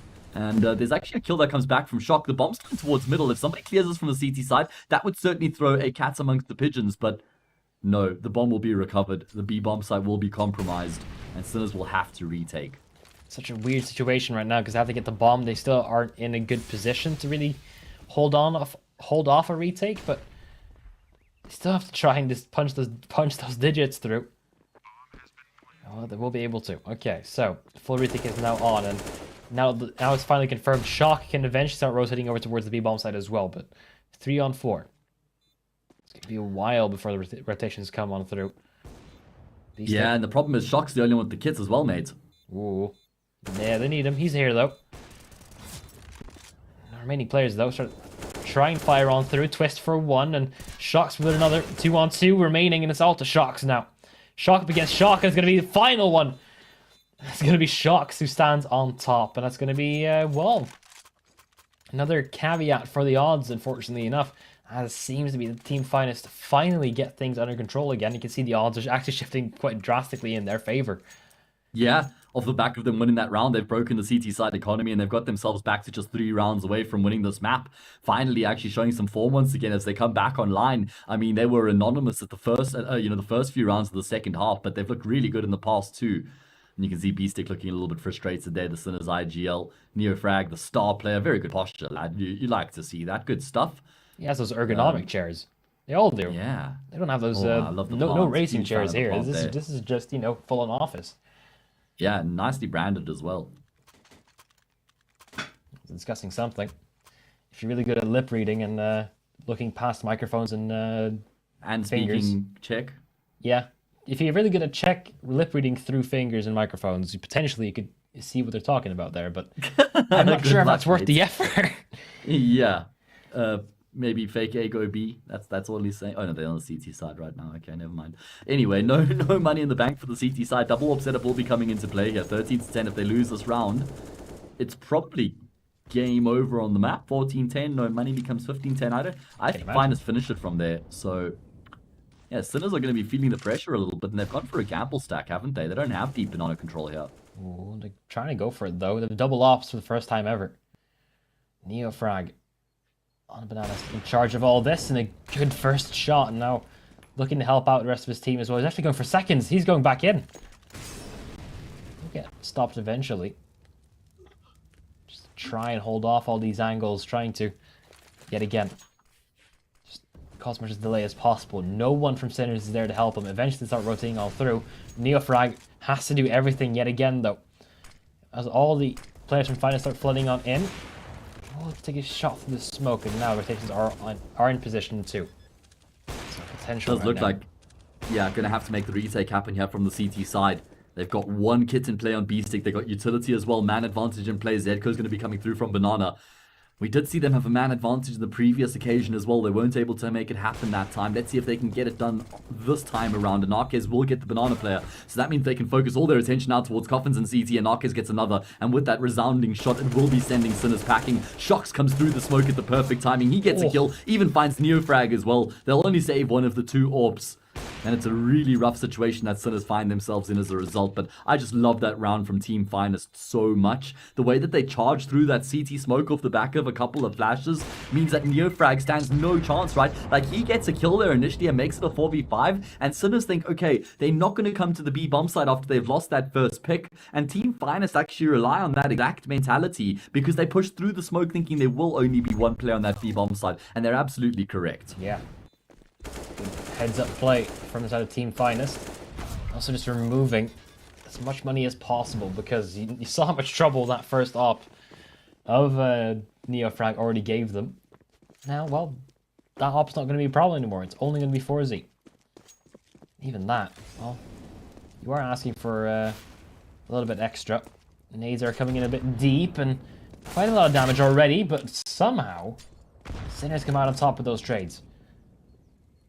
4v3. Yeah, they're going to be really happy. They need that as well. They need more than just that, though. It's not like they've been able to recover the weapons just yet.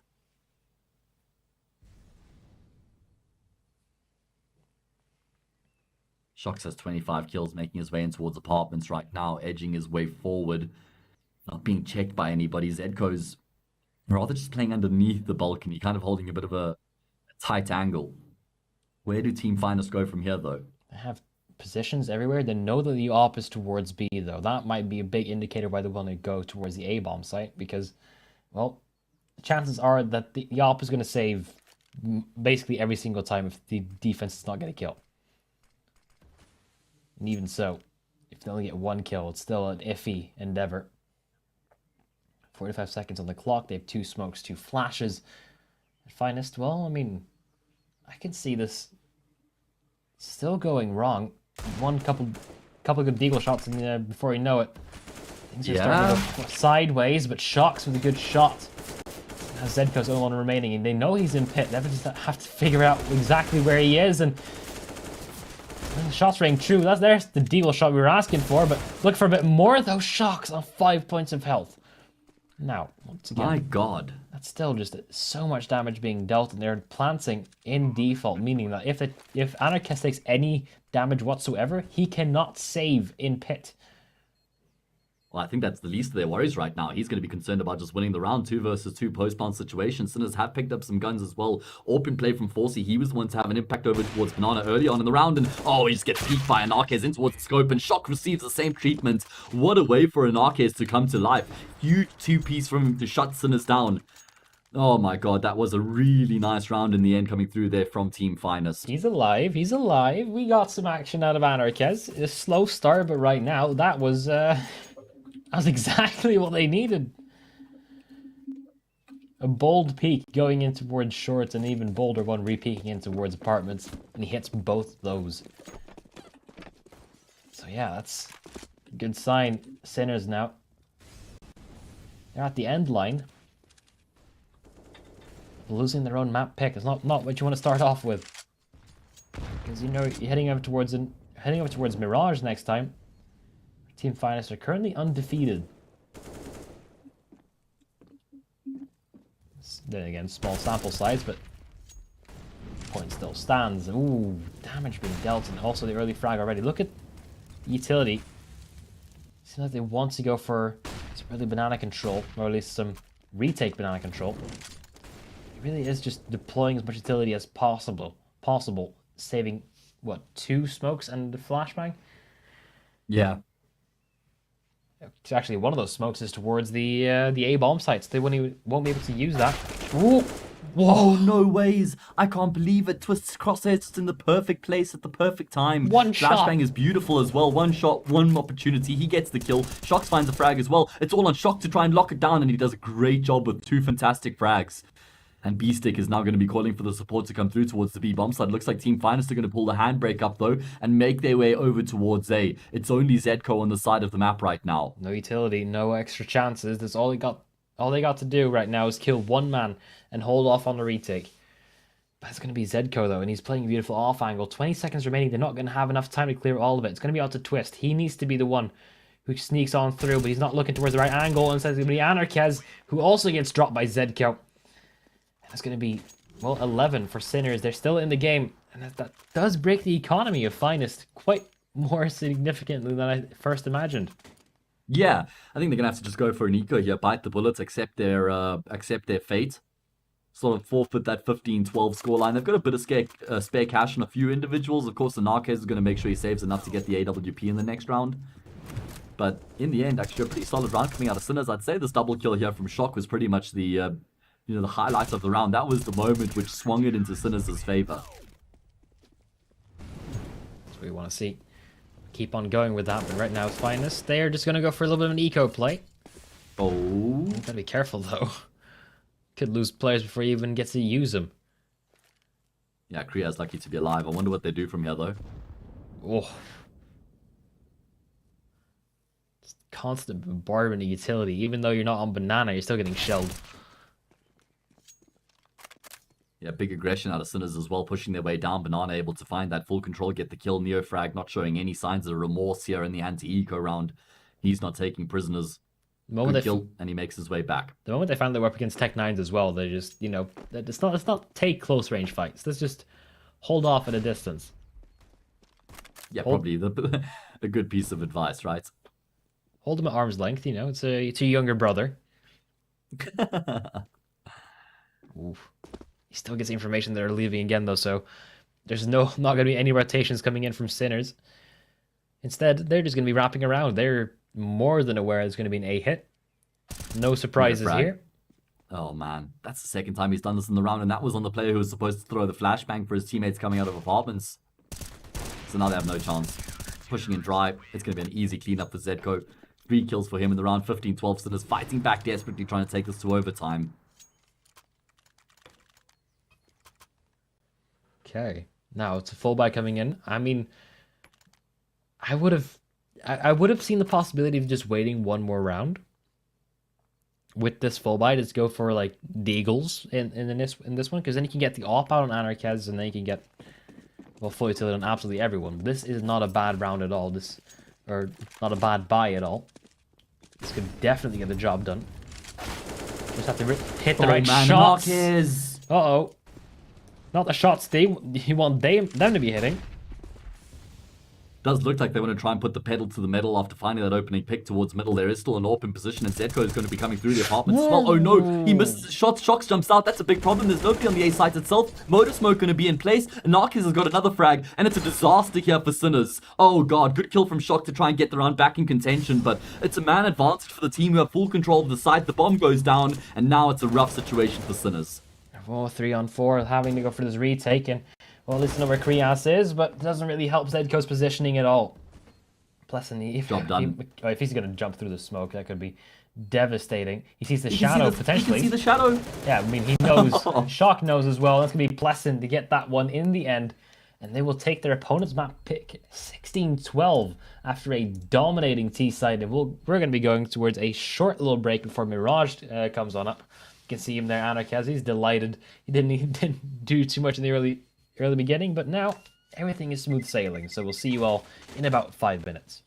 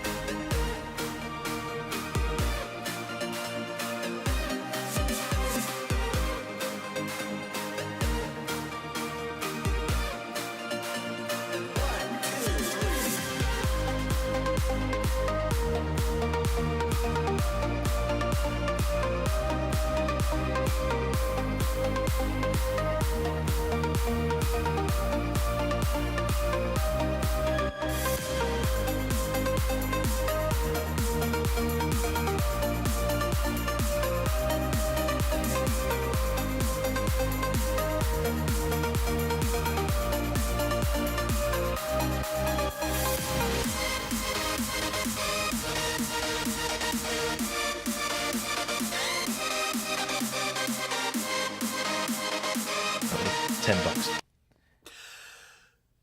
All right, here we are. Second map of the series. It's Sinners and Team Finest. We find ourselves on the pistol round. Sinners looking to answer back to their frailties on Inferno. They lost their opponent's map pick, or they lost their map, excuse me. We find them on their opponent's map pick, and they're able to draw first blood. Beastic gets a frag. Kills come back in response, though, from Team Finest. Okay, coming through now. Anarchaz trying to go for that duel, but only gonna end up being traded.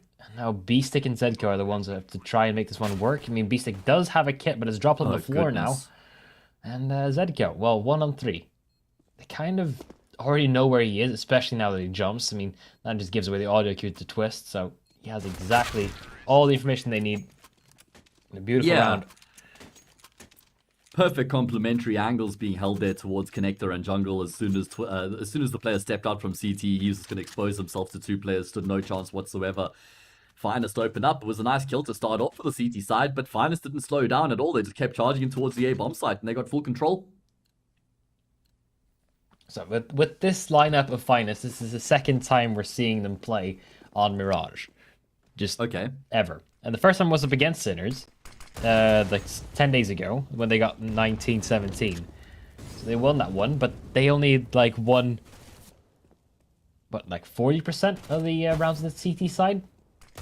They had a lot of success on the T side, like up to 65.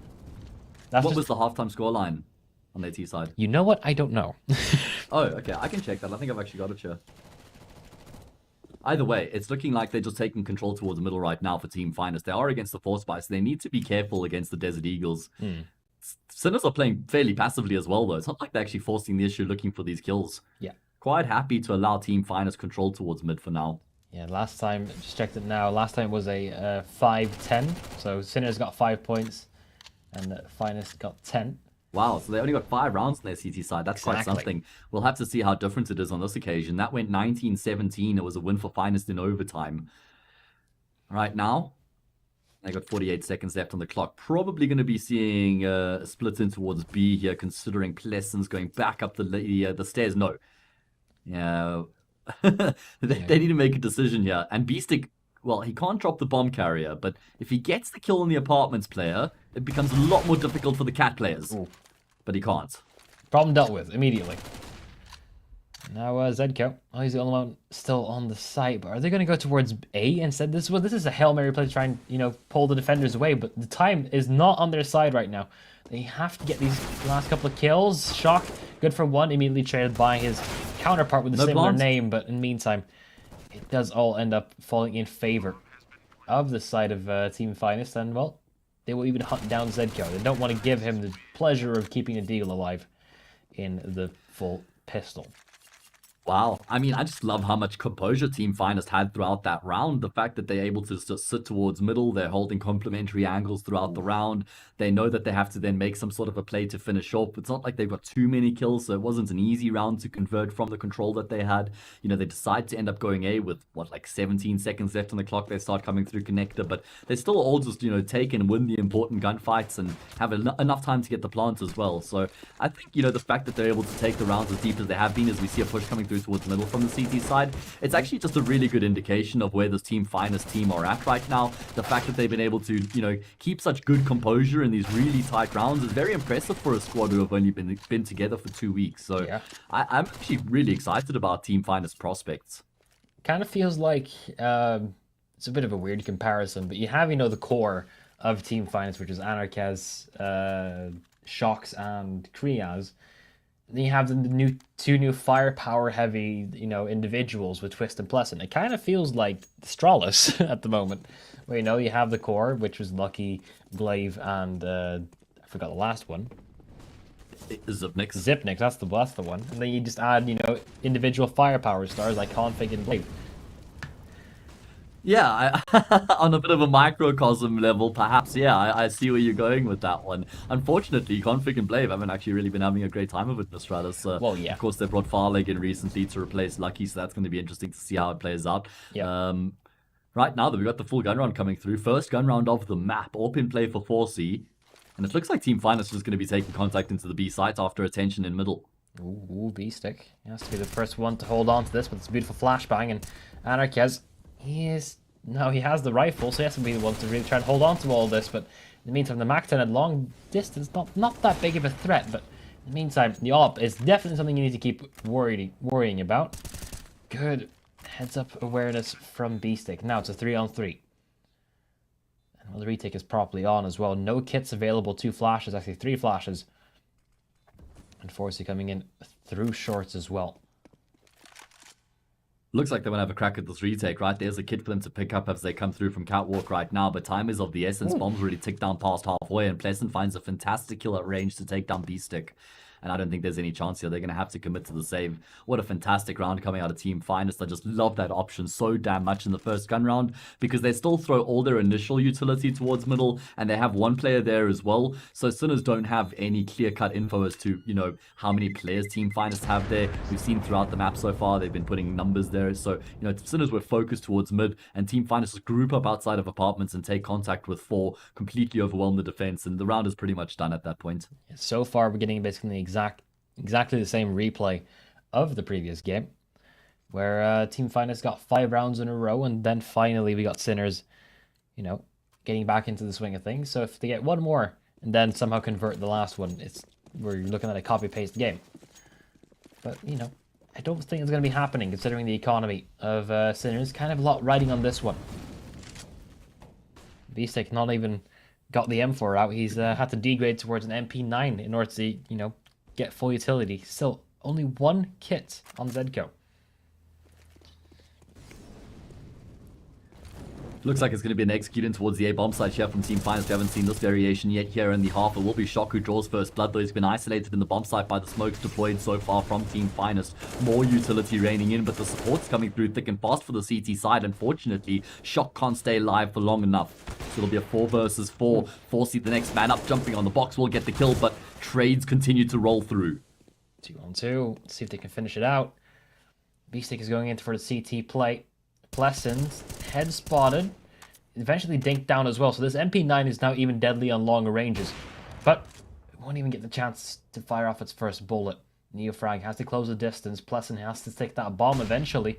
But right now, don't really seem to be too worried about it. It seems to be so easy for the side of Team Finest. They get themselves their 5th. And You're right, boy. Grave. That's a good way to put it. Sorry to interrupt you, mates. It's just I just really like the points. It just seems easy for them, even in these tight and grueling rounds. They're still able to grind their way through. Narquez and Klesson, I think it was on that occasion, you know, stuck in a rough 2 versus 2 on the bomb site with minimal health, but Narquez holds CT. I mean, maybe you question the fact that the player's peeking that. He gets the kill, 1v2, then it's Plesson who gets a frag. They're just playing off of each other really nicely, and it's we kind of just picked up here on Mirage where we left off on Inferno. Yeah, it kind of feels like Sinners are just playing a little bit too predictable. Kind of just, you know, we're not seeing anything. Not saying we need anything extremely flashy, but might be the cure. Who knows? I mean, it felt like that was what changed things on Inferno, was when they were Probably, struggling with the defaults. They just fell back on those gimmicky flash plays through smokes, just like taking contact in various parts of the map, not playing by the book, and it would look better. So maybe you're onto something there. Well, who knows? Maybe coaching is in my near future. Let's go, man. I wouldn't hold my breath, though. A man of many talents. Well. Oof. Twist is a man of many talents. He has just been so damn good in the server today, hasn't he? He's really been on fire so far. 4Z. Let's get the M4 out of dodge, and at least it's something to fight on with. But in the meantime, he has been dinked down. The Molotov won't kill him. You know, let's keep it calm. Finest don't want to, you know, push in towards anything where they don't need to. Instead, they're going to go for a complete B take, it seems. Forsey has dropped his M4. Potentially give it to someone else, but yeah, Shock has it now. Meantime, everyone else from Finest heading up towards that B-bomb site. The only man here is B-Stick with the MP9 in hand. A lot on the cards for that man. Meantime, though, Kriyaz making things more of a living hell towards the A-bomb site. Rotations are going to be difficult because, well, you need to get past this man first. And even so, it's not even worth going for, because it doesn't make you feel like it is. I mean, you know what Yeah, go for it. I mean, saved AK is something, but yeah, go ahead. Yeah, I was going to say the best part about Team Finest for me is that it just doesn't feel like they have any weak links. All 5 of these players are actually just all strong fraggers, aren't they? Yeah. So it's not like you can really exploit anybody on this team. And also what it means is that when all 5 of them pitch up, you've got like the perfect storm. Like you've just got such a strong engine at that point where all 5 players across the map on the T side are just forces to be reckoned with. You know, poking and prodding, taking fights here or there. It's tough for a CT side, man. And it's proving to be the case here for Sinners as well. This was a half buy, sort of like, you know, even out the economy buy from Sinners. They just kind of bought Deagles and armor. So still a good result for Team Finest, but yeah, 6-0. This is starting to get a little bit out of control. You did mention it though, Grev. You did mention that it was the CT side where both of these teams struggled the last time these two teams played against each other on this map. So yeah, proving to be the case here once again, at least for Sinners. Yeah, last time though it was a bit more of a bit more focus on especially Anarchaz from the side of Team Finest, but okay. he hasn't needed to pipe up this time. We saw how we had a slow start on Inferno. You know, he had a couple of impact frags towards the end of it, but all in all, he wasn't really required to win that map just yet. If he activates now, alongside with everyone else, just like you said, it's suddenly a massive storm heading the way of the Sinners, and that's going to be quite difficult to deal with.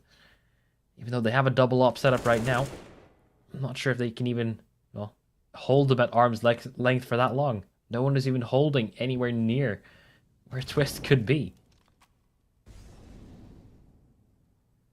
If he swings out now, he's in a could have great 2 position. kills. I mean, I do love how patient he's still being. He's waiting for his teammate to take attention towards ramp. He does come through. No, Twisty can't get the kill on Neofrag. That's a huge opportunity that goes a begging. Shock just steps into a knock as a scope, and he gets the kill on him as well. Great start to the round. It was looking diabolical for Sinners, but actually it still looks like it might be pretty rough. 5 versus 3, turn 3 versus 3, and they know that Neofrag is in the vicinity as well, and he's going to get cleared by Plessen. My goodness. He just jumped up and went full commit to the spray. Now, once again, they're clearing in towards CT. They have that control. I mean, default plant is pretty safe to bet on. And bro. Plessen is having a wonderful round right now. Once again, isn't he just? You don't really need much else. I mean, yeah, hold on towards the op is the only real play that csgo can go for. It's not fun. He doesn't have a kit, but you know, he does have someone just around the corner from him. Plessen is looking for his 4th. And he has given away an audio cue. That will be the end of him. How much do Finest want to hunt for this? I mean, they have the money. Removing that op would be quite the feat. Not going to happen, though. Yeah. Just talking a little bit more about Plessen. He's actually had a 1.12 rating over the past 6 months. Now, obviously, you have to contextualize that with the fact that he has obviously been competing quite a lot at, like, you know, with Galaxy Racer against tier 3 mostly teams, but tier 2 opposition as well. But what I want to highlight is that he still has a 1.2 rating against top 20 opponents, and then a 1.12 rating against top 30 and below. He doesn't actually fall off any further than that. So he's actually still been, like, consistently putting up, like, 1.1 plus ratings against whoever he plays against. So I just think it's so good to see him consistently performing at this level. And this is the team where he can really be that star we know he's capable of. If everyone here is consistent, well, in that case, you've got yourself potential. You just need a deep strat book, and then you've got Gambit 2.0 in your hands. So have to be careful about that. Would be a fun prospect as well going forward for sure. It'd be cool to see how the project develops. 7-0, gun round comes through. We need to see Sinners breathing some life back into this round, and it needs to be right now. I mean, into the half, rather. It's still a minute left, though, and there's not any contact yet. No one has seen anyone else. It's just been, you know, utility and a few pieces of spam. It seems, though, that Finest are gearing up for an assault towards on ramp, but in the meantime, Neofrag gets dropped. It's a big scalp to take, and once again, he's not been able to really be active in this round, in this map so far. And one Shock, he's looking to make a difference right now, but if he swings too far, it could be the end of him, and it is. And firing line is waiting on him. Remaining players now all farming on through. Forzy good for one. Needs a second though. And he does have the help of B-Stick in the back line. no. But how does Twist get that kill? What? Oh my goodness, that is just so damn rough for Sinners right now. It just feels like if they didn't have bad luck, they wouldn't have any luck. Nothing's going their way whatsoever. B-Stick had that kill dead to right. Somehow Twist just finds the like sort of what's that like 120-degree turn from connector in towards lowers, finds that kill, and that's just heartbreaking for Sinners. Kriaz also finding 2 great kills. Certainly can't understate the impact he has in that round to convert it for Team Finest. Probably the closest of the lot so far here in Mirage, but it will still go the run of play. 8-0. They've already secured the first half win here, and he's also spotted the players dropping into lowers. Forcy's brought down low, will be finished off by the nade, and Narquez charges forward with the AK. He finds a kill as well. Is the anti-eco, but Finest are still just continuing on their merry way. Oof. This is a, well, one-sided show so far. At some point, I mean, Sinners, call a timeout. Hell, like, this is... It's getting a bit too far. You're letting them run over you at this point. And Anarchaz, he's not even willing the op at this point. You know, Kriaz, he had the better spawn, so he's going towards middle. And then, you know what? Keep it. I'm having fun with the AK now. And yeah, it's true. I mean, good to see that they can change that up as well, give a bit of a face on the attack, but it's more of the same as they go up 9-0. 9-0. Oof. Okay.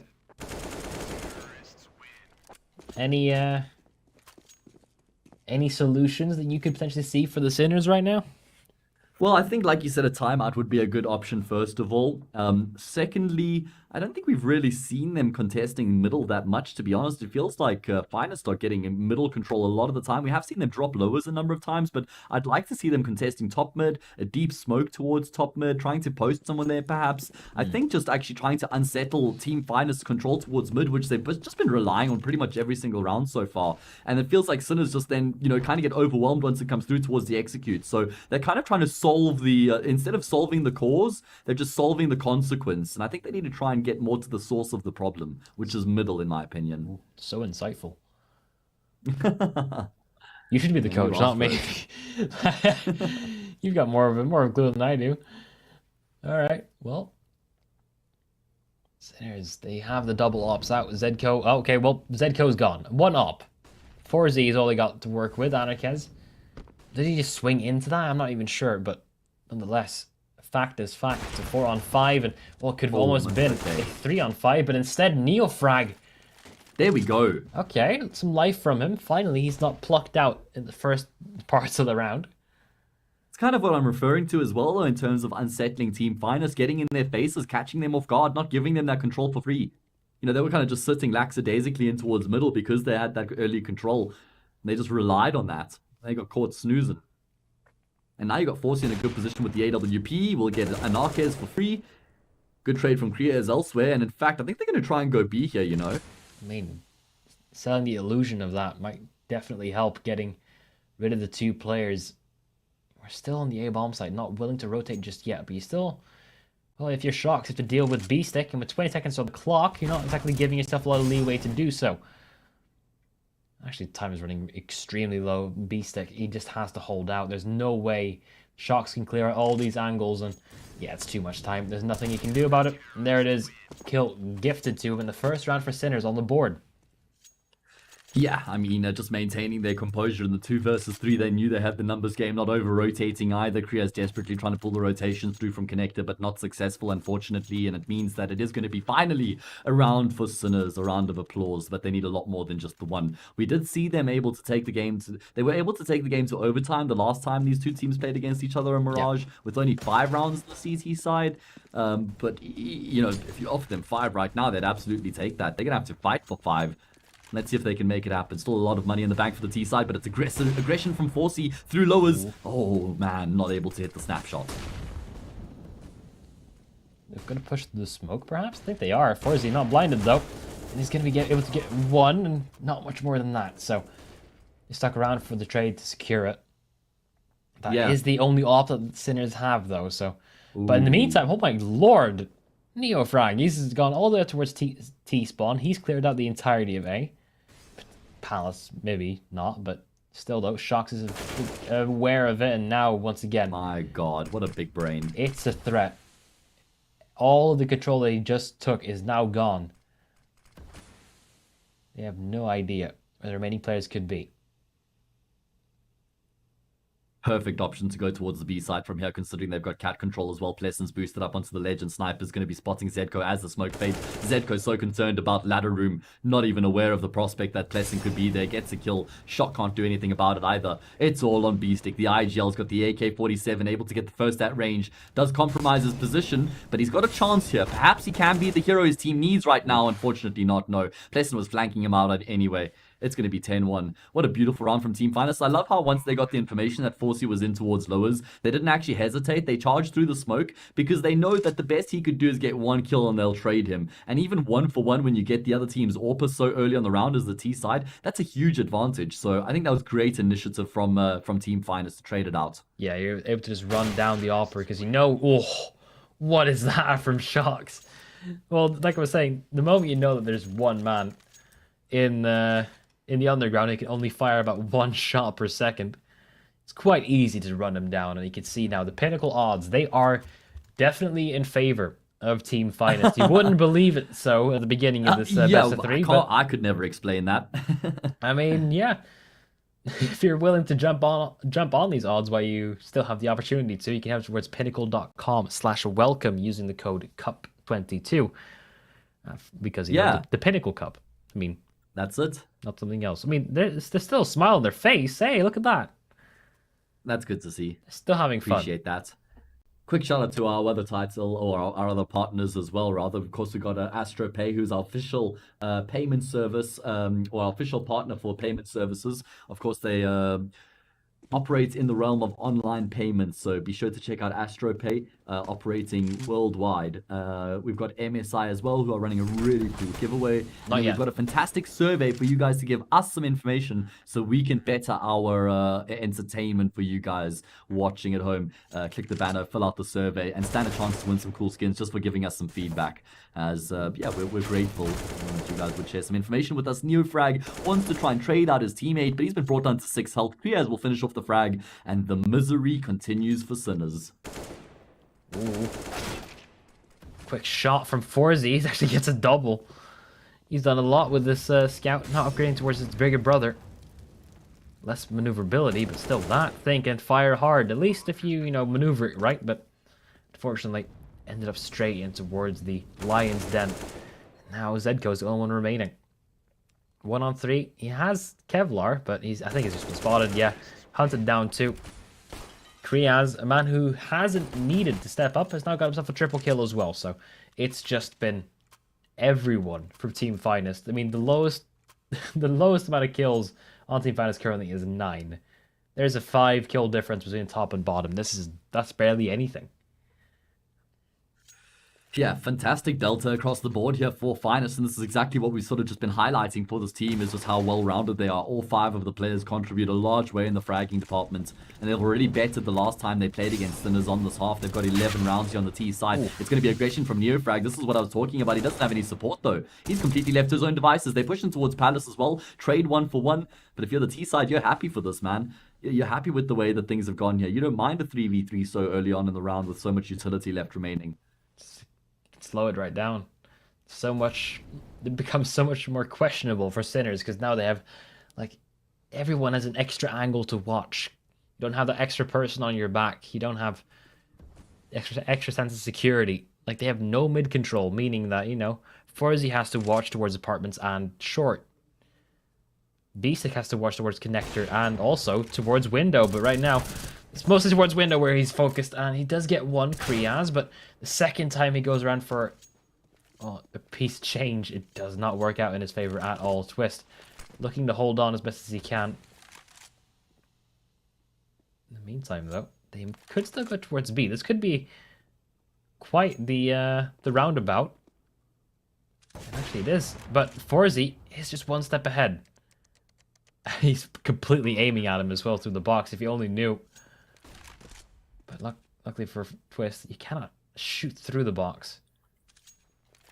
And right now, Forzy, he's looking to close the distance, but once again, getting closer towards an AK is dangerous. But in the meantime, you just need the quick reaction time of Forzy That will be the end of that one, and they get their second round on the board. Is it enough? I mean, 2 rounds? Okay. It's something.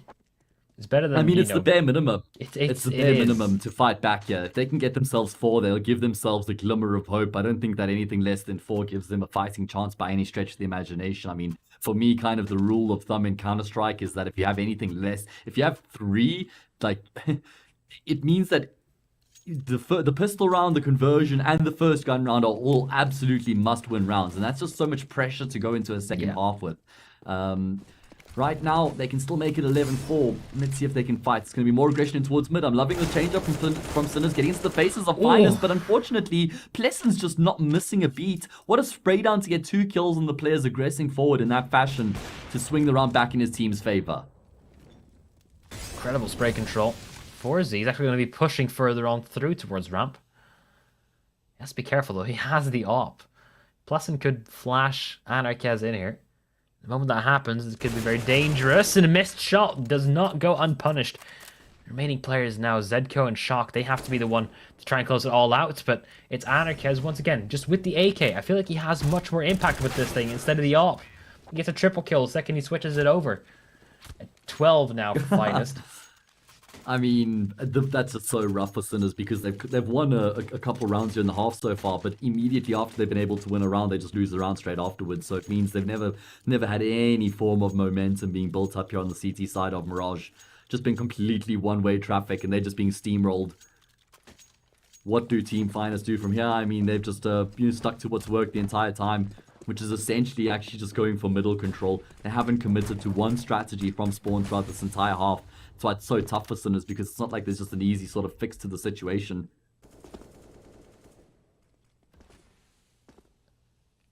Ooh. Okay, now it's the final round of the half, like you said. No kits on Sinners. No ops either. The closest thing to have is a scout on Neofrag. Personally, I would prefer it if he was on the M4 and FourZ was on the scout, but you know, make do. It's a slow pace. Finest not really go for anything extreme right now, but Anarchez does take down Neofrag. The scout hits the floor, and now Plesson potentially on towards Zedko. Free kill given over yet again. Now FourZ is the only one coming with a response. Man. I mean, is that enough? I don't think it is. I mean, they've just... It kind of feels like there's a bit of a white flag being waved right now from Sinners. Very individualistic players being made across the board, pushing into Palace, peeking snipers, not really working as a unit much anymore. You got Priestlin towards middle, should find the kill on B-Stick, does with ease. It's only FourZ left. They know he's in snipers as well. 13-2, the imminent scoreline. What a dominant performance here from Team Finest. This is absolutely against the run of play of what I expected. My goodness. Well, only lifeline that they had there was FourZ. You could see it with him, 15-11. He has desperately tried to claw back these rounds, but I mean, it doesn't really work out when you're the last one alive and it's about 4 others to go up against. I mean, yeah, you get the first 2, but then the next 2 are probably ready for you.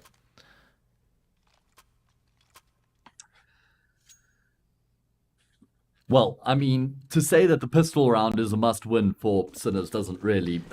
I don't think that puts it justice. No. Yeah, no, not really. And it's not really just about the pistol round either. They need to win from here the next sort of 6 consecutive rounds, maybe even 7 before anything could even go awry. That is just so much pressure to be on their shoulders right now here on the T side. It's aggression in towards middle, 4 players charging their way forward. Does look like Team Finest want to contest it, however, with their USPs. And Narquez frantically tapping away will find a second in the round. He's not content with that either. And in fact, wants to continue to aggress. He pays with his life. Some clean shooting coming through from Zedko's Glock will actually get a big advantage in the round here for Sinners. Over aggression being punished. I was still shocked, able to get the first one, but remember, B-Stick is still towards top middle. Okay, he has a knife out, yeah. It should be a gifted kill for B-Stick, and especially when FourZ is just around the corner as well. So they were ready for the potential just retreat or reroute towards that B-bomb site. I'm not too worried about that one in the slightest. So, 6 rounds in a row. That's the criteria you put up. I have to agree with it.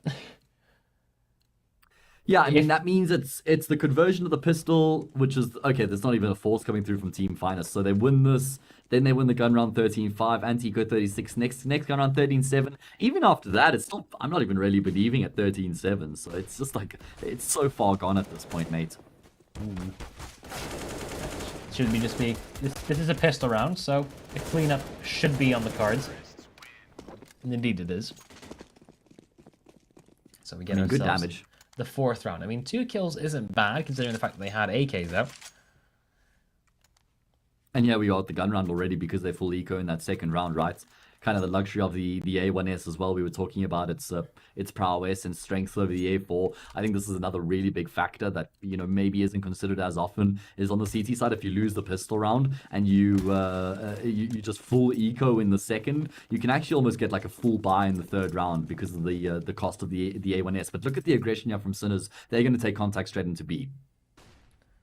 They're not even really hesitating. They're not even going for any other area other than B. Good nade, does a lot of damage, does incredible amounts of damage actually. And now the remaining players, they start stuck. They just cannot get anywhere out through the apartments, and that just fell flat immediately. Couple of missed flashbangs, you can see it on the floor as well. There's just soot marks everywhere. It just, that was a slaughter. That strategy is just like, I almost want to say an indication that Sinners have accepted their fate, because when you're down 13-4 and you've got the first gun round of your T side here to try and, you know, mount your comeback, you want to rely on your percentage-based play. You want to go on the play that you know gives you the best chance of having a successful outcome, which is probably on the T side, playing a passive default, working your way. I mean, yeah, you know, you got to adapt Sinners' playstyle, sure, but I just don't think that falling back on like a full 5-man contact B hit is, you know, the best option at a 13-4 scoreline game when you've got your backs against the wall. I mean, is that, you know, that's sort of the variation that you throw in once a half. It's such a gamble, that type of play, because it can go wrong so quickly, and that's exactly what we saw happen. Well, it can't go wrong again. I mean, that's kind of the only thing they have got going for them right now, is that if it goes wrong one more time, at least it's over. Even though it won't be 16, it's still, it'll be the closest thing to it. I mean, I think they're going to even take an eco here by the looks of things. They're taking an extended timeout to discuss the situation. So they're almost going to accept that 4-15 scoreline, and then have to win 11 consecutive rounds just to take it to overtime, just to have to win in overtime, just to take it to a 3rd map. Grev, I think, you know, scaling a mountain is an easier task than what Sinners have ahead of them right now. Probably, yeah. I mean, sailing across the ocean seems to be more of a team building exercise than getting back from this one. And oh my god, Sinners, they are just doing this on purpose now. Yeah, I mean, they've used all their time. Become a meme fest. If they call a technical one, I'm going to freak out, but you know. They are they're rubbing salt into the wound right now. That's what's happening. There's not a lot of wounds on side of Finest. It's just, that's true, you're right. They're just trying to, you know, talk their way out of this one. Maybe diplomacy can get them far enough to type fast enough in the chat. You guys go A, we go B. We get like 3 rounds, then you can lose with the head held high. I don't Quick think reminder Finest. that we are running a survey here on this channel, where we would like to get some feedback and information from you, our valued viewers, and just for, you know, sharing some information with us. We're giving you guys a chance to try to win some cool skins. Click the banner below the Twitch channel, or click the link in the chat to open up the survey and give us your information. It's going to be a force buy from Sinners, investing all the cash that they've got. Neofrag will be able to get a kill with the scout, but that's all the impact he'll have here in the round. Oh, and look at the bypass. 4C doesn't know. Twist has gotten up towards the top of middle. Oh, this is devilish. How far does 4Z or how far does Twist want to go, though? I don't think it wants to push much further than that. I mean, you've got yourself a control. That's good enough. In the meantime, there's no one on the B bomb site for side Team Finest. Not really in focus of that, but I think, yeah, Twist just heard the players on towards A ramp, so they know there's going to be an incoming assault over there. And Shock, well, not looking up. Remaining players from the side of Team Finest, 2 of them are on the bomb site, 1 of them is flanking. Beastic is on Oh, yeah. 7 points of health, and he is the only one really capable of wielding the gun ahead of him, considering the health. And now, well, those remaining players around him kind of fell flat. And one good nade should be the end of it, but it goes a little bit too far. In the end, Kriaz, he will be getting some a triple kill and getting series point 15-4. They went with a 4-spy previously. Now it's broke. It's nothing. Oh my, what a, disappointing result here for Sinners, a team that we all know is so damn capable in the server. They've had some good results lately. We know that they're a strong force on both Inferno and Mirage. We saw it, in passages on Inferno. They were fairly competitive there, losing the map 16-12, their pick. But here on Mirage, they've just been nowhere to be seen. Does look like it's going to be another aggressive play towards the B side here. Molly will be separating the couple of players. Okay, buying time. Good nade onto Zedko as well. Now reinforcements are here. The AWP is already out to play. Zedko out towards the actual bomb site, but Kriaz is here to stop the initial push, and he's doing a wonderful job spotting Neofrag, but Neofrag still gets the Flying Deagle. That's enough, though. That's a whole new story, because he has to do everything. 1-on-3, gets the AK in hand, 6 bullets in the chamber, but that's not nearly enough. 16-4. That will be the ending scoreline of this series, and that's going to be a very satisfying... Yes. Oh, look at that, he's giving us a show. That's not... We don't always get that. Yeah, nice 2-0. little bit of appreciation coming through there from a few of the team finest players. I mean, no surprise that they're smiling and feeling great about themselves after that performance, Greg. I mean, 16-12 on Inferno, easy as could be on Mirage, and they keep up their 100% win rate on Mirage as well, by the way, and they go into the 1-0 stage in the Swiss stage as well. Yeah, well, not only do they keep the 100%, but they do it more convincingly than ever. Like, this is... You go from barely scraping by in overtime to completely demolishing the same team that you barely scraped by. So that's as good as it's going to get. Unfortunately enough, for the side of Sinners, they do go 0-1. But that does not mean that they're out of the game just yet.